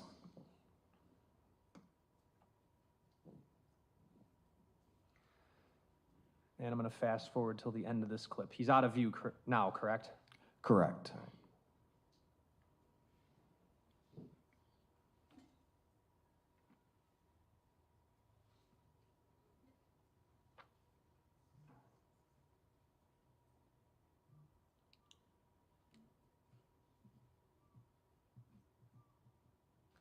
And that takes us to the end of that clip. And then last but not least, clip 5.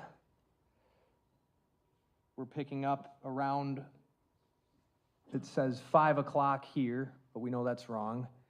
This would be about 4:23-ish?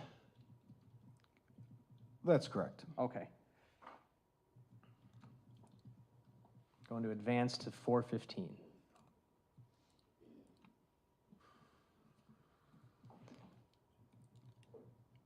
And what are we going to see here? Him come back up the bluff? Yes, so you'll see the same silhouette ascending the bluff and walking back into that same tree line. Okay. Can we be heard at sidebar real quick? Sure. Can you take that down just for a second? Yep. Do you want to go in chambers?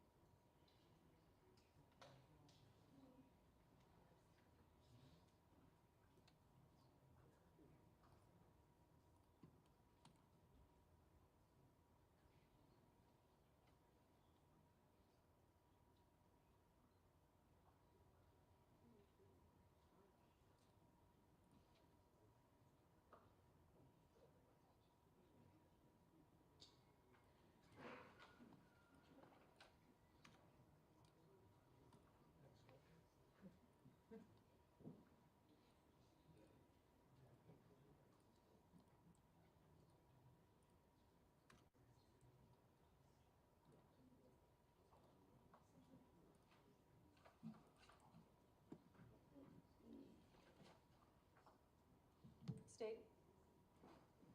Thank you, Your Honor.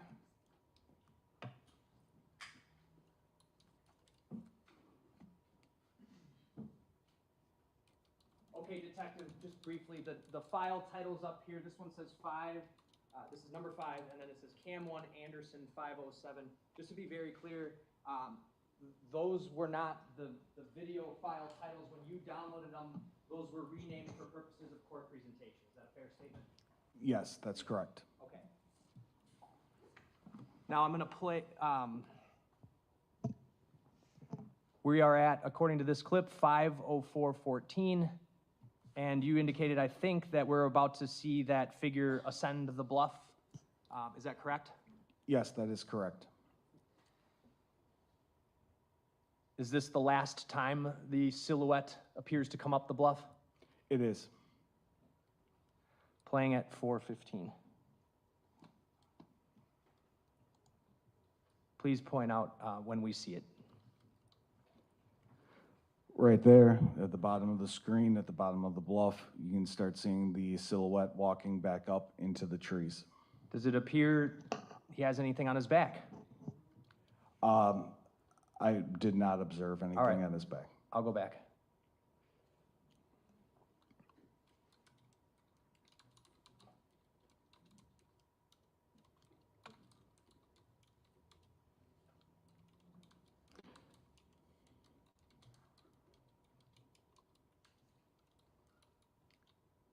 So he ascended the bluff that time?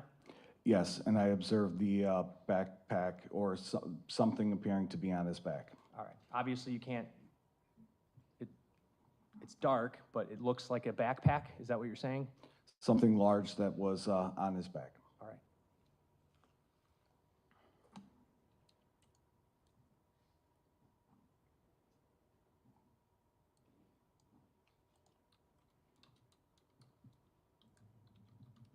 I'm going to fast forward.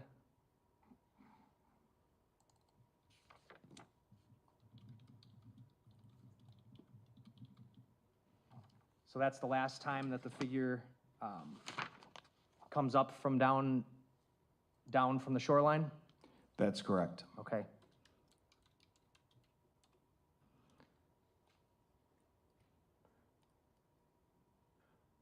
Fast forwarding the video to 7:04. This would be 5:07:05, so this is about 4:29 a.m. real time, correct? Correct. And very, very faintly, are you going to be able to on that bluff to the left side of the screen? Yes, it'll be in the far left side of the screen. You'll see a very faint light that appears. All right, even more faint than the first one we saw, though. Correct. Understanding that, could you please just make sure to point it out when you see it? Yes. All right. Playing at 7:05.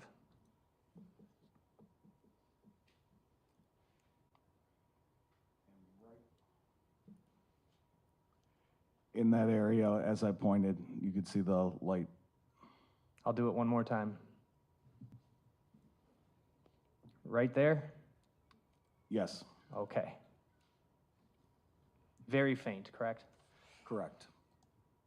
After this time, which would be about 4:29 a.m. real time, is there any more lights on the bluff or silhouette action going on that tree line going down to the coastline? No. All right, so if I understand you correctly, Detective, based on that video, around the time of 3:05 a.m. is when the human silhouette appears to descend the bluff, remain down there until about 4:17 a.m., correct? That's correct. And that would be consistent with the times that the vehicle entered the service road where the gate is and then exited subsequently around 4:30 a.m. That's correct.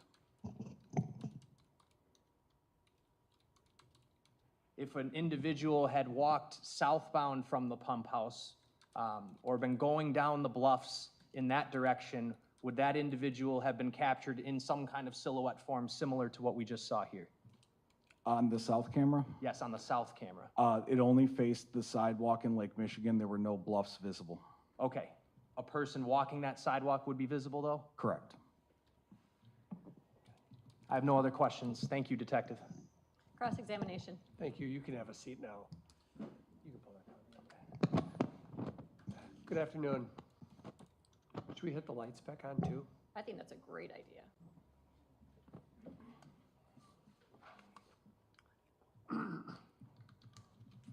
Good afternoon. Good afternoon, sir. For the last hour or so of your testimony, you've gone through various videos that you collected as part of your work in this case. Is that fair to say? Yes. You did other things in this case, but one of your central tasks was to look for any and all video from this area that you could find. Correct. And that's why the state presented this jury with videos from public buildings and other buildings in that area. Is that fair to say? Yes. And correct me if I'm wrong, but basically, as a detective, you take the initiative to go around and look for whatever cameras you can find. Is that basically how it works? Yes, sir. Did you take your marching orders from anybody? Did Detective Donner, for example, say, I want you to collect it from this building and that building, or do you just use your own judgment? Sometimes we do get marching orders. Other times, in a case where there's a lot of moving parts, I kind of took my own initiative. And there were a lot of moving parts here because obviously you've testified about being alerted to a leg that had been found and law enforcement was trying to move rather quickly to try to figure things out. Is that fair to say? Yes. And I don't mean quickly in a haphazard way, but just as a sense of urgency, right? Yes. Because you would agree with me that what you did was, would you agree with me that your work in this case was thorough? For the most part. Okay, well, what part wasn't thorough? I do everything that I can. Okay. In other words, you could make any mistake another person could make. Correct. All right, but in terms of being thorough, you pulled videos from a variety of spots and then you studied them over and over again, right? Yes. And you also wrote you even drafted a report on that too. Correct. And there's a lot of purposes of getting those videos. There's many reasons why you would want video evidence. Fair to say? Yes. In particular, one thing that you were looking for was to try to figure out, narrow down the time frame if you could of when this car comes to the area, when it leaves the area, right? Correct. It's important to pin down timelines, but it's also important to see if there's anything unusual that you see on the tapes, right? Yes. If the car stops and interacts with somebody, for example. Yes. Now, to recap, you pulled video from a school, right? Cudahy High School. Correct. You pulled video from a water station, water department. Yes. as well as the pump station itself. Correct. But that's not all you looked for. You canvassed the whole area up and down Lake Drive and the surrounding area looking for videos, didn't you? Myself and several other deputies and detectives all did a video canvas. Okay. From all the videos you watched, can you determine who is driving Sade Robinson's car? No. Can you determine, I suppose you can determine it is Sade Robinson's car. You would feel comfortable making that determination? Based on the videos I saw, it looks similar, but with being a detective, I don't want to say 100% that it could be her car because there could be any number of sedans. Right, even any number of Honda Civics, for example. Correct. And none of the videos that we've watched here show us damage to a vehicle that would be consistent with ramming through a gate, for example. All of the video qualities being at night and from far distance away, we were unable to get closer views of any type of damage. Even when you try to use law enforcement tools to zoom in, if you can, you still can't figure it out. Unfortunately, the zoom features that we have, they just increase pixel size. They don't make things look smoother or better. And I think I asked this, could you identify the driver of the vehicle? No. Could you determine at least gender, male or female? I didn't even get a look inside of the vehicle to determine anything that was going on. So obviously the race couldn't be determined, black, African-American, white, Mexican? Nope. Okay. Now let's talk about the Warnemont Park pump house footage. Yes. There's footage going north, footage going south, right? Correct. And where I think the state left off was asking questions about footage that goes to the south. That's angled more towards Lake Drive. It doesn't capture down by the beach, right? Correct. So if somebody were discarding evidence down by that beach area, it wouldn't be captured on that video. No, because it's 6 to 8 feet, I believe, something like that. But from the parking lot down to the beach, you wouldn't be able to, the camera would be positioned above and that would be blocked. And in any event, the only footage you looked at was from approximately you stopped watching footage at about 5 o'clock in the morning, give or take. Would that be fair to say? I watched the videos at the water department. I also, I believe, fully recovered videos from, I want to say like 1 a.m. to 7 a.m. And I did watch other portions of the videos as much as I could. Okay. April 3rd, for example, a couple days, a day or two later, do you pull video from April 3rd or no? No, I did not.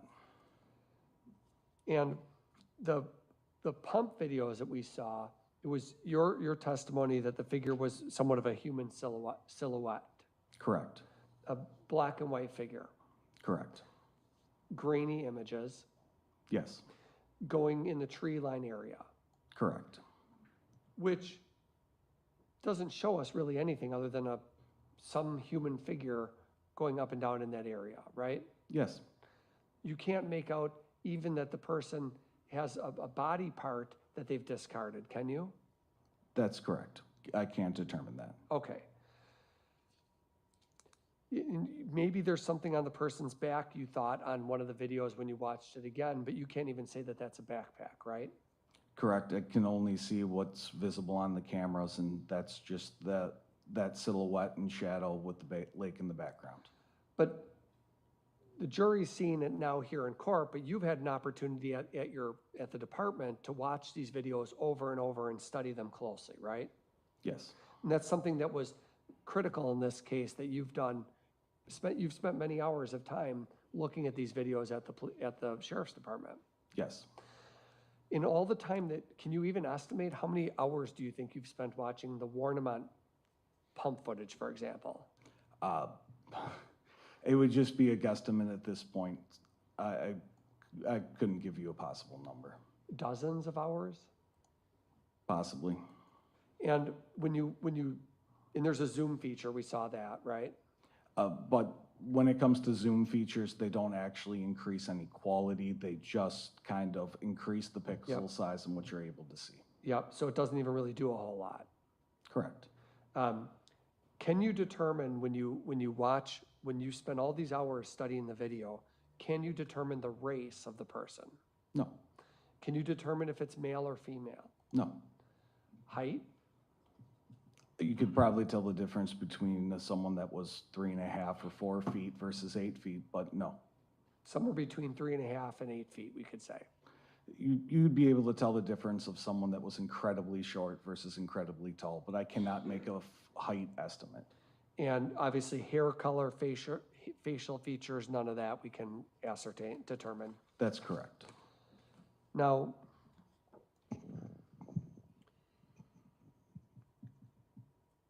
the other thing you did in this case was you did a canvas, but the canvassing work you did was to look for video footage. Is that my understanding? Yes. You weren't doing a canvas to look for gloves or other evidence at the scene, were you? That would not have been my responsibility. That would have been on other people that were on evidence search. I was focusing on the video footage. Okay.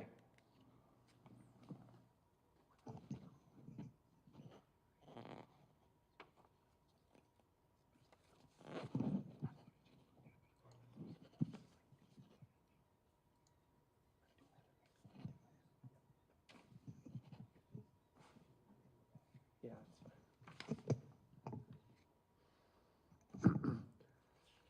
fine. And when we were watching the Warmont Park videos themselves, can you say how many people are down there? I mean, do we know that this is even the same person on these various video clips you're watching? Based on what we saw, there's camera footage only captures so many angles. There's any number of possibilities, but from what we were able to get from Life 360 and our timeframes, we were able to get an idea of the vehicle was the vehicle in question to this investigation. Mm-hmm. But that silhouette figure, we don't really know. We don't know where the silhouette figure goes when it disappears from view, right? Correct. There's minutes of time during this hour-plus footage where there's gaps, 10-minute gaps, 15-minute gaps where you don't see anything, right? Correct. And I guess what I'm asking is based on the quality of this, we don't even know for sure that this is the same silhouette person. Could be 2 people or 3 people for all we know. Yet there's any number of possibilities. We also take into account those bluffs and the waves and everything else that was happening that night, that it would be extremely unlikely for someone to be down in that area. Sure, but you're drawing the inference that it's somebody who obviously was involved in this crime, right? Just generally speaking, it was probably 40-ish degrees, raining, and high waves that the average person probably wouldn't be down in that area. Right, and I'm not suggesting people were hanging out there. What I'm saying is you don't even know how many people were in this Honda, this car that we've seen on the footage. We don't even know how many people were in that car based on what we saw. That's correct. Okay, that's all. State? And just to be clear, you were looking at this time frame because it's the time when Sade's phone suggested she was at Warmont Park, where the leg was later found. Yes. Nothing else. Defense, anything else? No. Thank you, Detective. You may step down. Okay. I am gonna, Judge, I will recall this witness at a later time for a different topic. Okay, thank you. State calls Joseph Blanchard.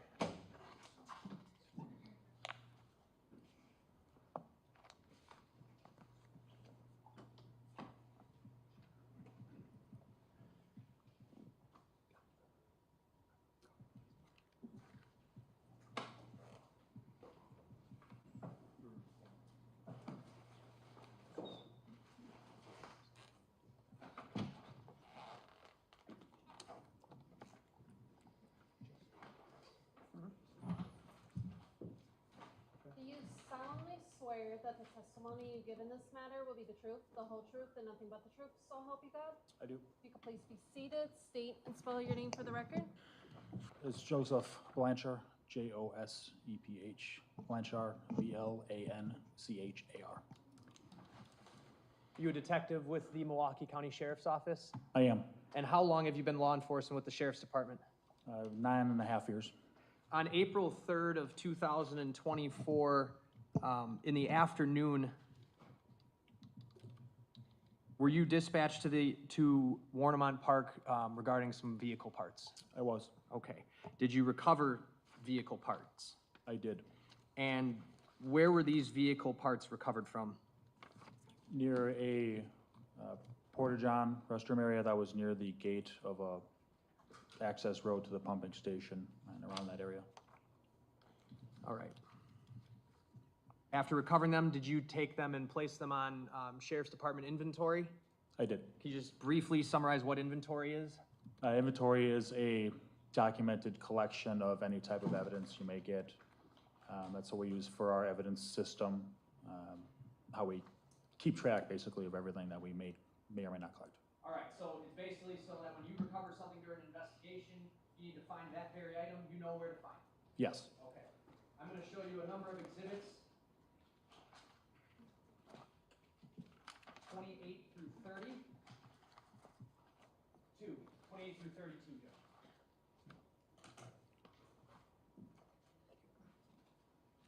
All right.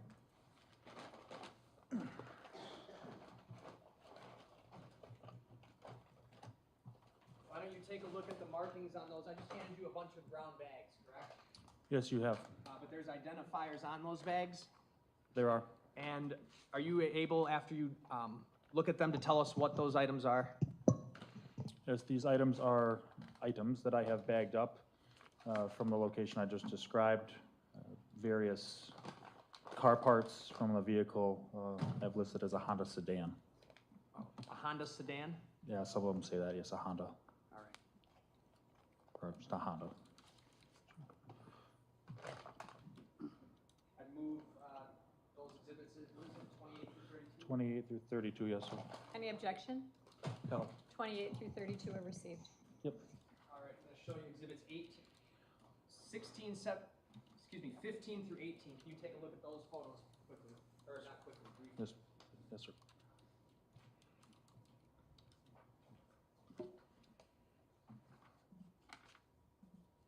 You recognize those photos? I do. Are those photos of Honda vehicle parts? Yes, they are. Okay. In addition to those photos, I'm going to show you what have already been marked and entered exhibit 14. Sorry, she's Okay. Yep. All right.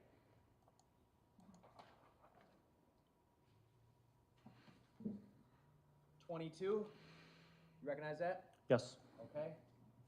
23. Recognize that? Yes. 24. Yes. All right. And 13. Recognize that? Yes. Okay. Of those photographs, those are parts of the Honda Civic, correct? They are. And did you recover those parts? I did. Are they the parts in those bags there? Yes, it's familiar when I bagged them up with my signature and date and name. If you'd like me to open them or anything. Yes, they look like the parts that I was handling in those pictures. All right. And after placing those on inventory, were they subsequently sent to the Wisconsin State Crime Lab? They were. Judge, I'll move 15 through 18 in and ask to publish briefly. Any objection? No. 15 to 18 are received. Go ahead.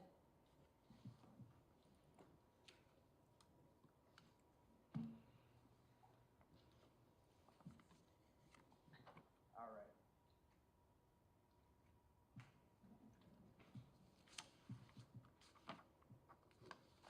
Exhibit 15 is on the screen now. This is one of the parts you recovered. Yes, it is. 16. Yes. All right. 17. Yes. 18. Yes. All right.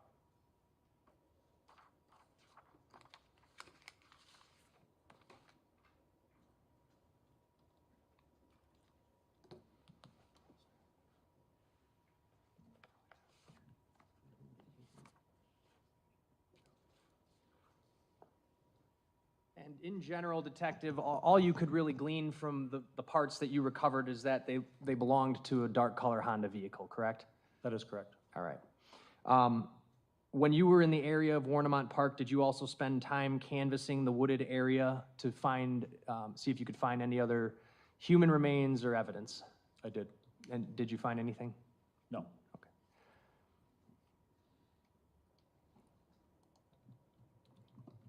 I have nothing else for this witness at this time. He would be recalled later. Defense? No. Thank you. State your next witness. State calls Christine Shuda.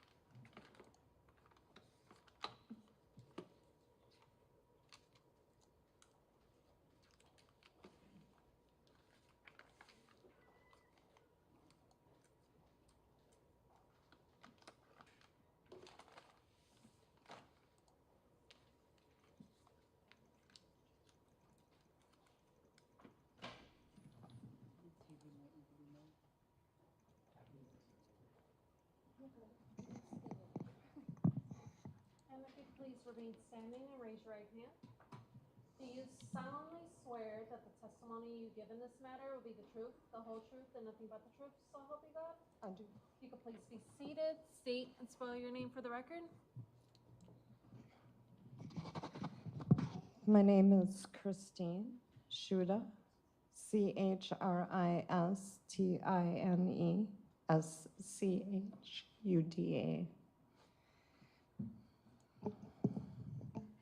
Ms. Shuda, are you familiar with the address of 1858 North Commerce Street? I am, Is that in the city of Milwaukee? yes. And how are you familiar with that location? I used to be the leasing agent, property manager. Okay, what is at that address? It's an apartment building located down by the Milwaukee River. Okay, in what neighborhood is that? That's the east side, downtown east side. Downtown east side. And you can pull that microphone Should I? towards you. How long were you the leasing agent there? For 2.5 years. Based on your job as the leasing agent, did you become familiar with any of the residents? Pretty much all of them. Okay, was one of those residents in April 2024 a young woman named Sade Robinson? Yes. And did you become familiar with her? Yeah. Can you describe how many times you think you've interacted with her? Quite a few times, you know. Did you develop a relationship with her? Just as a professional relationship. I'm quite friendly where I work with all the residents. So yeah, she would come in my office and have conversations with me. My door was always open for that, I guess. So you actually worked there on a daily basis in that building? Every day. Every day. Did you see Sade every day? No, I didn't see her every day. In April of 2024, did you become aware that she was missing? Yes. How did you become aware of that? On which date? Let's start with the second day of April 2024, April 2nd. Did something happen that day that alerted you to the fact that someone thought she was missing? She had a coworker of hers came to my office and said that Sade had not shown up from work, and it was unusual, and they were concerned, or she was concerned about her. So she asked me if I could use my master key to open her door. And I told her I can't do that. I'm unable to open someone's door with the master key. So she said, will you go upstairs with me to the apartment? And I said, yeah. So we both went up the elevator, went to her apartment, and we knocked on the door. She wanted to knock on the door, and I had no problem with that. So she had explained that Sade didn't show up for work, and I told her, I said, if you're concerned about her, which she seemed to be, I said, you should give her mother a call. And she didn't really want to give her mom a call. And we keep emergency numbers, you know, in a file at work. Instead, I said, well, if you don't want to call her mom, then what you can do is call the police and they'll come and do a welfare check. And she said, okay, well, I'm gonna go, you know, we went back downstairs. And can I just ask, do you remember what apartment number Sade was renting at the time? She was in apartment 309. You reference a welfare check with the police. Did the police come and speak with you then? Her friend had left. We left together, and her friend left the building and returned to work. And the manager from work, at her work, she discussed it with her manager, and I guess they made a call from there. Okay. Did the police come to 1858 North Commerce and speak to you at some point? They did. Okay. And when they arrived, did you show them to Sade's apartment, 309? I am kind of iffy on that. I need to think for a moment. Can I take a moment to think? If you don't know the answer, that's fine too. Well, because what happened was after she went back to work and the friend went back to work, I made whatever phone call. I wasn't at work after that. I had left for the day. And it's unclear to me right now if I had the next day off or not. No, I couldn't have, because the next day when I came into the office, police officers came in and then they wanted to gain access to her apartment, and they had search warrants and everything else with them. Okay, so you did have contact with the police? Yes. Okay. The next day. The building, the apartment building, does it have a name, like the name of a building, the apartment complex? Yes, the name of the apartment complex is Brewers Point Apartments. Okay, does Brewers Point Apartments have a internal or an external surveillance system? Yes. Okay, would you recognize footage from that surveillance system? You're familiar with it? I am. Okay.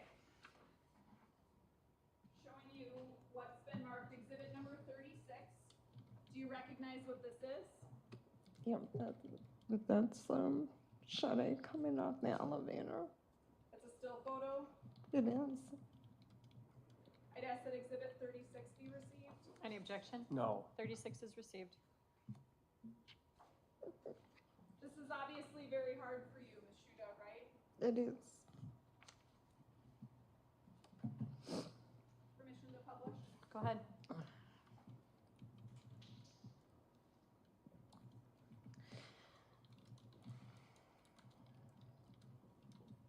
Do you recognize where this still photo is taken?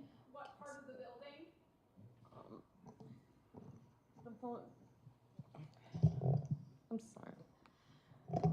This photo is of Sade coming off the elevator. of the apartment building of the main lobby. All right, thank you. I don't have anything further. Cross? No. Thank you, ma'am. You may step down. Thank you. State?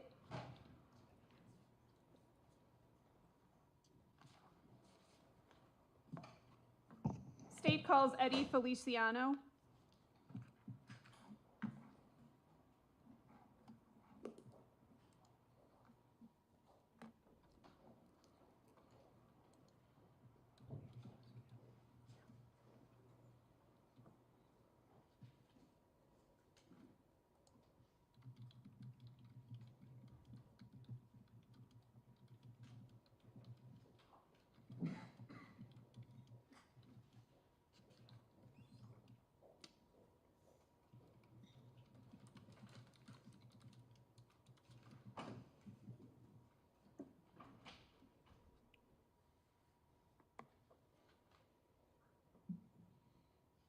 Sir, if you could just remain standing and raise your right hand.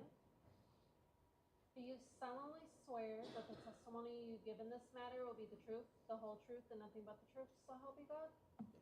Okay, if you could please be seated, state and spell your name for the record. My name is Eddie Feliciano. Mr. Feliciano, good afternoon. Could you spell your first and last name for the record, please? Okay. Eddie Felicino.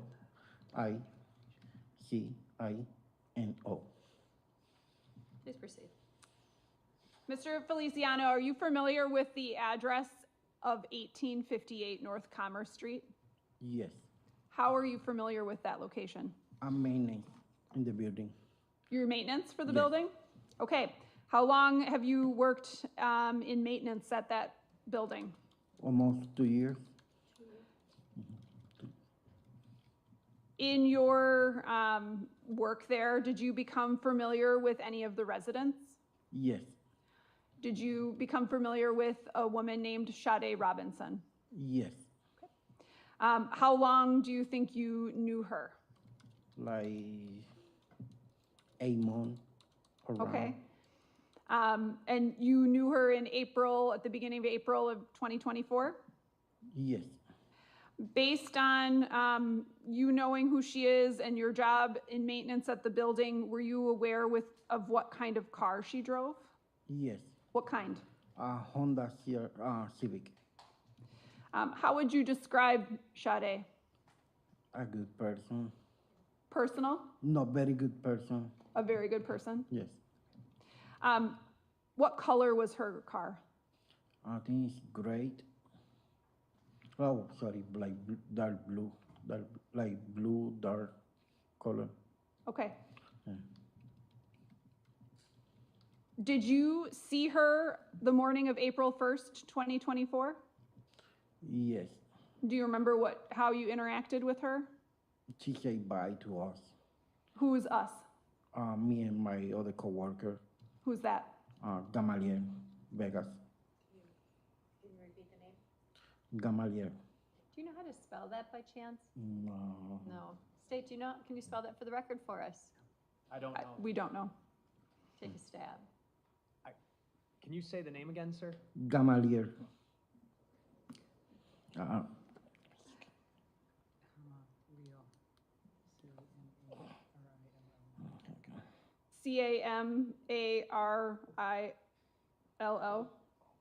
LLO? Okay. That sound right, Mr. Feliciano? Give me a second. Mr. Feliciano? I think he was checking his phone for the okay. proper spelling is what was happening. And now, just for the record, he's showing it to the court reporter to document the spelling of that. Thank you. Good? Okay, thank you. No. Okay, next question. Did you have contact with the Milwaukee Police Department? She contacted me at 3 o'clock in the morning, around 3 o'clock in the morning. A police officer? Yes. Okay, and what did you help the police department with? They contact me asking for her apartment number, and I told them which apartment number, and they told me like, you can open the door for us. And did you do that? Yes, Okay. That apartment building also has cameras, right? yes. And did you help the Milwaukee Police Department obtain surveillance footage? No, everything do the secretary. Is the one do like cameras. Can you repeat everything? The secretary is the one do the cameras.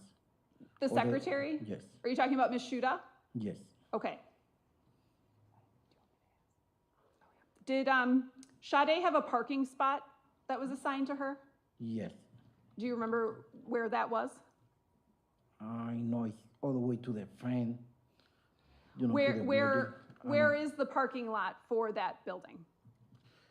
It's I don't remember the number for the because every single spot had the number for the spot, but I don't remember. I know it's close to the street. Okay. The apartment building's on the river, right? So one part of the building faces the river, and then where is the parking lot in relation to the front of the building? It's like the front of the building is right here.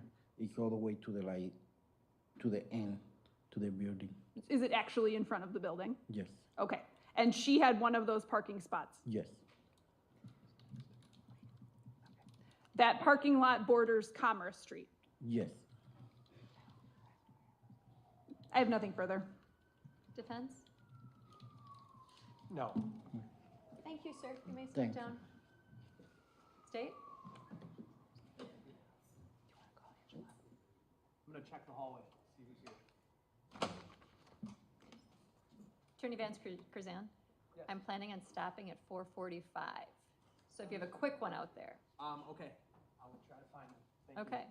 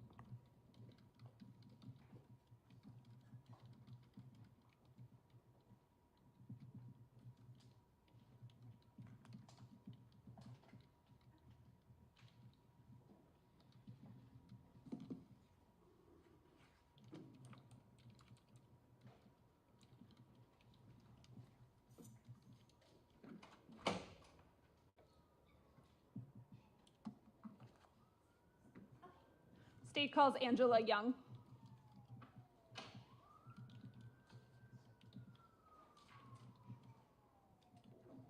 And if you could please remain standing and raise your right hand. Do you solemnly swear that the testimony you give in this matter will be the truth, the whole truth, and nothing but the truth, so help you God? I do. If you could please be seated, state and spell your name for the record. First name is Angela, A-N-G-E-L-A. Last name Young, J-U-N-G. Miss Young, were you familiar with somebody named Sade Robinson? Yes. Can you describe what your relationship was with her? Friend and coworker. How long did you know her? Maybe 4 years, if I had to guess. Would you describe yourselves as friends? Yeah. Can you talk about what you would do with her? Did you socialize, go out? Not really outside of work, no. Okay. Because you work together, did you get to know her? Yes. Okay, can you describe her? I don't know. She was a really sweet girl. She was really smart. She was really motivated. And she had big plans. Based on your friendship with her, did you have her phone number? Yes. Do you remember that phone number today? I don't. Is that something that you would have shared with the police? Yeah. Are you familiar with what type of car she drove? Yeah. What was that? It was a Honda. Do you remember the color? I don't. I think it was black. Maybe it was blue. Were you aware of where she was living? Yes. Do you remember the address or general area? Yeah. What is that?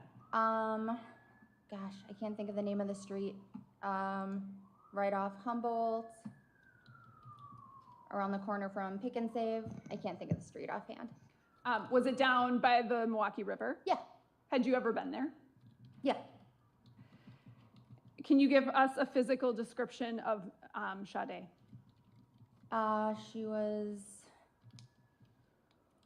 slender, about my height, so shorter, on the shorter side, maybe 5'2", 5'3".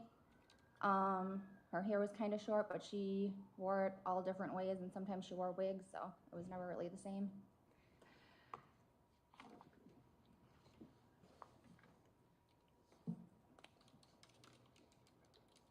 I'm going to show you exhibits 33 and 34 and ask you if you recognize what's depicted. Those are Sade. Photographs? Yeah. Those are consistent with what she looked like when you knew her? Yeah, that's her in her apartment, and that is her when she was on vacation, I think, in Jamaica. I'd ask that exhibits 33 and 34 be received. Any objection? No. They're received. And published. Go ahead. And you knew her well enough to know that she went on a vacation to Jamaica? Yeah. And you knew her well enough that you recognize this photograph as having been taken in her residence? Yeah.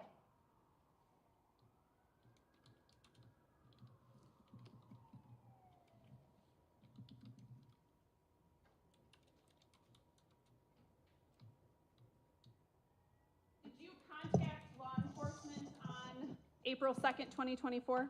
I did. Why?